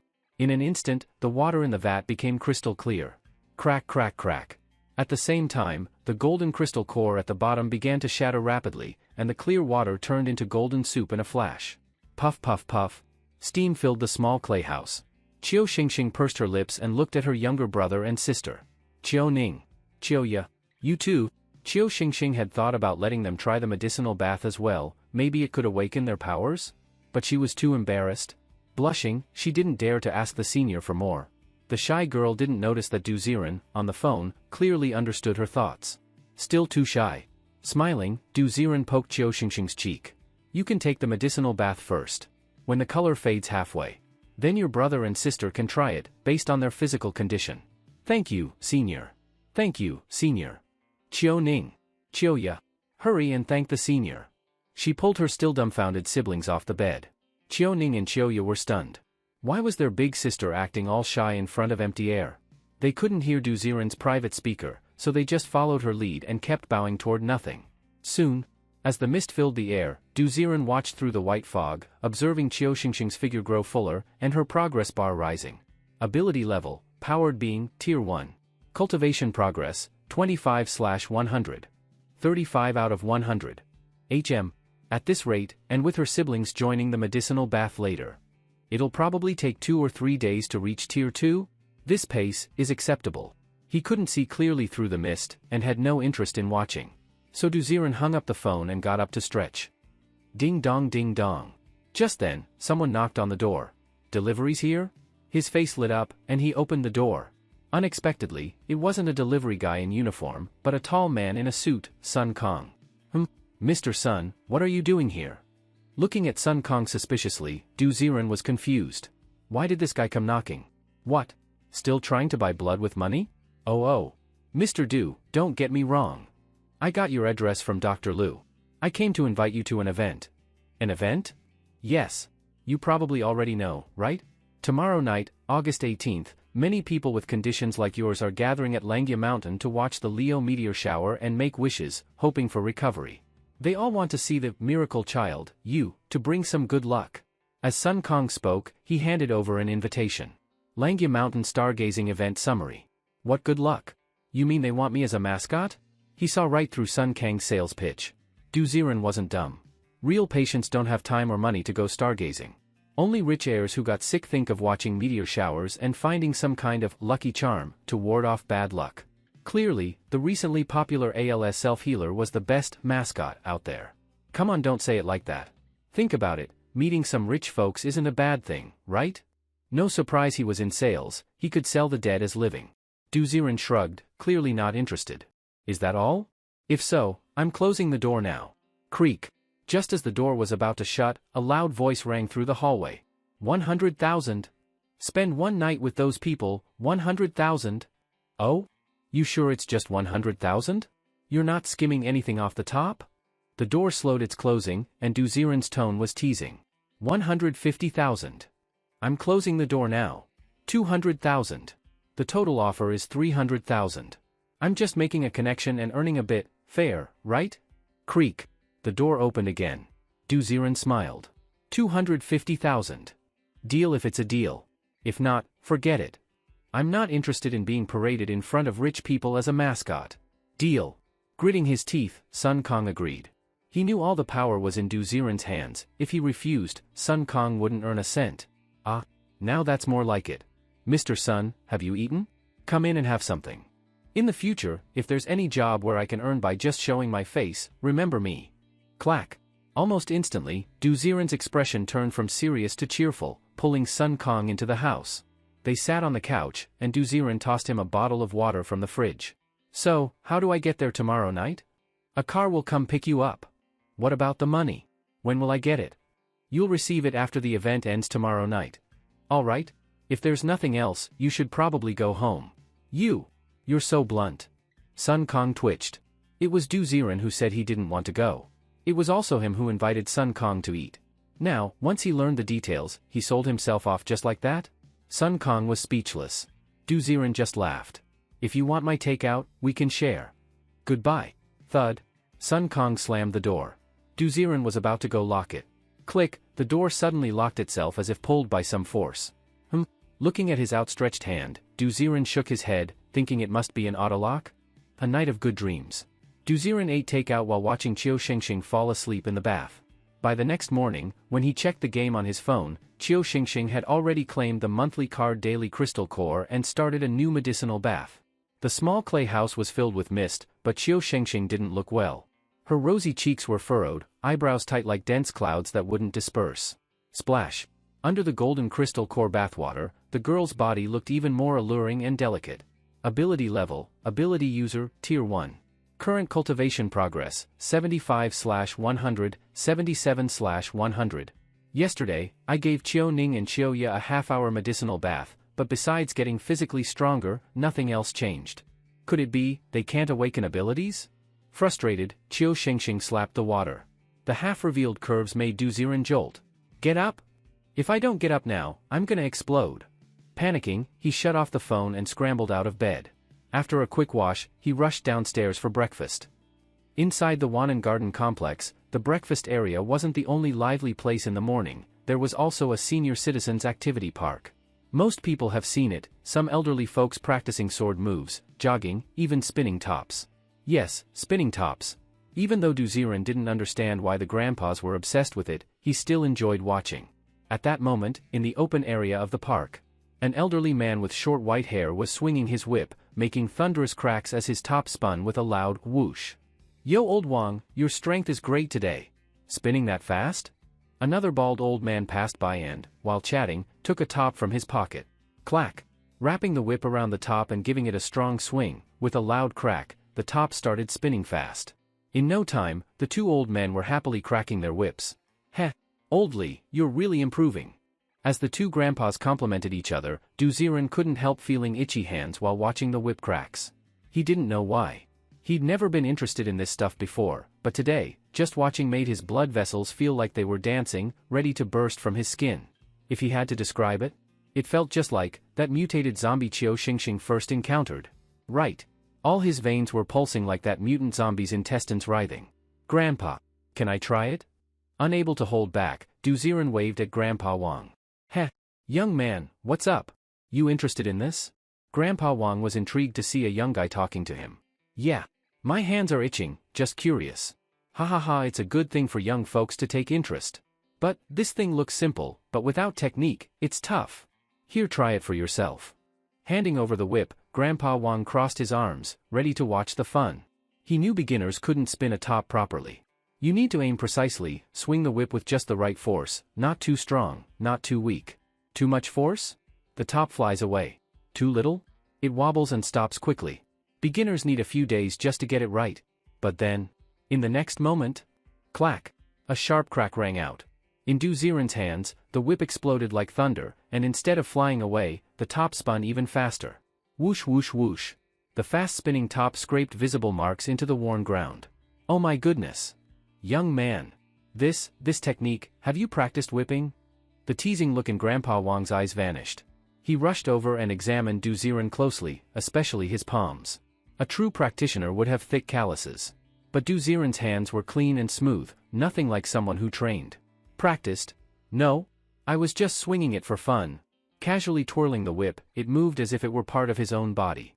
With precise movements, it danced like a snake around the top, pulling off complex tilted maneuvers. You've never trained? I don't believe it. No newbie can handle a whip like that. Old Li also didn't believe it and came over to inspect him. Watching the top spin like a fierce tiger, he bit his lip, then thickened his face and rubbed his hands together. Say, young man. Don't play coy. Master. Let me call you little master. How about, you teach me?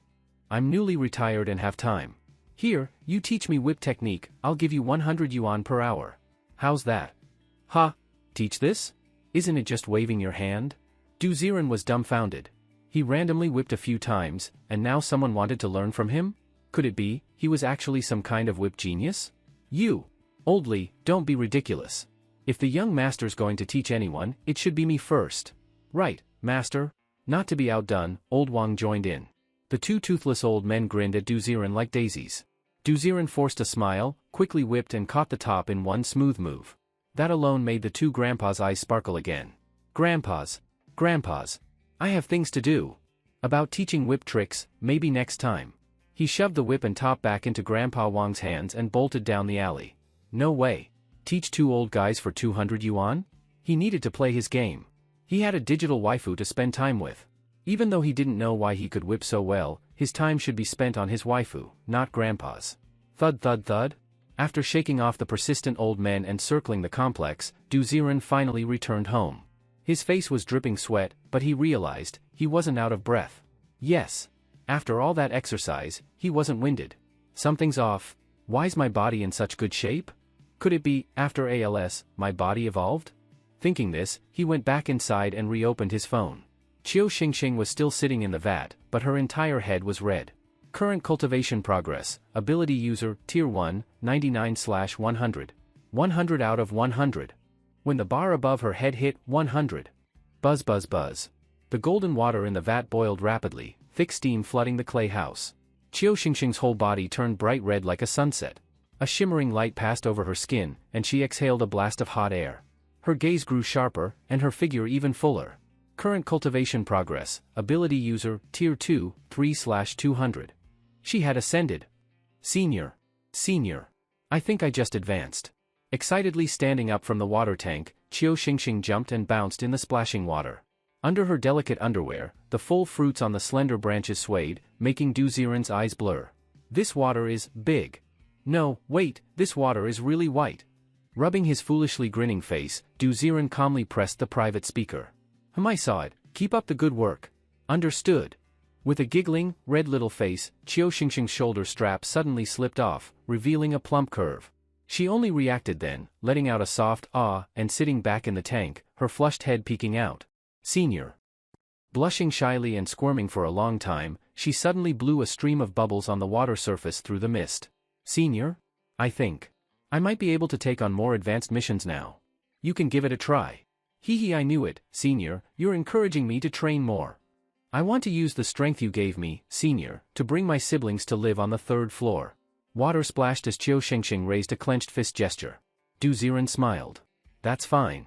If she takes on new missions, maybe I'll get to see more zombie types in this game. It's up to you. After each daily medicinal bath, manage your own schedule. After reminding her, Duziren went to the bathroom to take a shower. Shortly after, when he returned, Qiu Xingxing was already wearing a familiar military combat uniform in the game screen. Qiu Ning, Qiuya, be good at home. Oh right? Senior, if I go out? She glanced nervously at the purification water tank inside the clay house, worried someone might discover it and bring disaster. Buzz buzz buzz. Almost as soon as she started worrying, the huge purification water tank disappeared. Buzz buzz buzz. And in its place, more than 10 bottles of mineral water appeared on the ground. I've put away the purification tank for you. You can leave the mineral water for your siblings. Thank you, Senior. With a radiant smile on her face, Qiu Xingxing looked just like a daughter favored by her father, lips curled happily. I'm heading out. Be careful, sis. Voices responded from the clay house. After she had gone, Qiu Ning looked at the ground full of mineral water, suspicion growing on his face. That so-called Senior, could it be, he actually likes sis? Black Market Mine, a middle-level mission room. Inside the cramped, earthy room, the walls were still full of various mission bounties. Tap tap tap. When Qiu Xingxing stepped in, everyone inside couldn't help but size her up. No surprise, this little girl had been making waves lately. Selling cigarettes 14 daggers.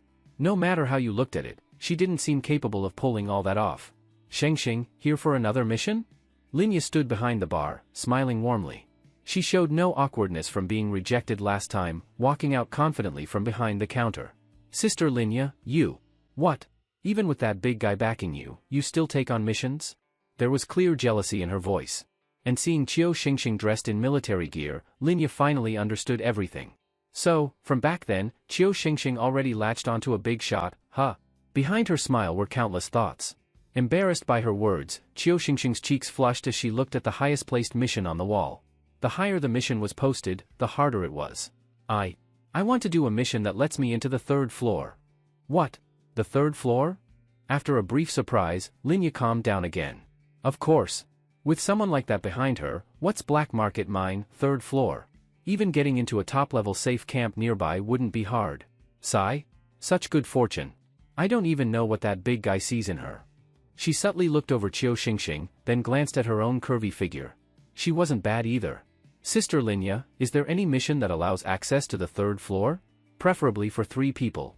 Suddenly, Qiu Xingxing's question pulled Linya out of her thoughts. Her gaze landed on a bounty mission posted in a corner of the wall.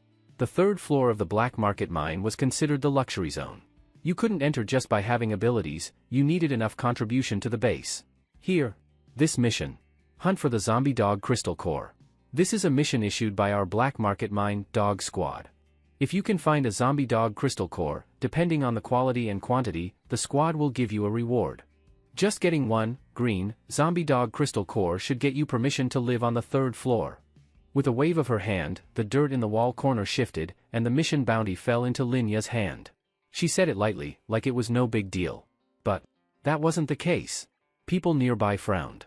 Zombie dogs were already hard to deal with, let alone mutated zombie dogs with crystal cores? Plus, zombie dogs sometimes appeared in packs. If you encountered them, not to mention being bitten and turned, you might not even leave bones behind. She's taking that mission? Crazy, right? Exactly. Even mercenary teams don't casually accept that. Isn't Linya setting her up? The whispers didn't bother Linya. She wouldn't give that kind of mission to just anyone. But this was Qiu Xingxing. And she had a big shot behind her. Come on, an awakened one big shot scared of a few mutant wild dogs? Well? Xingxing, aside from being difficult, this mission fits your request perfectly. Complete it, and not only will you earn 500 to 1,000 copper coins, the dog squad will also give you a small house on the 3rd floor. Only thing is, the Fire Source mercenary group already took this mission earlier. Huh? Then isn't it already taken? Qiu Xingxing frowned. If she took it and they returned and handed it in, wouldn't her effort be wasted? Well, not quite.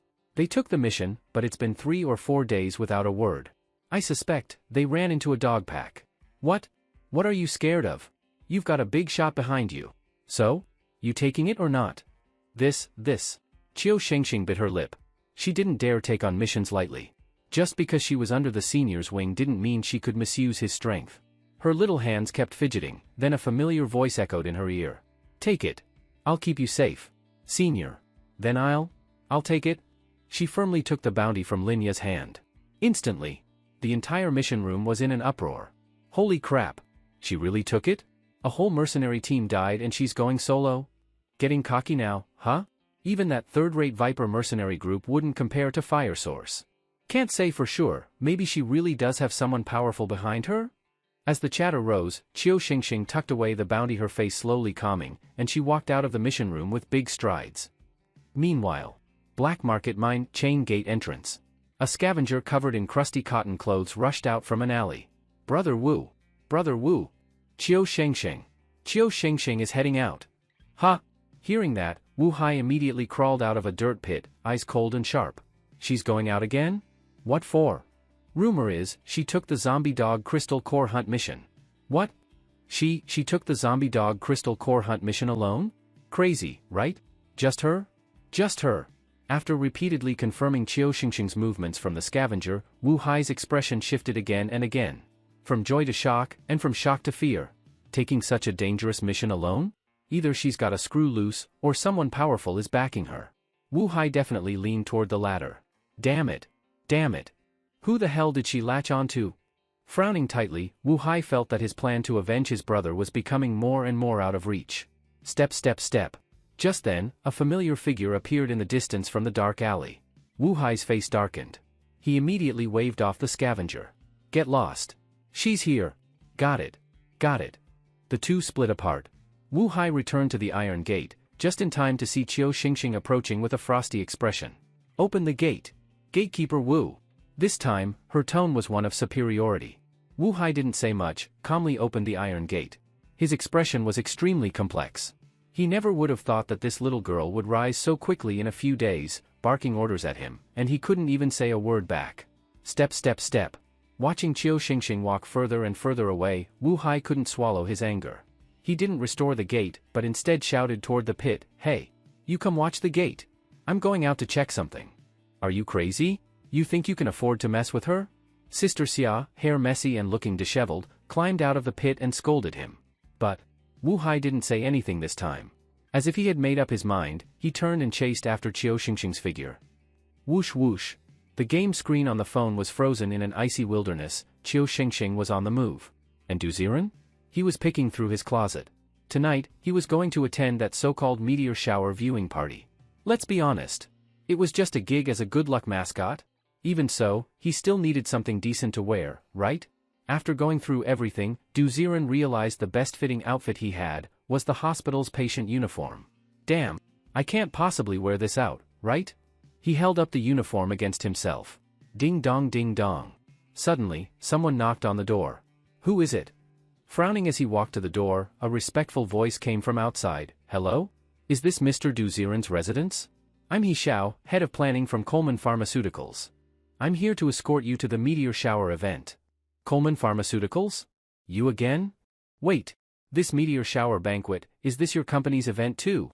As expected of Mr. Du. Yes, this event's promotion is hosted by our company. The goal is to inspire hope in more patients for a better future. Heh, it's more like giving those rich brats some peace of mind. Opening the door, outside stood a man dressed almost identically to Sun Kong, except this He Xiao wore sunglasses and looked extremely strict. Wait for me. I need to get dressed. Oh? Is that the neuromuscular department hospital uniform in your hand? If possible, we urge you to wear it. Noticing the outfit, He Xiao suddenly lit up and reached out to stop him. Ha, so you want me to go full clown, huh? Well, fine. It's for the money. Wait a moment. After putting on the well-fitting patient uniform, Du Ziren casually stepped out the door. Following He Xiao downstairs, they reached the entrance of Wannan Complex where a Maybach was parked. Once inside, the car drove toward the outskirts of Wannan City.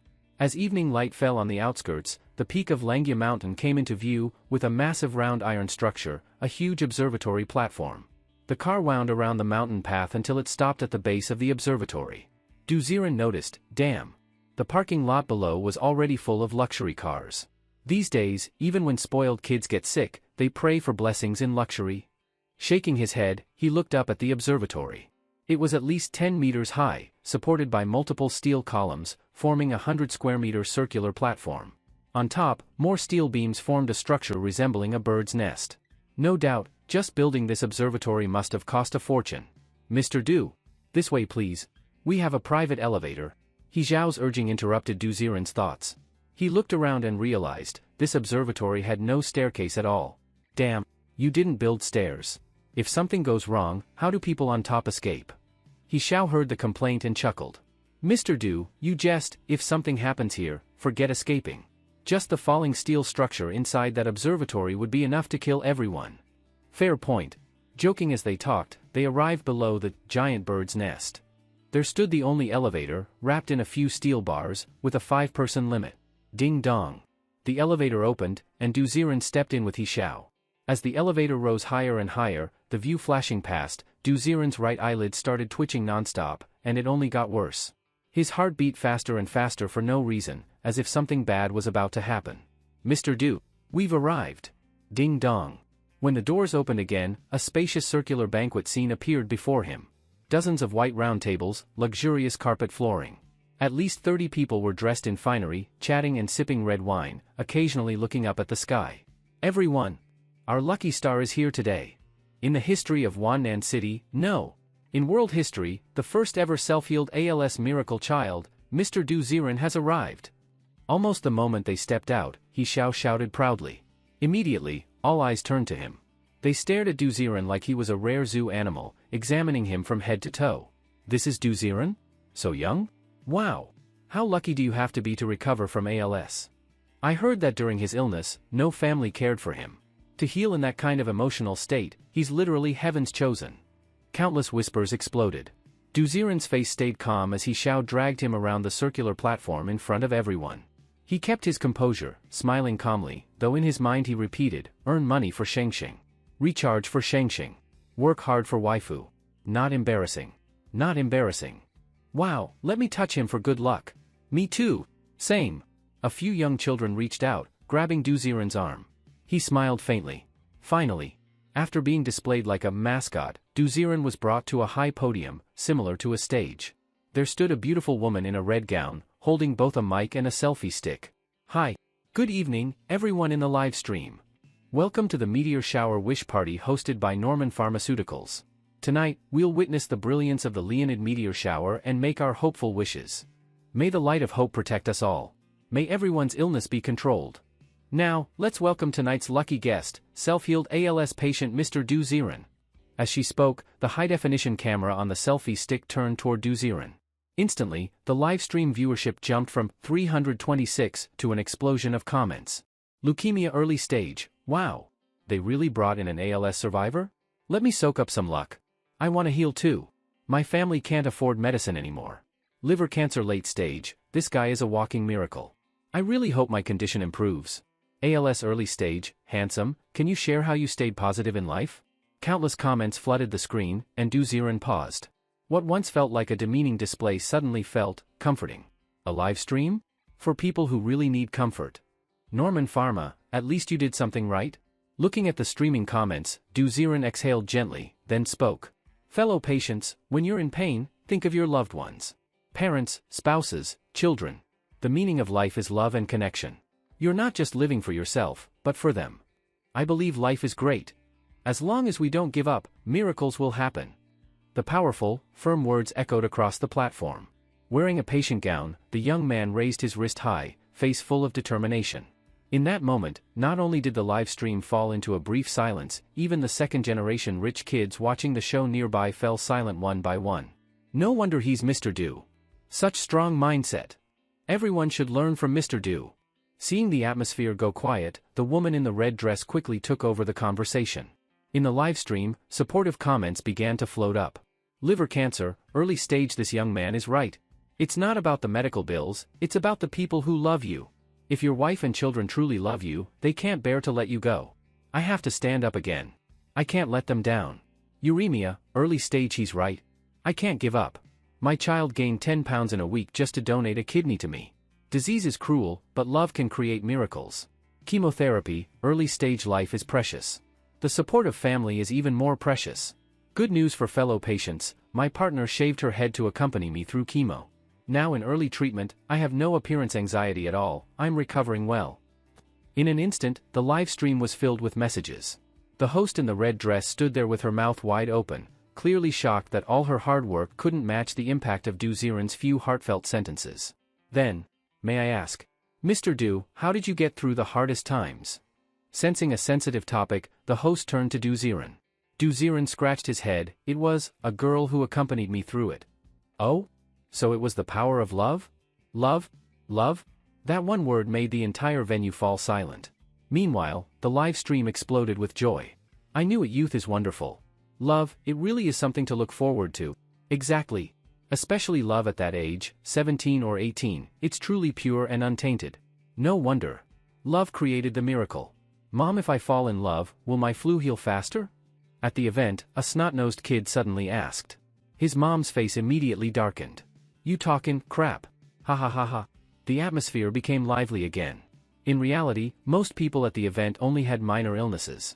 Which second gen with a serious illness had time to leave the hospital to come here and make wishes?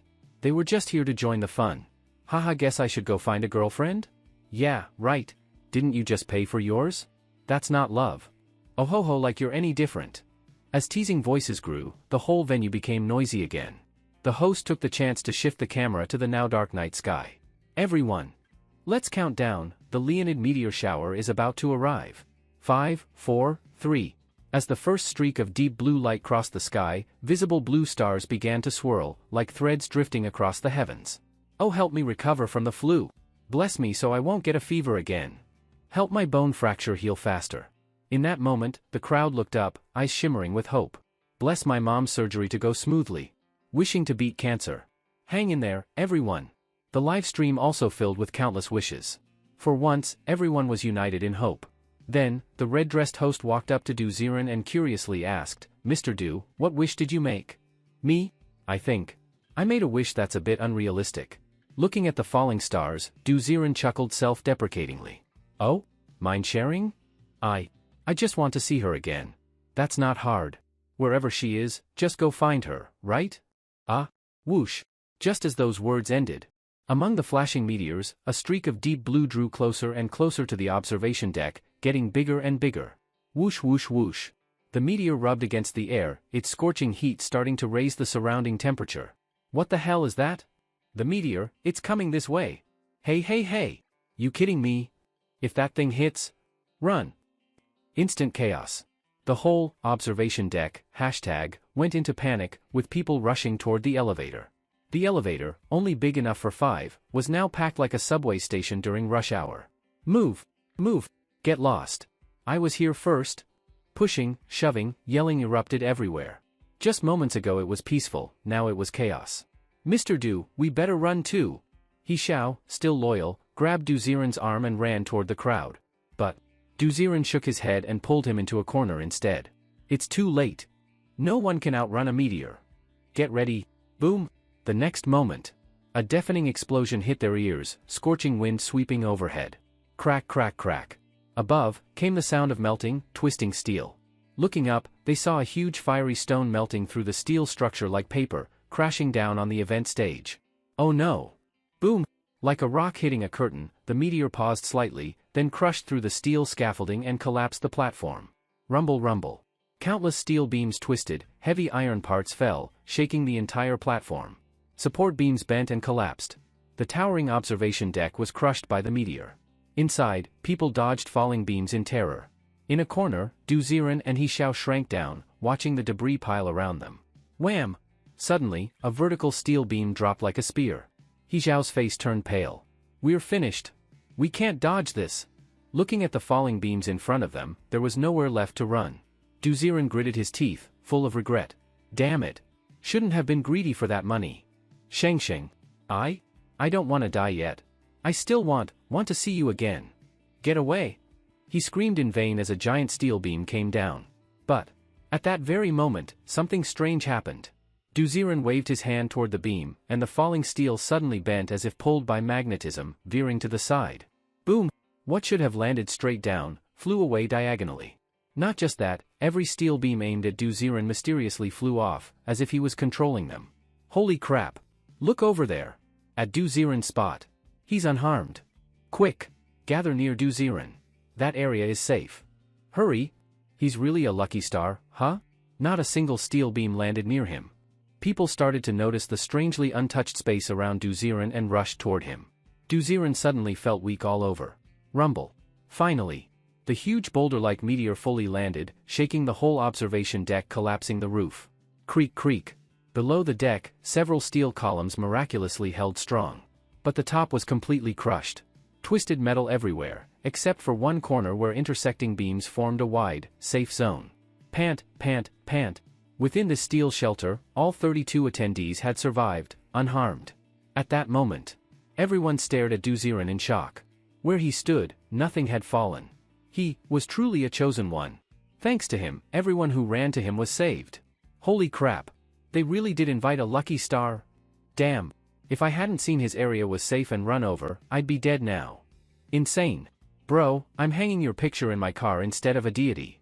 After a brief silence, everyone looked at Du Ziren, eyes full of gratitude. I'll never eat beetle nut again, WTF? What did I just see? A meteor shower accident? And all 30 people were unharmed?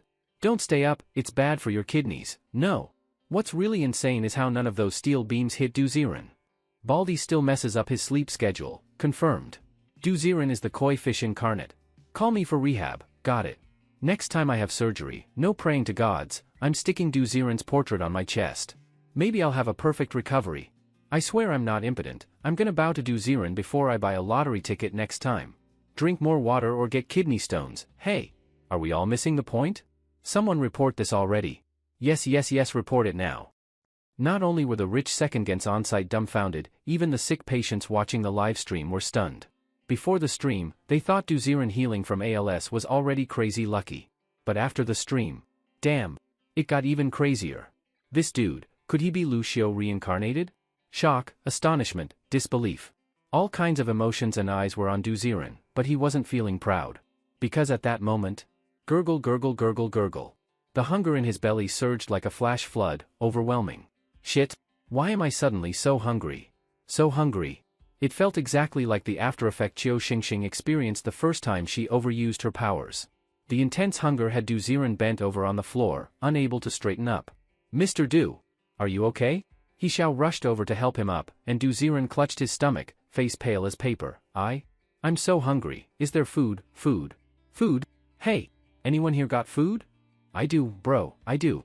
I was just holding some pastries. There's a table over there that didn't get crushed, it's got steak on it. Thanks to Duzirin, several second-gens eagerly offered him food.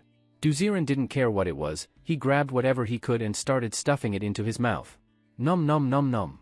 Pastries, steak, foie gras, noodles, it didn't matter. He devoured everything like a starving beast who hadn't eaten in 3 days. Only when that terrifying hunger subsided did he slump to the ground, satisfied. Comfy.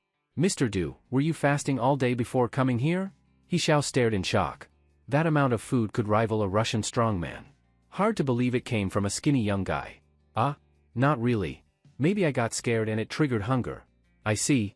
As long as you're okay. We already called the police. Firefighters and rescue crews are on their way. It's just, with all these collapsed steel beams, they won't be able to remove them easily. We might have to stay here a while. Face grim, He Xiao never imagined he'd witness a meteor crash in his lifetime. I see. Well, it's fine. Duzirin waved it off and looked at the surrounding mess of steel. Even if firefighters came with cutters, they'd have to be cautious of further collapse. Rescue would definitely be slow. Sigh, who knows when we'll get out of here? Be grateful. At least you're alive. True, but I've got a follow-up appointment tomorrow. Some of the second-gens were already getting antsy. This space held up by steel was cramped, and waiting in it was psychologically taxing.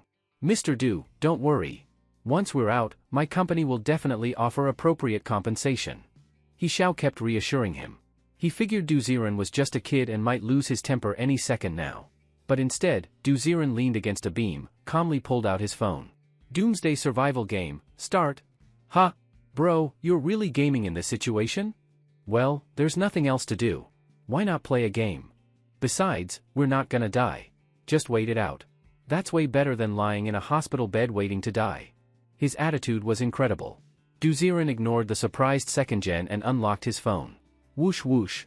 On screen, Qiu Xingxing had walked out of a snowy field and reached a wasteland. According to the Black Market Mine City map, the southern outskirts of Old Wannan City used to have an abandoned pet shelter. A lot of stray and abandoned dogs should have gathered there. After the apocalypse, this place must be crawling with zombie dogs, right? She looked ahead to a fenced iron structure, narrowing her eyes. The old iron gate was scorched black and covered in sticky tar. Clearly, there had been a fire here recently. Fire Source Mercenary Group? I remember it's a couple who awakened fire powers, teamed up with 5 researchers, made kerosene bombs, and used fire to fight off zombies. They're strong. And they still lost contact? Standing outside the iron-fenced zone, Qiu Xingxing hesitated before stepping forward. Wait, ready your gun first? It's probably dangerous in there. Right on cue, Duzirin's voice sounded in her ear. Qiu Xingxing paused and immediately pulled out her Desert Eagle. Click click click. After loading the bullets, Qiu Xingxing tiptoed toward the gate. Beyond it lay a square of at least 200 square meters, full of wooden doghouses, clearly once homes for shelter dogs. But now, what should have been a warm, friendly place, the doghouse square, was littered with human remains. Fingers, thighs, heads, ears. All kinds of torn human parts lay grotesquely around the wooden houses, dark brown and stinking. It wasn't hard to imagine what had happened here. Phew. Snore. From a particularly large doghouse by the gate, a low growl suddenly echoed out. The sound was deep, like a big dog snoring. Careful. It might be pretending to sleep. Duzirin's voice rang again. Qiu Xingxing didn't dare be careless. Gun in one hand, she slowly pulled open the pitch-black iron gate. Creak. Just as the sound of the door opening began. Grrrrrrrrr, woof. In an instant. From the huge doghouse by the gate, a tiger-sized Alaskan Malamute burst out, snarling and lunging straight for Qiu Xingxing's thigh. Stay calm. Prepare to fire. Another strong shout came. Qiu Xingxing's originally scared expression instantly tightened. The pistol safety was flipped off instantly. The huge Alaskan's fur had long since fallen off, its body covered in bloody gray scabs, like a flesh dog. As it moved, a strong stench entered the nostrils. Huh? The huge dog's mouth was partly rotten, its eyes hollow and black. But, even so, it could lunge toward Qiu Xingxing with tiger-like precision. Shoot! Bang bang bang! Du Ziren's calm voice came through, giving Qiu Xingxing full confidence. The muzzle flashed, and 3 bullets hit the Alaskan precisely on the forehead. Immediately, the Alaskan's upward movement faltered, and with a plop, the whole dog fell to the ground. Aove! At the center of its forehead, the hollow bullet hole gurgled black blood. Aove! Because of the bullet's inertia, the Alaskan did not die on the spot. On the contrary, after roaring twice, its bloody scabs began to wiggle strangely. Clusters of dense black fur sprouted from the flesh. This is ability? Qiu Xingxing looked at this scene in surprise. Du Ziren immediately clicked on the Alaskan's head. Mutated zombie dog, Alaskan. Mutated ability, tempered fur. Ability level, ability user, tier 2. Tempered fur? No wonder it didn't burn to death. Frowning slightly, Du Ziren tapped Qiu Xingxing's shoulder, indicating her to switch from the pistol. Xingxing, its ability is tempered. Bullets have no effect on it. Prepare your dagger for close combat. Confident? Yes. With her little fists clenched, as long as Du Ziren's voice was there, Qiu Xingxing felt infinitely secure. She quickly holstered the pistol and drew the military combat dagger from her waist. Aove! At that moment, the Alaskan's body overflowed with black fur. Instead of attacking, it began to shake its body rapidly. What? Her beautiful eyes narrowed. Before Qiu Xingxing could be puzzled for a moment. Su. Countless jet-black dog hairs shot out like steel needles. Dong dong dong. The steel needle hairs hit the ground and pierced right into it. If they hit a person, one could imagine how terrible the consequences would be. Now, it's my turn to get close to it. Gulp. Swallowing, her chest thump sounded with hair hitting holes. Thanks to the military combat suit, Qiu Xingxing felt only a sharp pain in her abdomen, and the skin was not injured. Increase speed. She didn't know her own ability was immortality, but staring at the Alaskan, Qiu Xingxing again entered that superspeed state. The Alaskan's hairs fired faster and faster, raining like blossoms in a storm. But, in the next blink of an eye, its ears twitched, and it began to be unable to discern the opponent's location. Tap tap tap. Fast. Extremely fast, shadows flickered. Left? Right? Only faint snow-crunching footsteps could be heard ahead. By the time the sound was less than a meter away from it, the Alaskan panicked and tried to retreat. But with a buzz, a cold gleam flashed, and a dagger was plunged into the Alaskan's forehead center. Not off-center, right into the previous bullet hole. Poochie! Dark blood surged out. On the Alaskan's head, a line of blood shimmered. In an instant, the 2 halves of its dog head flew off, and blood sprayed, pu. The headless dog fell with a boom, unmoving. It seems, not that powerful. A calm voice sounded as Qiu Xingxing's figure slowly appeared. She stood on the blood-soaked ground. Sliding the dagger along the Alaskan's neck, a metallic crystal core rolled out. She reached out and picked up that crystal core, but did not immediately hold it. Instead, with respectful both hands she lifted it up toward the sky. Senior. Please accept this crystal core. Although this was the mutated dog crystal core required for this mission, Qiu Xingxing knew clearly in her heart. Without the senior, there would be no her. The first to honor was never the base or her family, but the senior. Your Doomsday Survival character has sent you a new gift. Sign to receive? On the phone screen, a new prompt popped up in the game. But this time, Du Ziren did not press yes. Because he clearly knew this was the mission item Qiu Xingxing needed to enter the 3rd tier. Keep it yourself. This thing is useless to me. Pressing the private speaker, Du Ziren truly felt this thing was useless. If he took it, it would just be another crystal core to put in a snowdrop flower pot. At this rate, he'd need a special cabinet just to store crystal cores. Senior, you don't want it? It's not that I don't want it. I know this is useful to you. If you want to repay me, just use something other than the mutated dog crystal core next time. Hearing Du Ziren's calm voice by her ear, Qiu Xingxing's face flushed red. Senior. Are you prioritizing my situation? As if something touched her head, Qiu Xingxing shyly accepted the white-tempered crystal core. Should I submit this to complete the mission? She thought for a moment, standing still outside the park iron gate. On the other side of the phone screen, Du Ziren clicked on Qiu Xingxing's attributes to assess preparations. Ability level, ability user, tier 2. 35 out of 200. Warmth, 72. Satiety, 13. Happiness, 25. Just by killing a mutated dog, Xingxing's ability value already increased? I remember she needs to submit 1, green, crystal core? She still needs to kill more mutated zombie dogs. While pondering, Du Ziren made a decision. Shengxing, go eat something, adjust, and prepare to enter the park. Understood. He casually slid a few packs of bread from inventory. Suddenly bread appeared in the snow. Du Ziren watched Qiu Shengxing start eating. Beside him, a rich second-gen looked at Du Ziren oddly. Because ever since Du Ziren started playing the game, he'd been curious. What kind of game could make someone so obsessed even at a moment like this? And the result. The rich second-gen was dumbfounded. Damn. This jerk from the start had been staring at a black screen phone saying stuff like, Shengxing Shengxing. With a full pervert expression. This isn't insanity, what is this? And since Du Ziren really was wearing a patient gown, continually smiling at his phone, the rich second-gen reasonably suspected. Du Ziren's ALS was cured but maybe transferred into mental illness. Ah? No wonder he said he wanted to see his other half. You fucking have a plain brain disorder, fantasizing about an other half, right? Hiss. Maybe the mental illness beat the ALS, and the virus transferred from the leg to the brain? Damn. Case solved. This damn Norman pharmaceutical company actually found a lunatic to fool us. The rich kid became even more convinced of his thoughts. But he didn't dare to speak too loudly. After all, it was Du Ziren who had just saved them all. Even if the other party was a lunatic, he still had to thank him. Sigh. What a pitiful man. Let him stay immersed in the illusion of mirror flowers, water moon. Looking at Du Ziren with pity, Du Ziren suddenly looked up at the rich kid and gave a silly smile. How about it? My game, aren't the graphics badass and the action super cool? His eyes were full of sincerity as he looked at the rich kid. Du Ziren thought, just the scene where Qiu Shengxing killed the mutant zombie dog just now, totally good enough to enter this year's gaming contest. Whoever sees it wouldn't help but exclaim, this game is awesome, right? Looking hopefully at the rich kid, the corner of the rich kid's mouth twitched. Awesome. This game is really awesome. Right? Want me to share the installation package with you? No need. As long as you're enjoying it. The rich kid showed a loving, sympathetic smile. Du Ziren's face went stiff and he muttered. Bet you don't even play games. This game is so fun.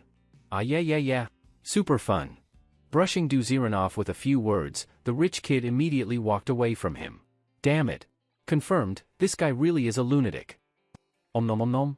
In the snowy field, Qiu Shengxing quickly chewed on the bread that appeared out of nowhere, her eyes constantly looking toward the metal shed zone. OM Nam S Senior, are you asking me to go back in and look for another opportunity? Correct. Your current crystal cores aren't enough to complete the mission. There should still be some secret inside this zone. Just that guard dog alone isn't enough to defeat 2 ability users. Recover your strength, stay alert. OM Nam. Got it.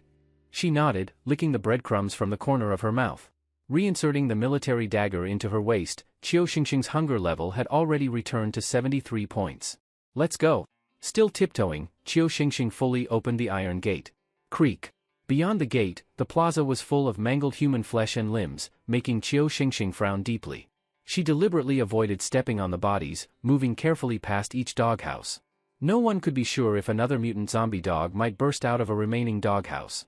Only extreme caution would allow safe passage across this icy surface. Tap tap tap. Like walking on thin ice, Qiu Shengxing finally passed all the doghouses and reached the last one. Her nerves were still tense as she tried to see the inside of the doghouse. The previous doghouses had all been scorched. Only this last one had thick thigh meat piled up at the entrance, completely blocking the door. Nothing inside was visible. If you listened closely, you could actually hear the cries of puppies. Could there are puppies inside? Qiu Shengxing hesitated a bit. If she could find a mutant zombie dog puppy, that thing would be a huge contribution for research back at the base. Standing dumbly in front of the doghouse. Buzz buzz buzz. A new interaction pop-up appeared on the phone screen. Approach the doghouse? Risk and reward coexist. Your apocalypse survival character has a chance to obtain a mutant dog pet. Yes/no? Heh. Another choice? Looking at the phone's prompt, Du Ziren laughed. What the hell kind of mutant pet? Knowing how this game works, I don't believe you can't just spend money to get a good pet. As for risks and rewards? I'm not letting Shengxing take even the slightest risk. No. He firmly pressed the no button. Du Ziren would rather Qiu Shengxing miss out on an opportunity than let her take a risk. Pet? Her hubby can top up and get it for her. But if something happens to his wife, nothing can make up for that. Shengxing, shoot at the doghouse. A calm, cold voice rang out. Qiu Shengxing's stiff body jolted. Huh? But senior, that house. There might be some puppies in there, their value. Their value is not greater than yours. Obey. Shoot. Ha! Her face suddenly flushed red, and a wave of sweetness surged in Qiu Xingxing's heart. Senior's words. Blushing, she silently drew her pistol. Shoot. At Du Ziren's repeated urging, the pistol fired off bursts of flame. Bang bang bang. Whoosh whoosh whoosh. The bullet impacts instantly blew apart the pile of thigh meat in front of the doghouse, revealing the inside. Woof! Woof! Woof! The next moment, an unbelievable scene appeared. Dogs. So many dogs. Small gray-brown teddy dogs no bigger than rats, piled up inside like mice in a nest, frantically chewing on a severed human hand. Woof woof woof. In the small hut, nearly 100 teddies were gorging on flesh, their mouths covered in blood. Their pitch-black eyes showed shockingly human-like cunning and malice. This. Qiu Xingxing was dumbfounded. Mutant zombie dogs could come in small sizes too. If not for Senior's warning, if she'd been tempted and gotten closer, she would have been swarmed by the teddy dog pack in an instant and had her head chewed clean off. Damn, this game's design is wicked. Mutant zombie dogs that come in smaller breeds? Even Du Ziren had to marvel at how sinister the game was. A nod to a certain soul-like mimic chest monster, huh? Who wouldn't be tempted to take a peek at a doghouse that had puppies? Whoosh whoosh whoosh. Cold wind blew through the now open doghouse, and the tiny teddies inside suddenly froze mid-chew. Countless beady little black eyes stared dead at Qiu Xingxing. Woof! Woof! Next moment. Like a brown tide rushing to sea, the rat-sized teddy dog surged toward Qiu Xingxing like a gray flood. Sheng. Shoot! Shoot while retreating. There are only about 50 of them. You can handle this. Du Ziren's steady voice came through. Qiu Xingxing immediately took several steps back. Bang bang bang. Flames burst from the Desert Eagle in her hand. Several teddies had their heads blown open and turned into bloody mist. Woof woof. But the gunshots didn't scare off the teddies, instead, they triggered their savagery. Woof! The remaining teddies charged at Qiu Xingxing with no regard for their lives. The vicious wave of dogs surged in, as if they would devour her whole. Your apocalypse survival character is about to face a crisis. Newbie suit passive luck effect triggered. Preparing to resist vicious bites 13. On his phone screen, Du Ziren was just about to activate the one-time skill dimensional slash. Unexpectedly, the game pop-up showed that the newbie suit's hidden effect had been triggered. Immediately, Du Ziren gave another command. Xingxing, don't panic. Trust me, switch to your dagger. Hack straight at them. They won't be able to bite you. Not only not running? Still planning to charge and kill them? Du Ziren's voice echoed in her ears, and Qiu Xingxing hesitated at first. Those gray-brown teddy dogs were all bloodthirsty, as ferocious as a pack of wolves charging in. A normal person would choose a gun, keep retreating while shooting, right? Charging forward and switching to a dagger for close combat? Isn't that just asking to die? But this was Du Ziren's order. Senior would never harm me. As long as it's something Senior says, Xingxing dares to do it. Her steps suddenly stopped, and Qiu Xingxing charged headfirst into the incoming teddy swarm without hesitation. Woof woof woof. The charging teddies suddenly paused too. Clearly, they didn't expect anyone to dare rush directly at a horde of monsters. Putting the Desert Eagle back into her pocket, Qiu Xingxing pulled out the military dagger from her waist and slashed sideways at a leaping teddy. Die! Slash. A cold flash cut through, and the tiny teddy instantly exploded into a splash of blood. Woof woof woof. But the following teddy dogs didn't back down at all. Fangs and claws flared beneath their fur as they swarmed toward Qiu Xingxing like a hive of bees. Woof woof woof. In just a moment, 13 teddies had climbed onto Qiu Xingxing's chest. Their teeth, like steel needles, snapped toward her chest without hesitation. Damn. This chick's that fierce? In the distance, Wu Hai lay prone in the snow, taking in everything that was happening. From the moment she left the black market mine until now, he'd been in shock. The scene of her killing the Alaskan, the appearance of the handgun, and the bread that materialized from thin air, everything kept redefining his impression of Qiu Xingxing. This chick. Turns out, she's also an ability user. No ordinary person has that kind of speed. And she's not just an ability user, that's for sure. She had bread that appeared from nowhere, and a forbidden handgun. Either she's a rare spatial ability user, or she's always had a powerful expert beside her. And judging by how ruthless she is now, his younger brother Wu Tao's death, maybe it wasn't someone else, but Qiu Xingxing herself who did it. Damn it. Didn't expect that. Never in a million years did I think my brother was really killed by this woman. Shit. Hiding it this deep. Qiu Xingxing. Where the hell did you get that handgun? When did you awaken your ability? Confusion, anger, hatred, filled his heart. Wu Hai felt like this world was insane. When did such a weak little girl get the chance to transform like this? His pupils were still full of shock as he stared blankly at Qiu Xingxing's back, until he saw the current scene. 13 mutant teddy dogs were firmly latched onto Qiu Xingxing's chest. With such a terrifying attack, let alone Qiu Xingxing, even he himself at full strength as a level 3 ability user, perfected stage wouldn't dare say he could survive it. Wretched bitch. This time, if that guy behind you doesn't help, your flat chest is definitely going to become a sinkhole. He stared viciously at Qiu Xingxing. With such a wave of attacks, even if she didn't die on the spot, her stomach would at least burst open in a big bloody mess, right? But what happened next, no one could have expected. Clang clang clang. Countless tiny fangs bit into her, but instead of blood, tiny bursts of flame erupted from Qiu Xingxing's chest. Clang. The teddy's teeth seemed to bite onto something under her clothes, a deadlock forming between their teeth and some kind of metal. Awoo. Low growls came from in front of her chest. Under the fierce biting of 13 teddies, their jaws began to ache, and they all looked at Qiu Xingxing in confusion. Eh? Qiu Xingxing was also dumbfounded. Why was she okay? Clatter. Until a bullet magazine dropped from her chest, and she suddenly realized. It was the bullets. At least 40 rounds, scattered in her chest area because of a loose magazine. And perfectly. Every teddy dog had bitten a spot where a bullet blocked their teeth. This. How lucky am I?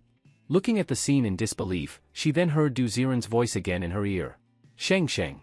Act now, kill them all with your dagger. Got it. Senior. At this moment, Qiu Xingxing's admiration for Du Ziren rose even higher. How powerful must he be to know she wouldn't get hurt? Could it be, Senior's ability isn't just space, but also future foresight? As her little brain pondered, the dagger in her hand flashed silver several times. Slash. Blood sprayed on her camouflage military uniform, and all 13 teddies were instantly beheaded and fell to the ground.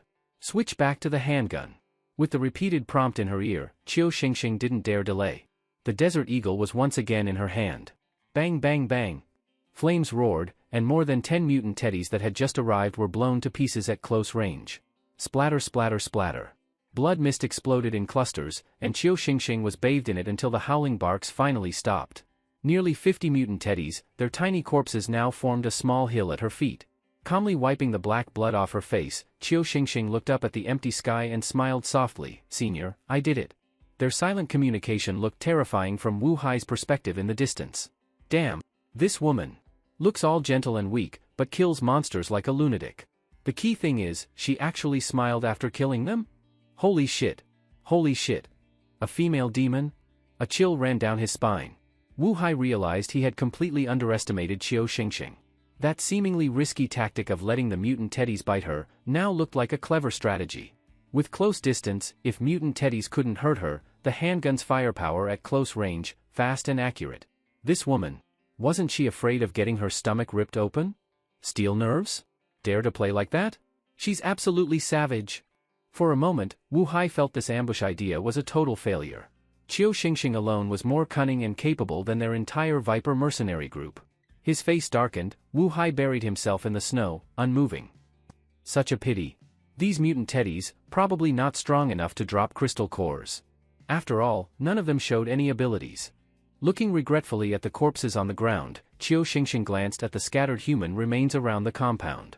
She knew, if not for her senior, had she given in to greed, she would have become one of them too. In the apocalypse, human hearts are hard to predict. The cunning of mutant creatures, harder to predict still. Lying in wait for prey? With the intelligence of these mutant teddy dogs, they probably aren't capable of such a strategy, right? So is this part of the game design, or? Looking at the game screen filled with human remains. Du Ziren could be certain, those who once wanted a mutant dog pet are probably nothing but bones now. Anyway, Xingxing, you need to be careful. What's ahead might be even more dangerous. He pressed the little loudspeaker button and reminded again. Suddenly, he felt like he was being watched. In a daze, he looked around and finally realized that the rich kids around him had all moved away from him. Each of them stared at him with shocked expressions, as if looking at a lunatic. What? Do I have words written on my face? No. It's just, Mr. Du, you were probably just scared just now, right? You're talking to your phone. Even He Xiao looked at Du Ziren with some sympathy now. He didn't say anything further, just stopped halfway through the sentence. I'm playing a game. Ah, yeah, right. You take your time, have fun. I heard the firefighters have already arrived. Mr. Du, don't worry, we'll be out soon. Trying to comfort Du Ziren, He Xiao also walked off to a corner. Hopeless. A bunch of people who don't understand games. Shaking his head helplessly, Du Ziren was about to keep playing on his phone. Buzz buzz buzz. Buzz buzz buzz. Suddenly, from beneath a steel beam in a dark corner, came the sound of a spiral drill. People inside. Can you hear us? Oh? Someone's here? Finally, someone's here. We can hear you. We can hear you. A deep voice came from outside the steel frame, and the group trapped underneath instantly became overjoyed. Hurry! Open a hole quickly. I want to get out. I'm going crazy in here. You finally came. With countless urgent shouts, the drill spun continuously, finally boring a small hole. A large human eye peered in through the spiral hole. Everyone, please stay calm.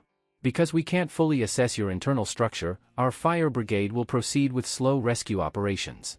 To avoid a secondary collapse, we must have specialists calculate the collapse points. Before that, please don't move around randomly. Otherwise, there is a constant risk of a second collapse. The calm and comforting voice echoed out, instantly silencing the previously cheering people under the steel beams. What? Are you kidding me? How long do we have to stay here? I have a consultation tomorrow. This place is awful, how could anyone live here? After the silence came buzzing complaints like a hive. Behind the hole, the rescue worker sighed helplessly. Everyone, there's really no other way. You're currently more than 10 meters off the ground. Our rescue relies on aerial ladders moving slowly and opening points for structural study. If we recklessly dig and cause another collapse, then you all might. Before he could finish, the trapped rich kids fell into silence, gloomy and downcast. They also understood how scary the safety hazards were. One by one, they slumped to the ground, speechless. However, there's no need to worry about your food, clothing, and daily needs for now. We'll first open a small hole that doesn't affect the load bearing, and send in basic food supplies. We promise, within 3 days. We will definitely find a safe point to dig you out. The strong and firm promise was meant to boost morale, but the rich kids didn't listen at all. 3 days? Oh my god. 3 days? Are you kidding me? I'm going to be stuck here for 3 days? How do we sleep? How do we go to the bathroom? Ugh, just thinking about eating and doing all that in this cramped space makes me want to die.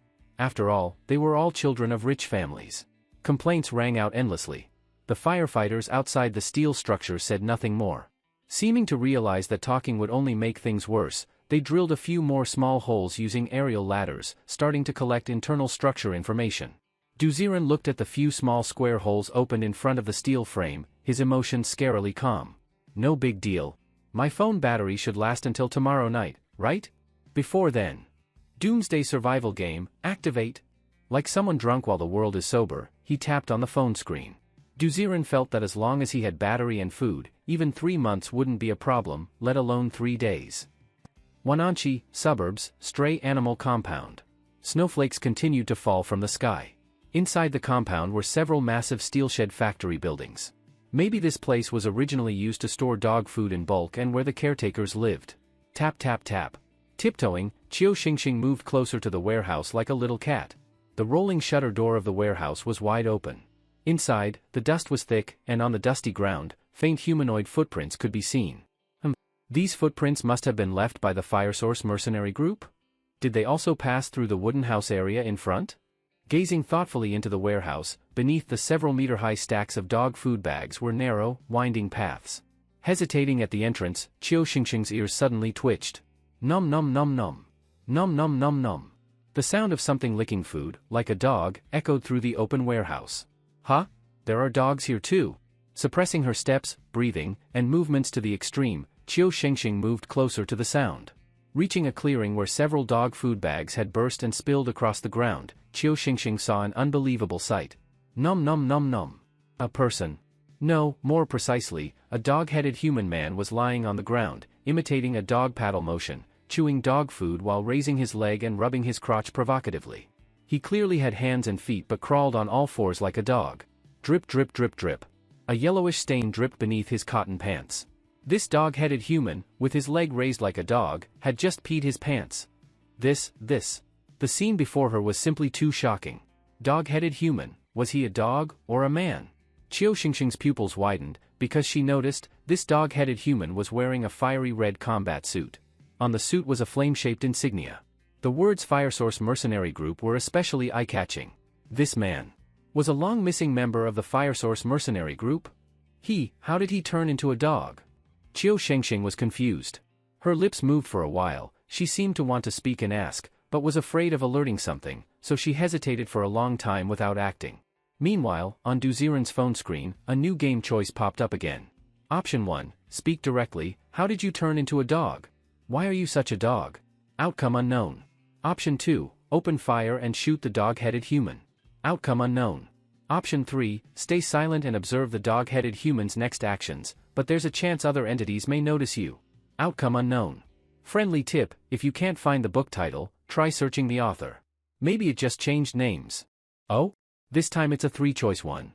Seeing the pop-up selection appear, Du Ziren hesitated for a moment and chose option 3.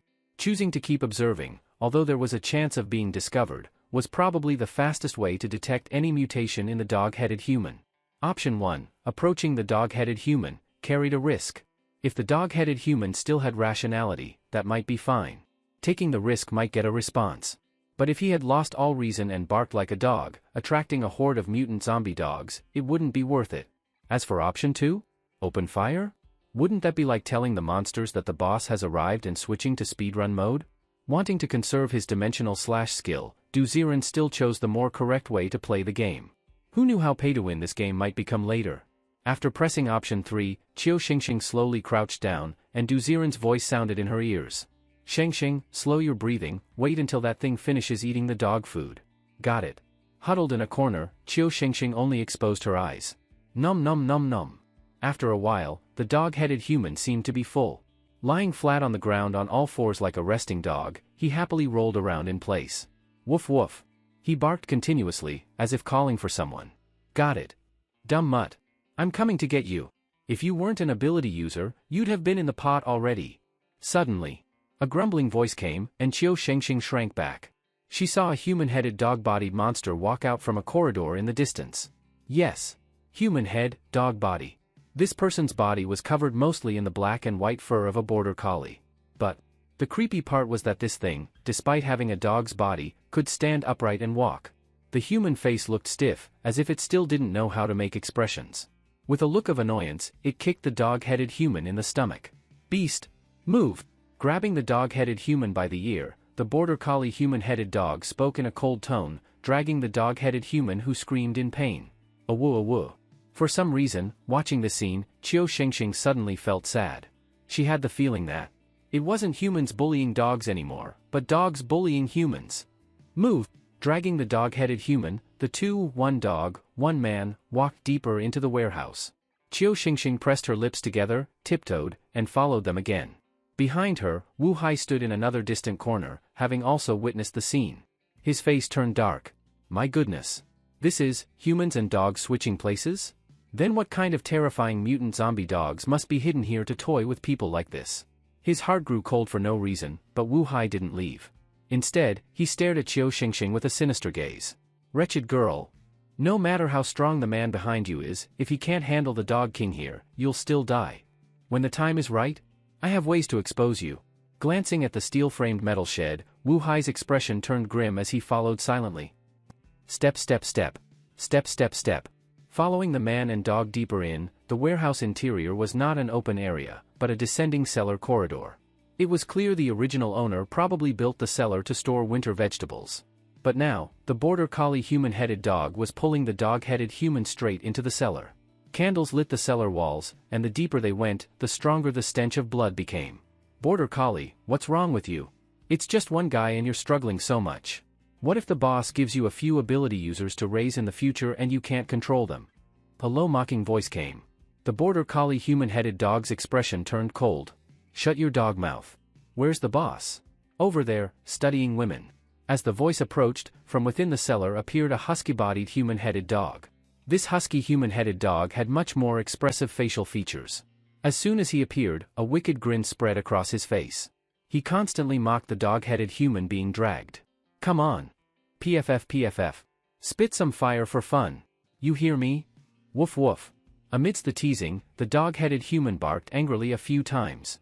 Hey! Fuck your mother? Not listening? Not being a good dog? Bang! A massive black and white paw kicked the dog-headed human in the stomach. The dog-headed human fell flat on the ground with an "oh-woo," and flames began spewing from his mouth. Humph. Acting tough? You? Still putting on airs? You have no idea, huh? Your wife, the boss, is already playing her to death. Grabbing the dog-headed human's dog face, the husky human-headed dog squeezed hard. The dog-headed human cried in pain, sparks at the corner of his mouth growing larger. Boom! Finally, a wave of flame burst from his mouth. The roaring fire swept several meters through the cellar. The husky human-headed dog bathed in fire without harm, laughing wildly. Yes. Yes. That's the power I want. Tame him, and we'll have an even better guard dog in the future. Boring. The border collie human-headed dog rolled his eyes, pulled the dog-headed human, and continued walking deeper into the cellar. Step, step, step. The two dogs and one man walked farther and farther. But Qiu Xingxing stood at the cellar entrance, completely stunned. Senior. That dog-headed human just breathed fire. The leader and his wife of the Firesource mercenary group had flame powers. You don't think? She already had a guess in her heart, but didn't dare admit it. I understand. Brace yourself. That cellar might be a living hell. Du Ziren's voice sounded oddly heavy. For the first time, he felt that this doomsday survival game was a little too real. If you gave loyal dogs intelligence and abilities, what do you think they'd do? Humans taming ability dogs? Sorry. Dogs can also tame ability humans. That scene just now, though minor, completely shattered Du Ziren's worldview. My god. The game devs really went deep with this one. If this game gets more publicity, it'll blow up for sure. Hands trembling as he tapped the screen, Du Ziren stared intently at the game screen. He didn't dare imagine what else might be in that cellar. Step, step, step. After the two dogs and one human walked far off, Qiu Xingxing finally tiptoed forward again. Drip, drip, drip. Drip, drip, drip. As she reached the depths of the cellar, Qiu Xingxing instinctively covered her nose. The air was filled with a strange smell: meat, rotting seafood, decaying corpses, and blood. It was hard to imagine what else was hidden in here. Step. Carefully controlling her steps, Qiu Xingxing passed through a long, narrow, dark tunnel and finally saw a dimly lit dirt chamber. Inside the chamber, in a huge dog cage, 6 dog-headed humans were imprisoned. Ha ha ha. Ha ha ha. All 6 dog-headed humans wore the uniforms of the Firesource mercenary group, but now they lay limp by the cage like wild dogs, mouths wide open and drooling. Quiet. Stop fucking barking. If you disturb the boss's rest, you'll be thrown in the pot today. Bang. At the edge of the cage, the husky human-headed dog kicked the bars. The dog-headed humans instantly fell silent. Their dog eyes were dim, as if they had lost all rational thought, completely turned into wild beasts. These 6 people, aren't they the missing members of the Firesource mercenary group? They've all turned into dogs. Kept in captivity by mutant zombie dogs? Dogs, taming humans? Shock, fear, and existential doubt. Qiu Xingxing had never imagined that dogs could raise humans like dogs. Covering her mouth, Qiu Xingxing didn't dare make a sound. She guessed, the border collie human-headed dog and the husky human-headed dog were at least tier 3 ability level mutant zombie dogs. And considering they mentioned some boss, that meant, in this suburban dog shelter, there were at least 3 high-level mutant zombie dogs. Woof woof. For some reason, when Qiu Xingxing looked at the dog-headed humans in the cage, her throat began to instinctively want to bark. She forcefully suppressed this urge and kept squinting, trying to see what was behind the cage. You're back? How was the training today? From deep in the darkness came a hoarse voice.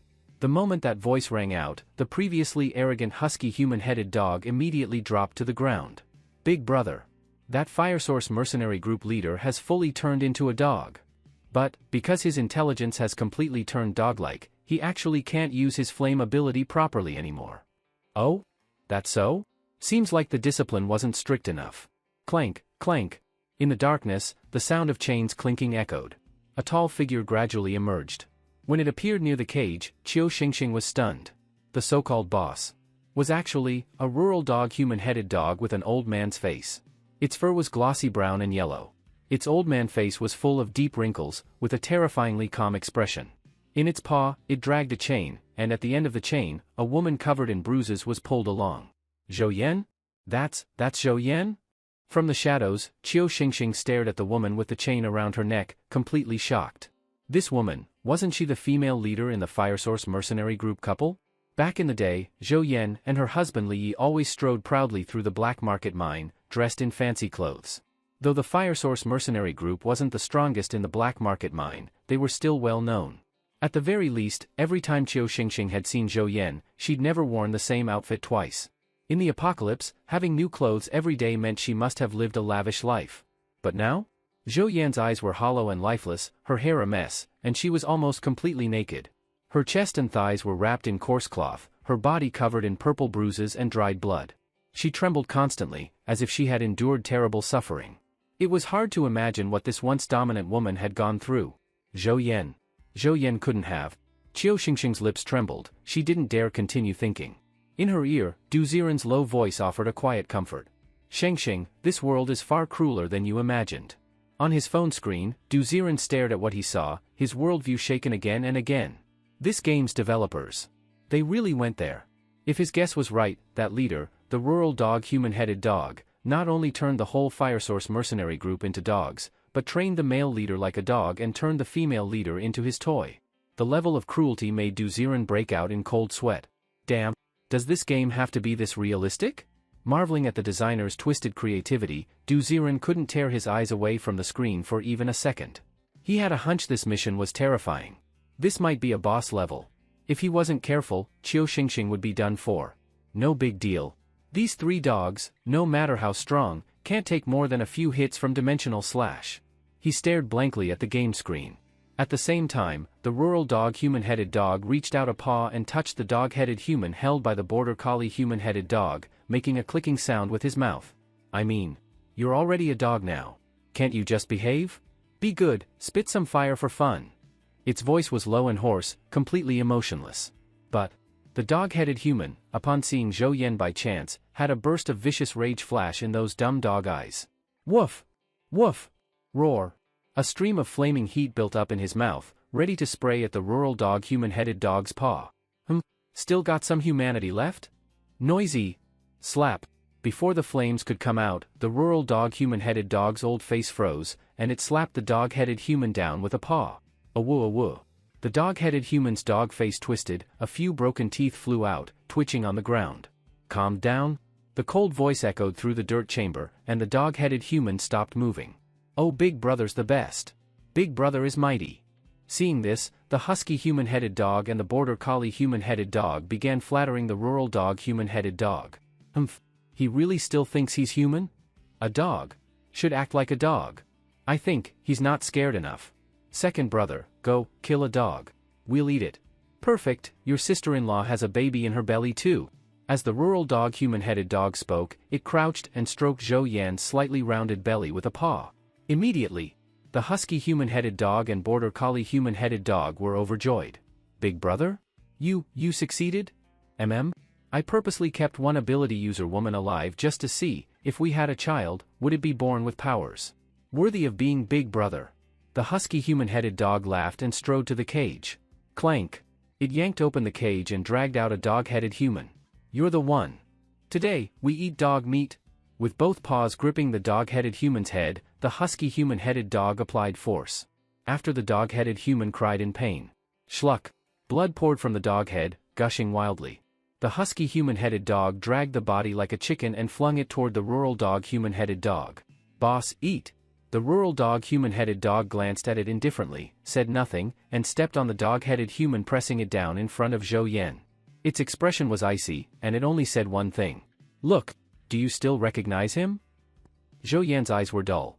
She didn't react at all. In the dark, cramped, cold cellar, no cold wind was blowing, but it made people's scalps tingle. It wasn't just dogs raising humans now.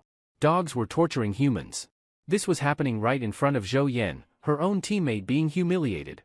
The shocking scene overwhelmed Qiu Xingxing's mind. She no longer dared move. She even started thinking about retreating from here. In the distance, Wu Hai had witnessed it all. His face was pale with fear. He could swear, in all the years of the apocalypse, he had never seen anything this outrageous. The ones in the cellar, were they 3 mutant zombie dogs? No. Those were 3 demons. 3 beasts. Good, good, good. You're all such monsters, that's fine with me. Qiu Xingxing, go play with these monsters. Magnetism. Turning to the steel-framed shed outside the cellar, a steel bar suddenly whipped loose and flew toward the cellar. Wu Hai, controlling the steel bar, was just about to shout and smash it on Qiu Xingxing's head, intending to draw the attention of the 3 mutant zombie dogs inside the cellar. But just as he opened his mouth, a clear woof suddenly echoed through the cellar corridor. Woof! The clear woof echoed through the cellar, instantly making the 3 human-headed dogs inside all turn toward the source of the sound. Buzz buzz buzz. A steel bar spun midair, and a fat man with a big belly was standing at the cellar entrance. Huh? Someone actually came? When did that happen? The husky human-headed dog's expression changed, but then its lips curled up. Hey, it's an ability user. Boss, if this guy turns into a dog, can I have him? Not only was it unafraid, it even looked excitedly at the rural dog human-headed dog. It seemed that it had long envied the border collie human-headed dog for having a flame ability pet human. A fat tier 3 ability user. And he dares to shout on my turf? The wrinkles on the old man face of the rural dog human-headed dog twitched. He didn't understand Wu Hai's situation and just assumed he was trying to ambush them. But what happened? This fool hadn't even noticed he was being caninized, and had unconsciously let out a woof. On the other side, Wu Hai was just as dumbfounded. No. I was trying to hit Qiu Shengsheng. Why the hell did I bark like a dog? He slapped his mouth in confusion and started panicking. Because he realized, not only could he no longer speak, but when he touched his face, he felt the solid contours of a dog's head. His limbs were starting to bend and crouch uncontrollably. His thinking was starting to become dog-like. Ability. This must be some kind of high-level ability effect. Wu Hai instantly understood, and stared in terror at the rural dog human-headed dog among the human-headed dogs. He just wanted to watch the show, but he didn't expect this guy's power to be this overpowered. It could even affect people outside the scene. This guy's ability must be at least a blue-grade innate power. Clank. He didn't care about dealing with Qiu Xingxing anymore. The steel bar floating in front of him suddenly flew at the rural human-headed dog, and Wu Hai turned and ran for his life. Run. If he didn't run now, the next dog slave would be him. Thud thud thud. Footsteps and the buzzing of the whipping steel bar rang out almost at the same time. The rural human-headed dog still looked calm, casually lifting a paw. Second, if you want him, go catch him yourself. Third, you can handle the steel bar, right? Understood. 2 replies rang out instantly. The husky human-headed dog's head twisted, and its upright body crouched down, instantly transforming into a shiny, black and white furred giant husky. A woo. With a wolf-like howl, the mutant husky zombie dog shot out from the cellar like a panther. Woof. Wu Hai had only taken 2 steps before freezing. Looking back, he had no idea when a giant husky had caught up behind him. Thud. In an instant, Wu Hai was pinned to the ground by the swift husky. Hey. You came and still want to leave? Ability user? Ability user? Great. Be my dog. Chomp. Sharp fangs suddenly bit into Wu Hai's neck. He screamed, woof woof, his whole body lifted like a chick by the giant dog's mouth, carried straight back toward the cellar. Elsewhere. Buzz buzz buzz. The roaring steel bar flew in, full of force. The border collie human-headed dog calmly merged its 2 paws together and directly caught the flying steel bar in midair. Buzz. Effortlessly, it caught the steel bar and casually tossed it to the ground. Hiss. These 3 guys. They really are boss level. No wonder the whole Firesource mercenary group got wiped out. On his phone screen, Du Ziren frowned deeply. Qiu Xingxing was huddled against the dark dirt wall in the corner, her whole body trembling, not daring to move. Strong. This 3-dog combo was absurdly strong. Tapping quickly on the 3 human-headed dogs, 3 pieces of information popped up. Mutant zombie dog, rural breed. Ability, canonization, blue. Ability level, tier, for ability user. Canonization, within a 50-meter radius of the mutant rural zombie dog, any living being will gradually begin to show signs of canonization. The longer the time, the more their body and mind resemble a dog. Mutant zombie dog, husky. Ability, super speed, green. Ability level, tier 3 ability user. Super speed, temporarily doubles its movement speed. Mutant zombie dog, border collie. Ability, super strength, green. Ability level, tier 2 ability user. Super strength, temporarily doubles its physical strength. Damn. These 3 brothers really got some power. Looking at the information on the 3 human-headed dogs, Du Ziren's expression became uncharacteristically cautious. This seemed to be Qiu Xingxing's first time facing a boss. With her ability, she could probably handle any one of them in a solo fight. But all 3 at once? Du Ziren looked at Qiu Xingxing with worry, then suddenly couldn't help but smile. The canonization effect had also affected Qiu Xingxing. But Qiu Xingxing's canonization only turned her ears into dog ears, nothing else changed. A pair of floppy puppy ears kept twitching, and Duziren couldn't resist reaching out to touch them. Ah? Woof! Startled, Qiu Xingxing gasped. But trying to speak only made her let out a soft bark, her dog ears drooping as her cheeks flushed red. Woof woof woof, senior, are you seriously in the mood to joke right now? Duziren didn't understand dog speak, but the game interface surprisingly translated it for him. Ha ha ha. Dog-eared Xingxing so cute.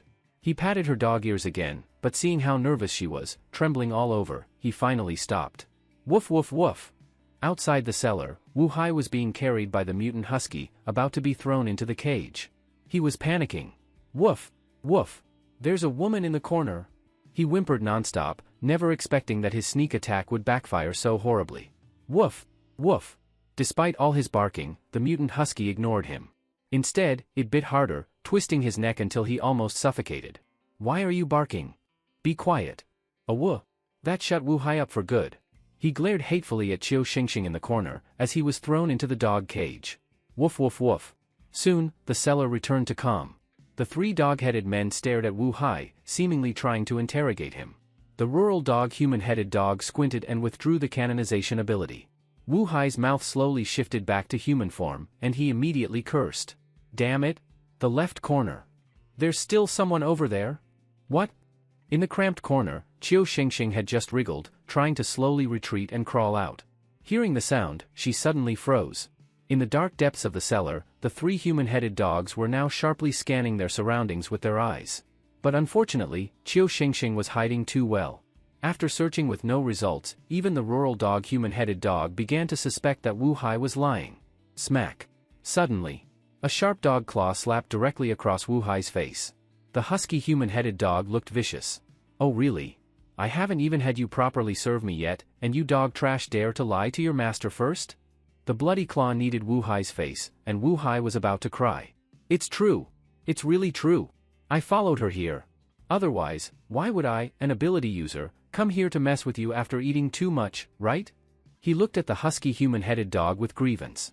The husky human-headed dog didn't believe him and was about to strike again. Enough.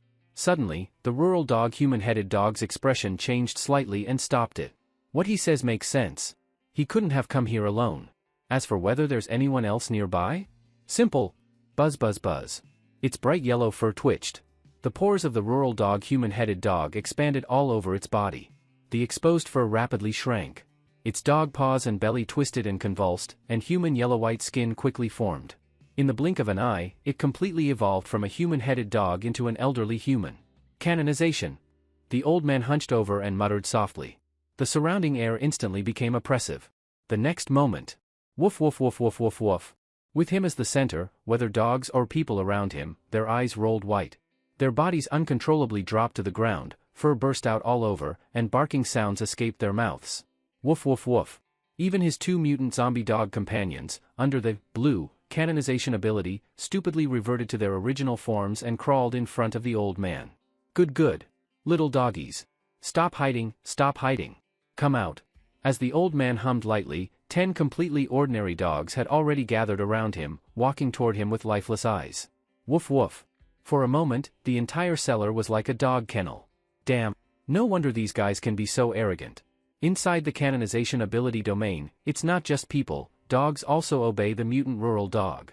If you fight him, not to mention whether you can beat the dog pack, just constantly being caninized yourself is already a huge problem. Worthy of a blue ability. On the phone screen, Duziren watched the ability display of the mutant rural dog with great interest. Qiu Xingxing lay in the corner, not daring to move at all now. Move, and she would be discovered. Not move? Not moving meant slow death, gradually turning into a dog inside the opponent's canonization domain.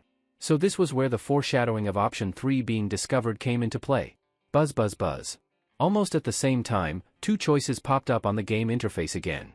Option 1, continue hiding. Without exposing yourself, Qiu Xingxing's immortality has a chance to outlast the opponent's ability duration. However, she also has a chance to turn into a dog. Option 2, draw the gun directly. Tell them. 1 versus 10, the advantage is on my side. Hiding? Hide my ass. I've already figured out what's going on in this dog factory. Hide and let Xingxing endure it.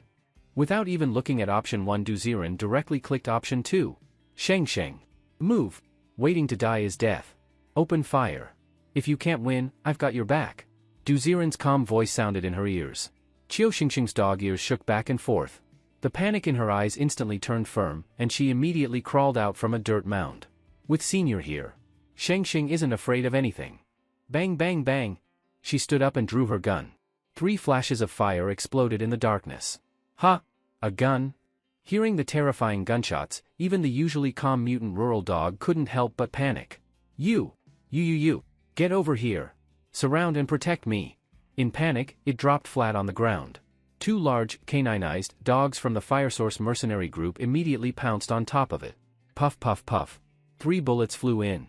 The bellies of the 2 caninized dogs exploded, their bodies convulsed, and they stopped moving. Damn it! Damn it! You have a gun? You actually have a gun? Even though it was crawling on the ground in a sorry state, the mutant rural dog still didn't seem panicked. Second. Third. See the light source? Go. Doesn't matter who she is. Bite her to death. Woof woof. Under the cold command, the mutant husky's pupils lit up. The entire dog lunged out like a starving wolf. After just a few rapid footsteps, when Qiu Xingxing raised her gun again. Awah! A mouthful of sharp fangs flashed with silver light in the darkness and instantly appeared at the back of Qiu Xingxing's neck. Shengsheng. Get down. Yes. A chill spread across her back. Qiu Xingxing trusted Du Ziren's judgment without hesitation and instantly threw herself to the ground. Thud. Just as she hit the ground, a huge shadow flashed over her head. But before she could catch her breath, an even fiercer heat wave arrived. Whoosh whoosh whoosh. In the darkness, the black and white-furred mutant border collie had already opened its dense fangs and slammed toward Qiu Xingxing's head. Ah! She instinctively raised both arms to protect herself. Awah! The sharp fangs bit down, instantly tearing open the combat uniform. Current ability level, ability user, Tier 2, 135/200. Under life and death pressure, Qiu Xingxing's ability experience was rapidly increasing. Just as those sharp fangs were about to bite down. Thud. The mutant rural dog pushed away the 2 dog corpses on top of it and stood up smugly. So that's the so-called expert? Turns out you're just a fool who grabbed a gun and dared to break into a wolf's den alone. Look at that tender skin of yours, seems like my dog baby's dinner is settled. Third, don't leave her alive. Just bite her to death. The cold voice echoed through the cellar. The mutant rural dog looked at Qiu Xingxing, whose arm was bitten by the mutant border collie, as if looking at a corpse, its expression sinister. But unexpectedly, just as it finished speaking, another deep male voice rang out in the cellar. What the hell are you barking about? What? There's someone else? Looking around in panic, the mutant rural dog didn't catch sight of anyone.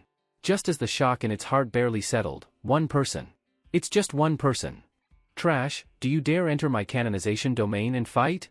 As it scanned its surroundings, a cold snort exploded. Dog trash. You really think you're human? Dimensional slash? Dimensional? Dimensional slash? Who the hell are you trying to scare? I'll tell you, I wasn't raised scared. If you really have a space ability awakened during your awakening period, would you hide in a corner and not dare to show up? A trace of fear flashed across the face of the mutant rural dog, but then it looked around dismissively. However, in the next moment, within the cramped narrow cellar, sounds of buzzing suddenly came from the air. Crackle crackle crackle. It was as if the air had been torn open, bizarre black cracks buzzing in the darkness, as if something was about to fly out from the rifts in the air. This. On the other end of the phone, after Du Ziren activated the Dimensional Blade skill, the skill's charge reached 11. Please slide the phone screen to release the Dimensional Blade attack. The faster you slide, the more Dimensional Blade shockwaves you generate. The game interface gave a prompt. Du Ziren did not hesitate and swiped directly at the mutant border collie zombie dog that was biting Qiu Xingxing. You dog trash. How dare you come near my Shengxing? Woof. Inside the cellar, the mutant border collie looked around in surprise, not even having time to locate the origin of the sound before. Whoosh whoosh whoosh. A ferocious spatial tear ripped open on Qiu Xingxing's chest, and bone-chilling cold wind blasted over her face. Splurt. The next moment, a warm burst of fresh blood exploded in front of Qiu Xingxing's eyes. She felt the bite on her arms loosen, and a terrified dog head flew skyward. Whoosh whoosh whoosh. Moments later, a dense violent barrage of blades shot out. Pop pop pop. The mutant border collie's body, headless, stood rigidly before Qiu Xingxing for only a moment before it was instantly cut into meat bits by the dimensional blades. Whoosh whoosh whoosh. The terrifying dimensional blades buzzed and vibrated wildly, firing in all directions within the cellar. In an instant, the whole cellar shook as if struck by a massive earthquake, earth and rock flying everywhere. Woof! Woof! The mutant rural dog, seeing this scene, was so frightened it couldn't even speak human words, just kept barking wildly. Big brother! Big brother! It's over! It's over! The opponent really is an awakened, and a rare space ability awakened. The mutant husky looked at the mutant rural dog in despair, its dog eyes scanning everywhere. Big brother! With Big brother here. You restore those caninized humans to normal, then, maybe that person. Whoosh!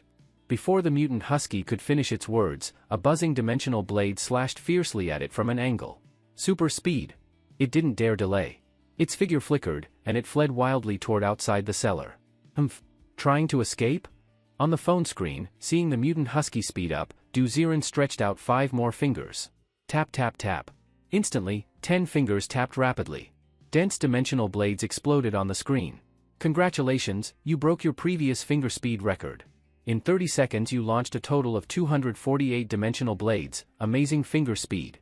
Your finger speed has defeated 99.99% of players worldwide. As the game pop UPS flashed, the air distorted with buzzing and innumerable blade flashes. Thud thud thud. Before the mutant husky could run out of the cellar, a wave of warped spatial fluctuation struck, and the mutant husky, still in running posture, exploded into a spray of meat with a poof, scattering across the corridor. Dead? In the blink of an eye, both mutant zombie dogs died without struggle. This was the difference between an awakened and an ability user. Senior. Still this strong. If it weren't for Senior this time. Slowly standing up from the ground, Qiu Xingxing looked at the blood-soaked ground in horror, somewhat grateful that her senior had always been watching her, otherwise, with just her own strength, she would have died at the door of this dog factory. You! Don't come over here! Deep in the cellar, the mutant rural dog was completely broken. It had no strength to resist. Absolutely no strength. Just now it was jumping on the opponent's face, what, like an old man eating arsenic, sick of living. Clutching tightly with both hands, the mutant rural dog grabbed 2 human-headed humans dressed in Firesource Mercenary Group combat uniforms. Old and cunning as he was, he clearly understood what the mutant husky had just meant. Use humans. Using humans to threaten the big guy, this was his only way out. Puff puff puff. The 2 human-headed humans in his hands gradually began to regain human faces. They were clearly Li Yi, leader of the Firesource Mercenary Group, and a pale-faced mercenary. You! How dare you kill me? These 2 humans would die before me. If you dare kill me, then you're really a murderer? Holding these 2 people high in front of his chest, the mutant rural dog tried to threaten Qiu Xingxing. Qiu Xingxing's brow tightened. Indeed, she truly had no grudge with the Firesource Mercenary Group people, if she acted rashly. Senior. I? She hesitated. Suddenly, a cold voice sounded in her ear. He's holding people from the Firesource Mercenary Group, what does that have to do with you? But, because of those people, you won't kill it? If it leaves today and later grows stronger, what do you think will happen to your brothers and sisters? This. Qiu Xingxing, let me tell you the first lesson in the apocalypse, being a saint doesn't work. The cold voice continued to echo in her ear. When Qiu Xingxing heard, brothers and sisters, she immediately drew her gun. Alright. Seems. You really want to be this murderer, huh? Cold sweat continuously dripped down the back of the mutant rural dog's head. It panicked. If the opponent was dead set on killing it, what could it do? Huff huff huff. But, at that distracted moment, the man being grabbed by the throat, Li Yi, had cloudy, hate-filled eyes. Suddenly he roared angrily. You dog trash! The disgrace you brought me. Today, I repay it 100-fold. Boom! Immediately, a flame exploded from Li Yi's body. With a boom, the fire wave instantly engulfed both Li Yi and the mutant rural dog. Firesource Mercenary Group? Full counterattack. Clatter clatter clatter. At this command, 5 people dressed in Firesource Mercenary Group combat uniforms crawled out from the loosened earth. They took out Molotov bottles in unison and threw them toward Li Yi. Booming. The already mighty flames, boosted by the Molotov bottles, turned the depths of the cellar into a sea of fire. Li Yi, bathed in flames, tightly held the mutant rural dog. With your second and third brothers gone. You are nothing. Hey, you woman. Shoot. Shoot and kill it. Otherwise, if it recovers later, we'll all turn back into dogs. Amid the shouting from the fire, Qiu Xingxing did not hesitate. She fired instantly, and a bullet precisely hit the mutant rural dog's forehead. You all. You damn humans. Gurgle gurgle gurgle. Blood spurted from the forehead. Although the mutant rural dog's ability was powerful, its body was extremely fragile. With no support from the mutant husky and mutant border collie, it was like an old candle in the wind. After being hit in the skull by the bullet, it instantly choked. Sizzle sizzle sizzle. The flames continued to burn.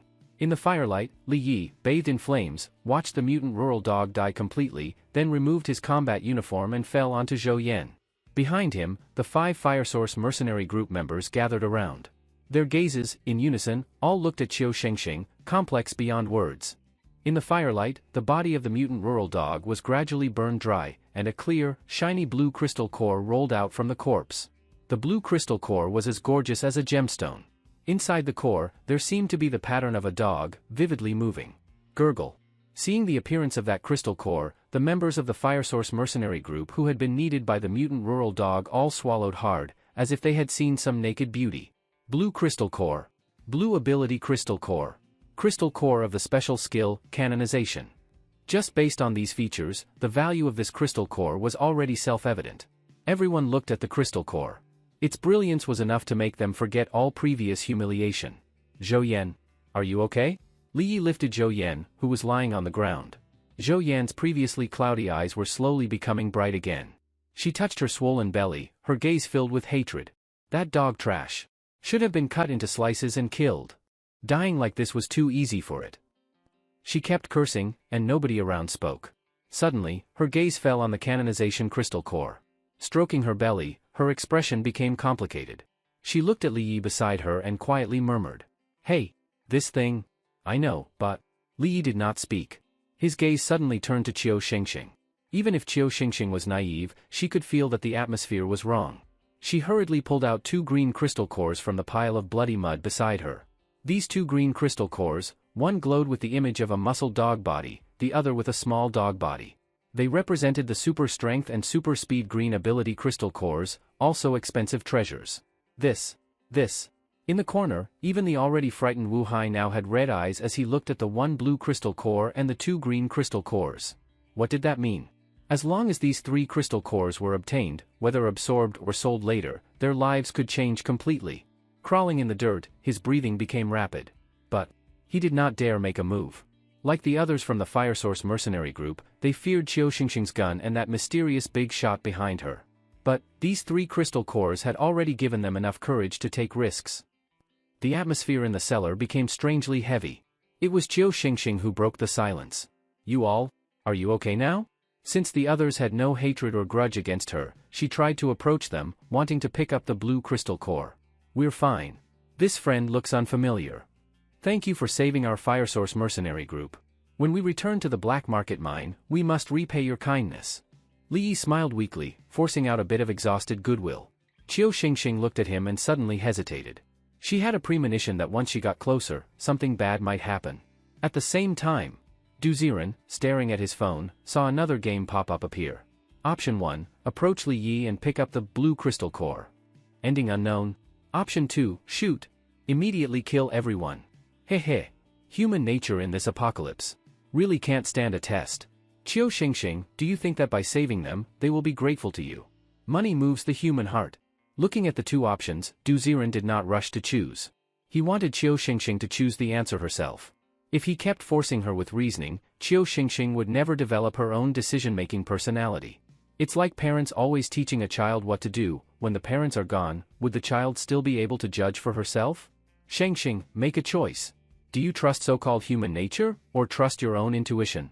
No matter what you choose, I will protect you. The calm voice reached Qiu Shengxing's ears. Standing at the cellar entrance, she hesitated, slowly chambering her gun. I can't bet on the goodness of human nature. But I can bet on the evil of human nature. As long as they don't make a move, I won't fire. Murmuring softly, Qiu Shengxing did not expect that after Senior had killed the big boss, the situation would become even worse. More terrifying than zombies. Are humans?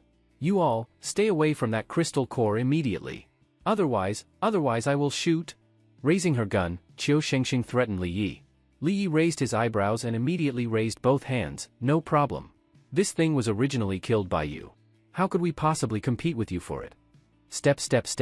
He led the people of the Fire Source mercenary group a few steps backward. Rustle. In the corner, Wu Hai looked hesitant. He was thinking about some possibilities. If he could get close to Qiu Xingxing and use Qiu Xingxing's life to threaten the big shot behind her, could he get the crystal cores and escape alive?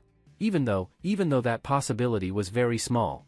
But those were 2 green crystal cores and 1 blue crystal core. Once I have these, I could even move into a top-tier safe base. Entering a base like that, even if someone is unawakened, they can't kill freely inside, right? Desire stirred in his heart. He wanted to make a move, and Zhou Yan from the Firesource mercenary group felt the same. Her tongue slipped out as she constantly licked her lips, like a poisonous snake. If I make a move now, that big shot would first protect Qiu Xingxing. During that gap, I take the blue crystal core. Her hand tugged at Li Yi beside her. As a pillow partner, Li Yi also understood Zhou Yan's thoughts. Step, step, step. But looking at Qiu Xingxing approaching, no one made a move.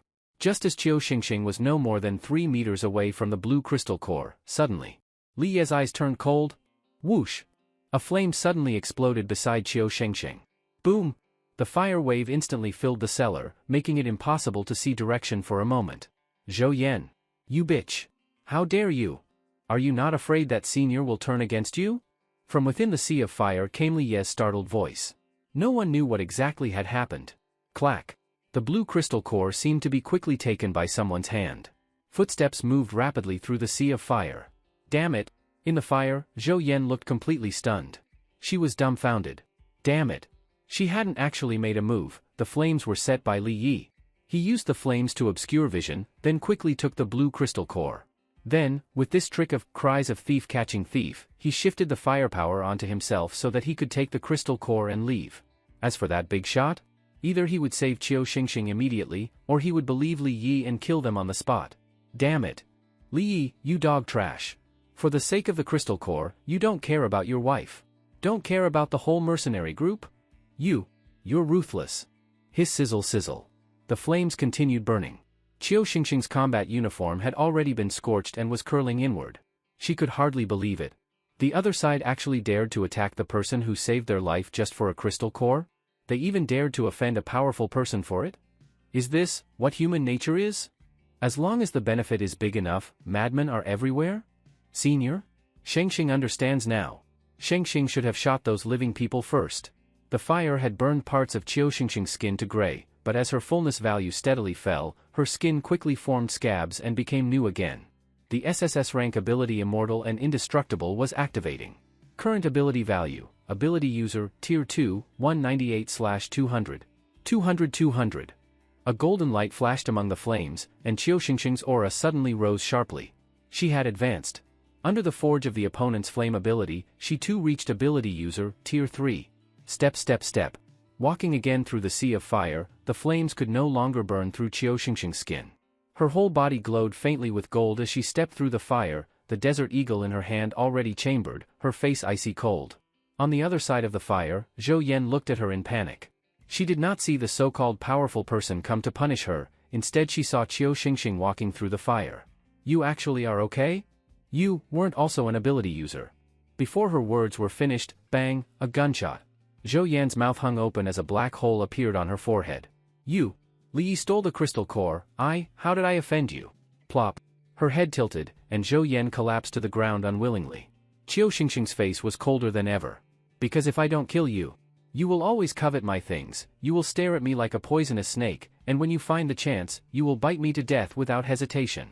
Thank you, for teaching me about being a human. Bang bang bang. Amid the sea of fire, the dense sound of bullets rang out. The remaining members of the Firesource mercenary group who were still alive in the cellar fell one by one. They were all killed by Qiu Xingxing. Plop. Using her military dagger, she stabbed open Zhou Yan's forehead and pulled out a flame crystal core. After keeping the crystal core, she looked at the roaring fire in the cellar with some disappointment. Li Yi had already run off. And that Wu Hai had also disappeared. In the end, so-called kindness was not worth a cent. Senior. Xingxing probably disappointed you, right? Her fists clenched tight, Qiu Xingxing looked up at the high sky in discouragement. It's okay, they are already dead. Suddenly, a colder voice sounded, and Qiu Xingxing was startled. She immediately looked up with respect. Senior. You are much stronger than me. Whether it's ability, or being a human. Time returned to the moment the flames exploded. Du Ziren watched the flames erupt under Qiu Xingxing's feet, expression as expected. He knew the result would be like this. On Blue Star there's a saying, with 50% profit, one will take the risk, for 100% profit, one will trample all human laws, with 300% profit, one dares commit any crime. If that is reality, how much more in the apocalypse? Staring at the exploding flames, Du Ziren was not afraid Qiu Xingxing would be hurt. Because he saw that above Li Ye's head was displayed, Ability User Tier 2 Fire C. In other words, he simply could not harm Qiu Xingxing. As for Zhou Yan? Above her head was displayed, Ability User Tier 1 Peak Fire Wave. Just that? Even Du Ziren wasn't stupid, he knew who released the Fire C.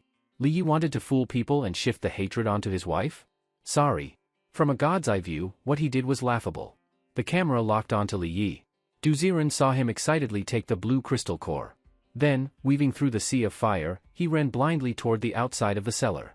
With this, I can go to a bigger safe camp, and even trade for a bunch of white crystal cores to train. I will succeed, I will have 10 models. His heart leapt, and as he ran his face showed a crazy excitement. Until, step. He stopped at the iron gate outside the dog shelter, confirmed nobody was following, and finally breathed a sigh of relief. Of course.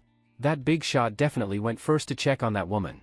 As long as his attention is diverted, I have a chance. Ha, the rise of me Li Yi is about to begin.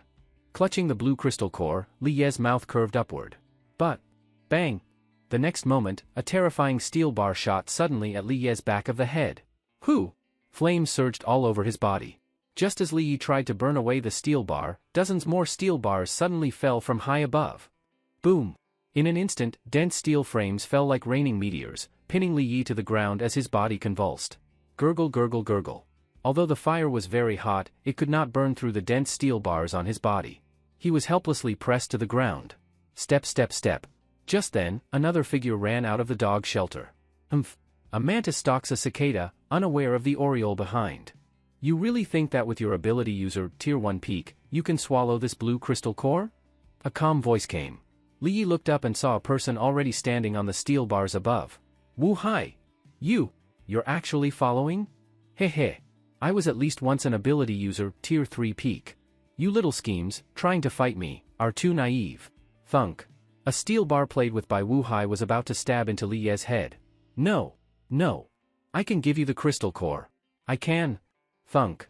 Before he could finish, the steel bar had already pierced through his head. Plop. A blue crystal core fell from his hand. Wu Hai picked up the crystal core, his face full of contempt. Idiot. Killing you, not only can I get the blue crystal core, I can also get the flame crystal core from inside your head. Forget about you. Later I'll go back to the cellar and see, maybe, your wife's crystal core, and that Qiu Xingxing. His mouth curved with greed, Wu Hai was about to boast. Suddenly, a cold voice exploded in midair. You said, what do you want to do to Qiu Xingxing? What? This, how is that possible? His face instantly turned white. Wu Hai was stunned. His whole body began trembling like a sieve. Why did you follow? At this time, shouldn't you be checking on Qiu Xingxing? With just you still can't hurt her. I was just joking. Big shot. I will personally deliver this crystal core to Qiu Xingxing later, you see. He looked up toward the sky. But, a familiar voice sounded. Tell me, if I kill you, won't I get another metal crystal core? What? Did you enjoy the story, guys? I hope you did. Support this video with a like and a comment. I'd really appreciate it. Thanks for watching and see you next time.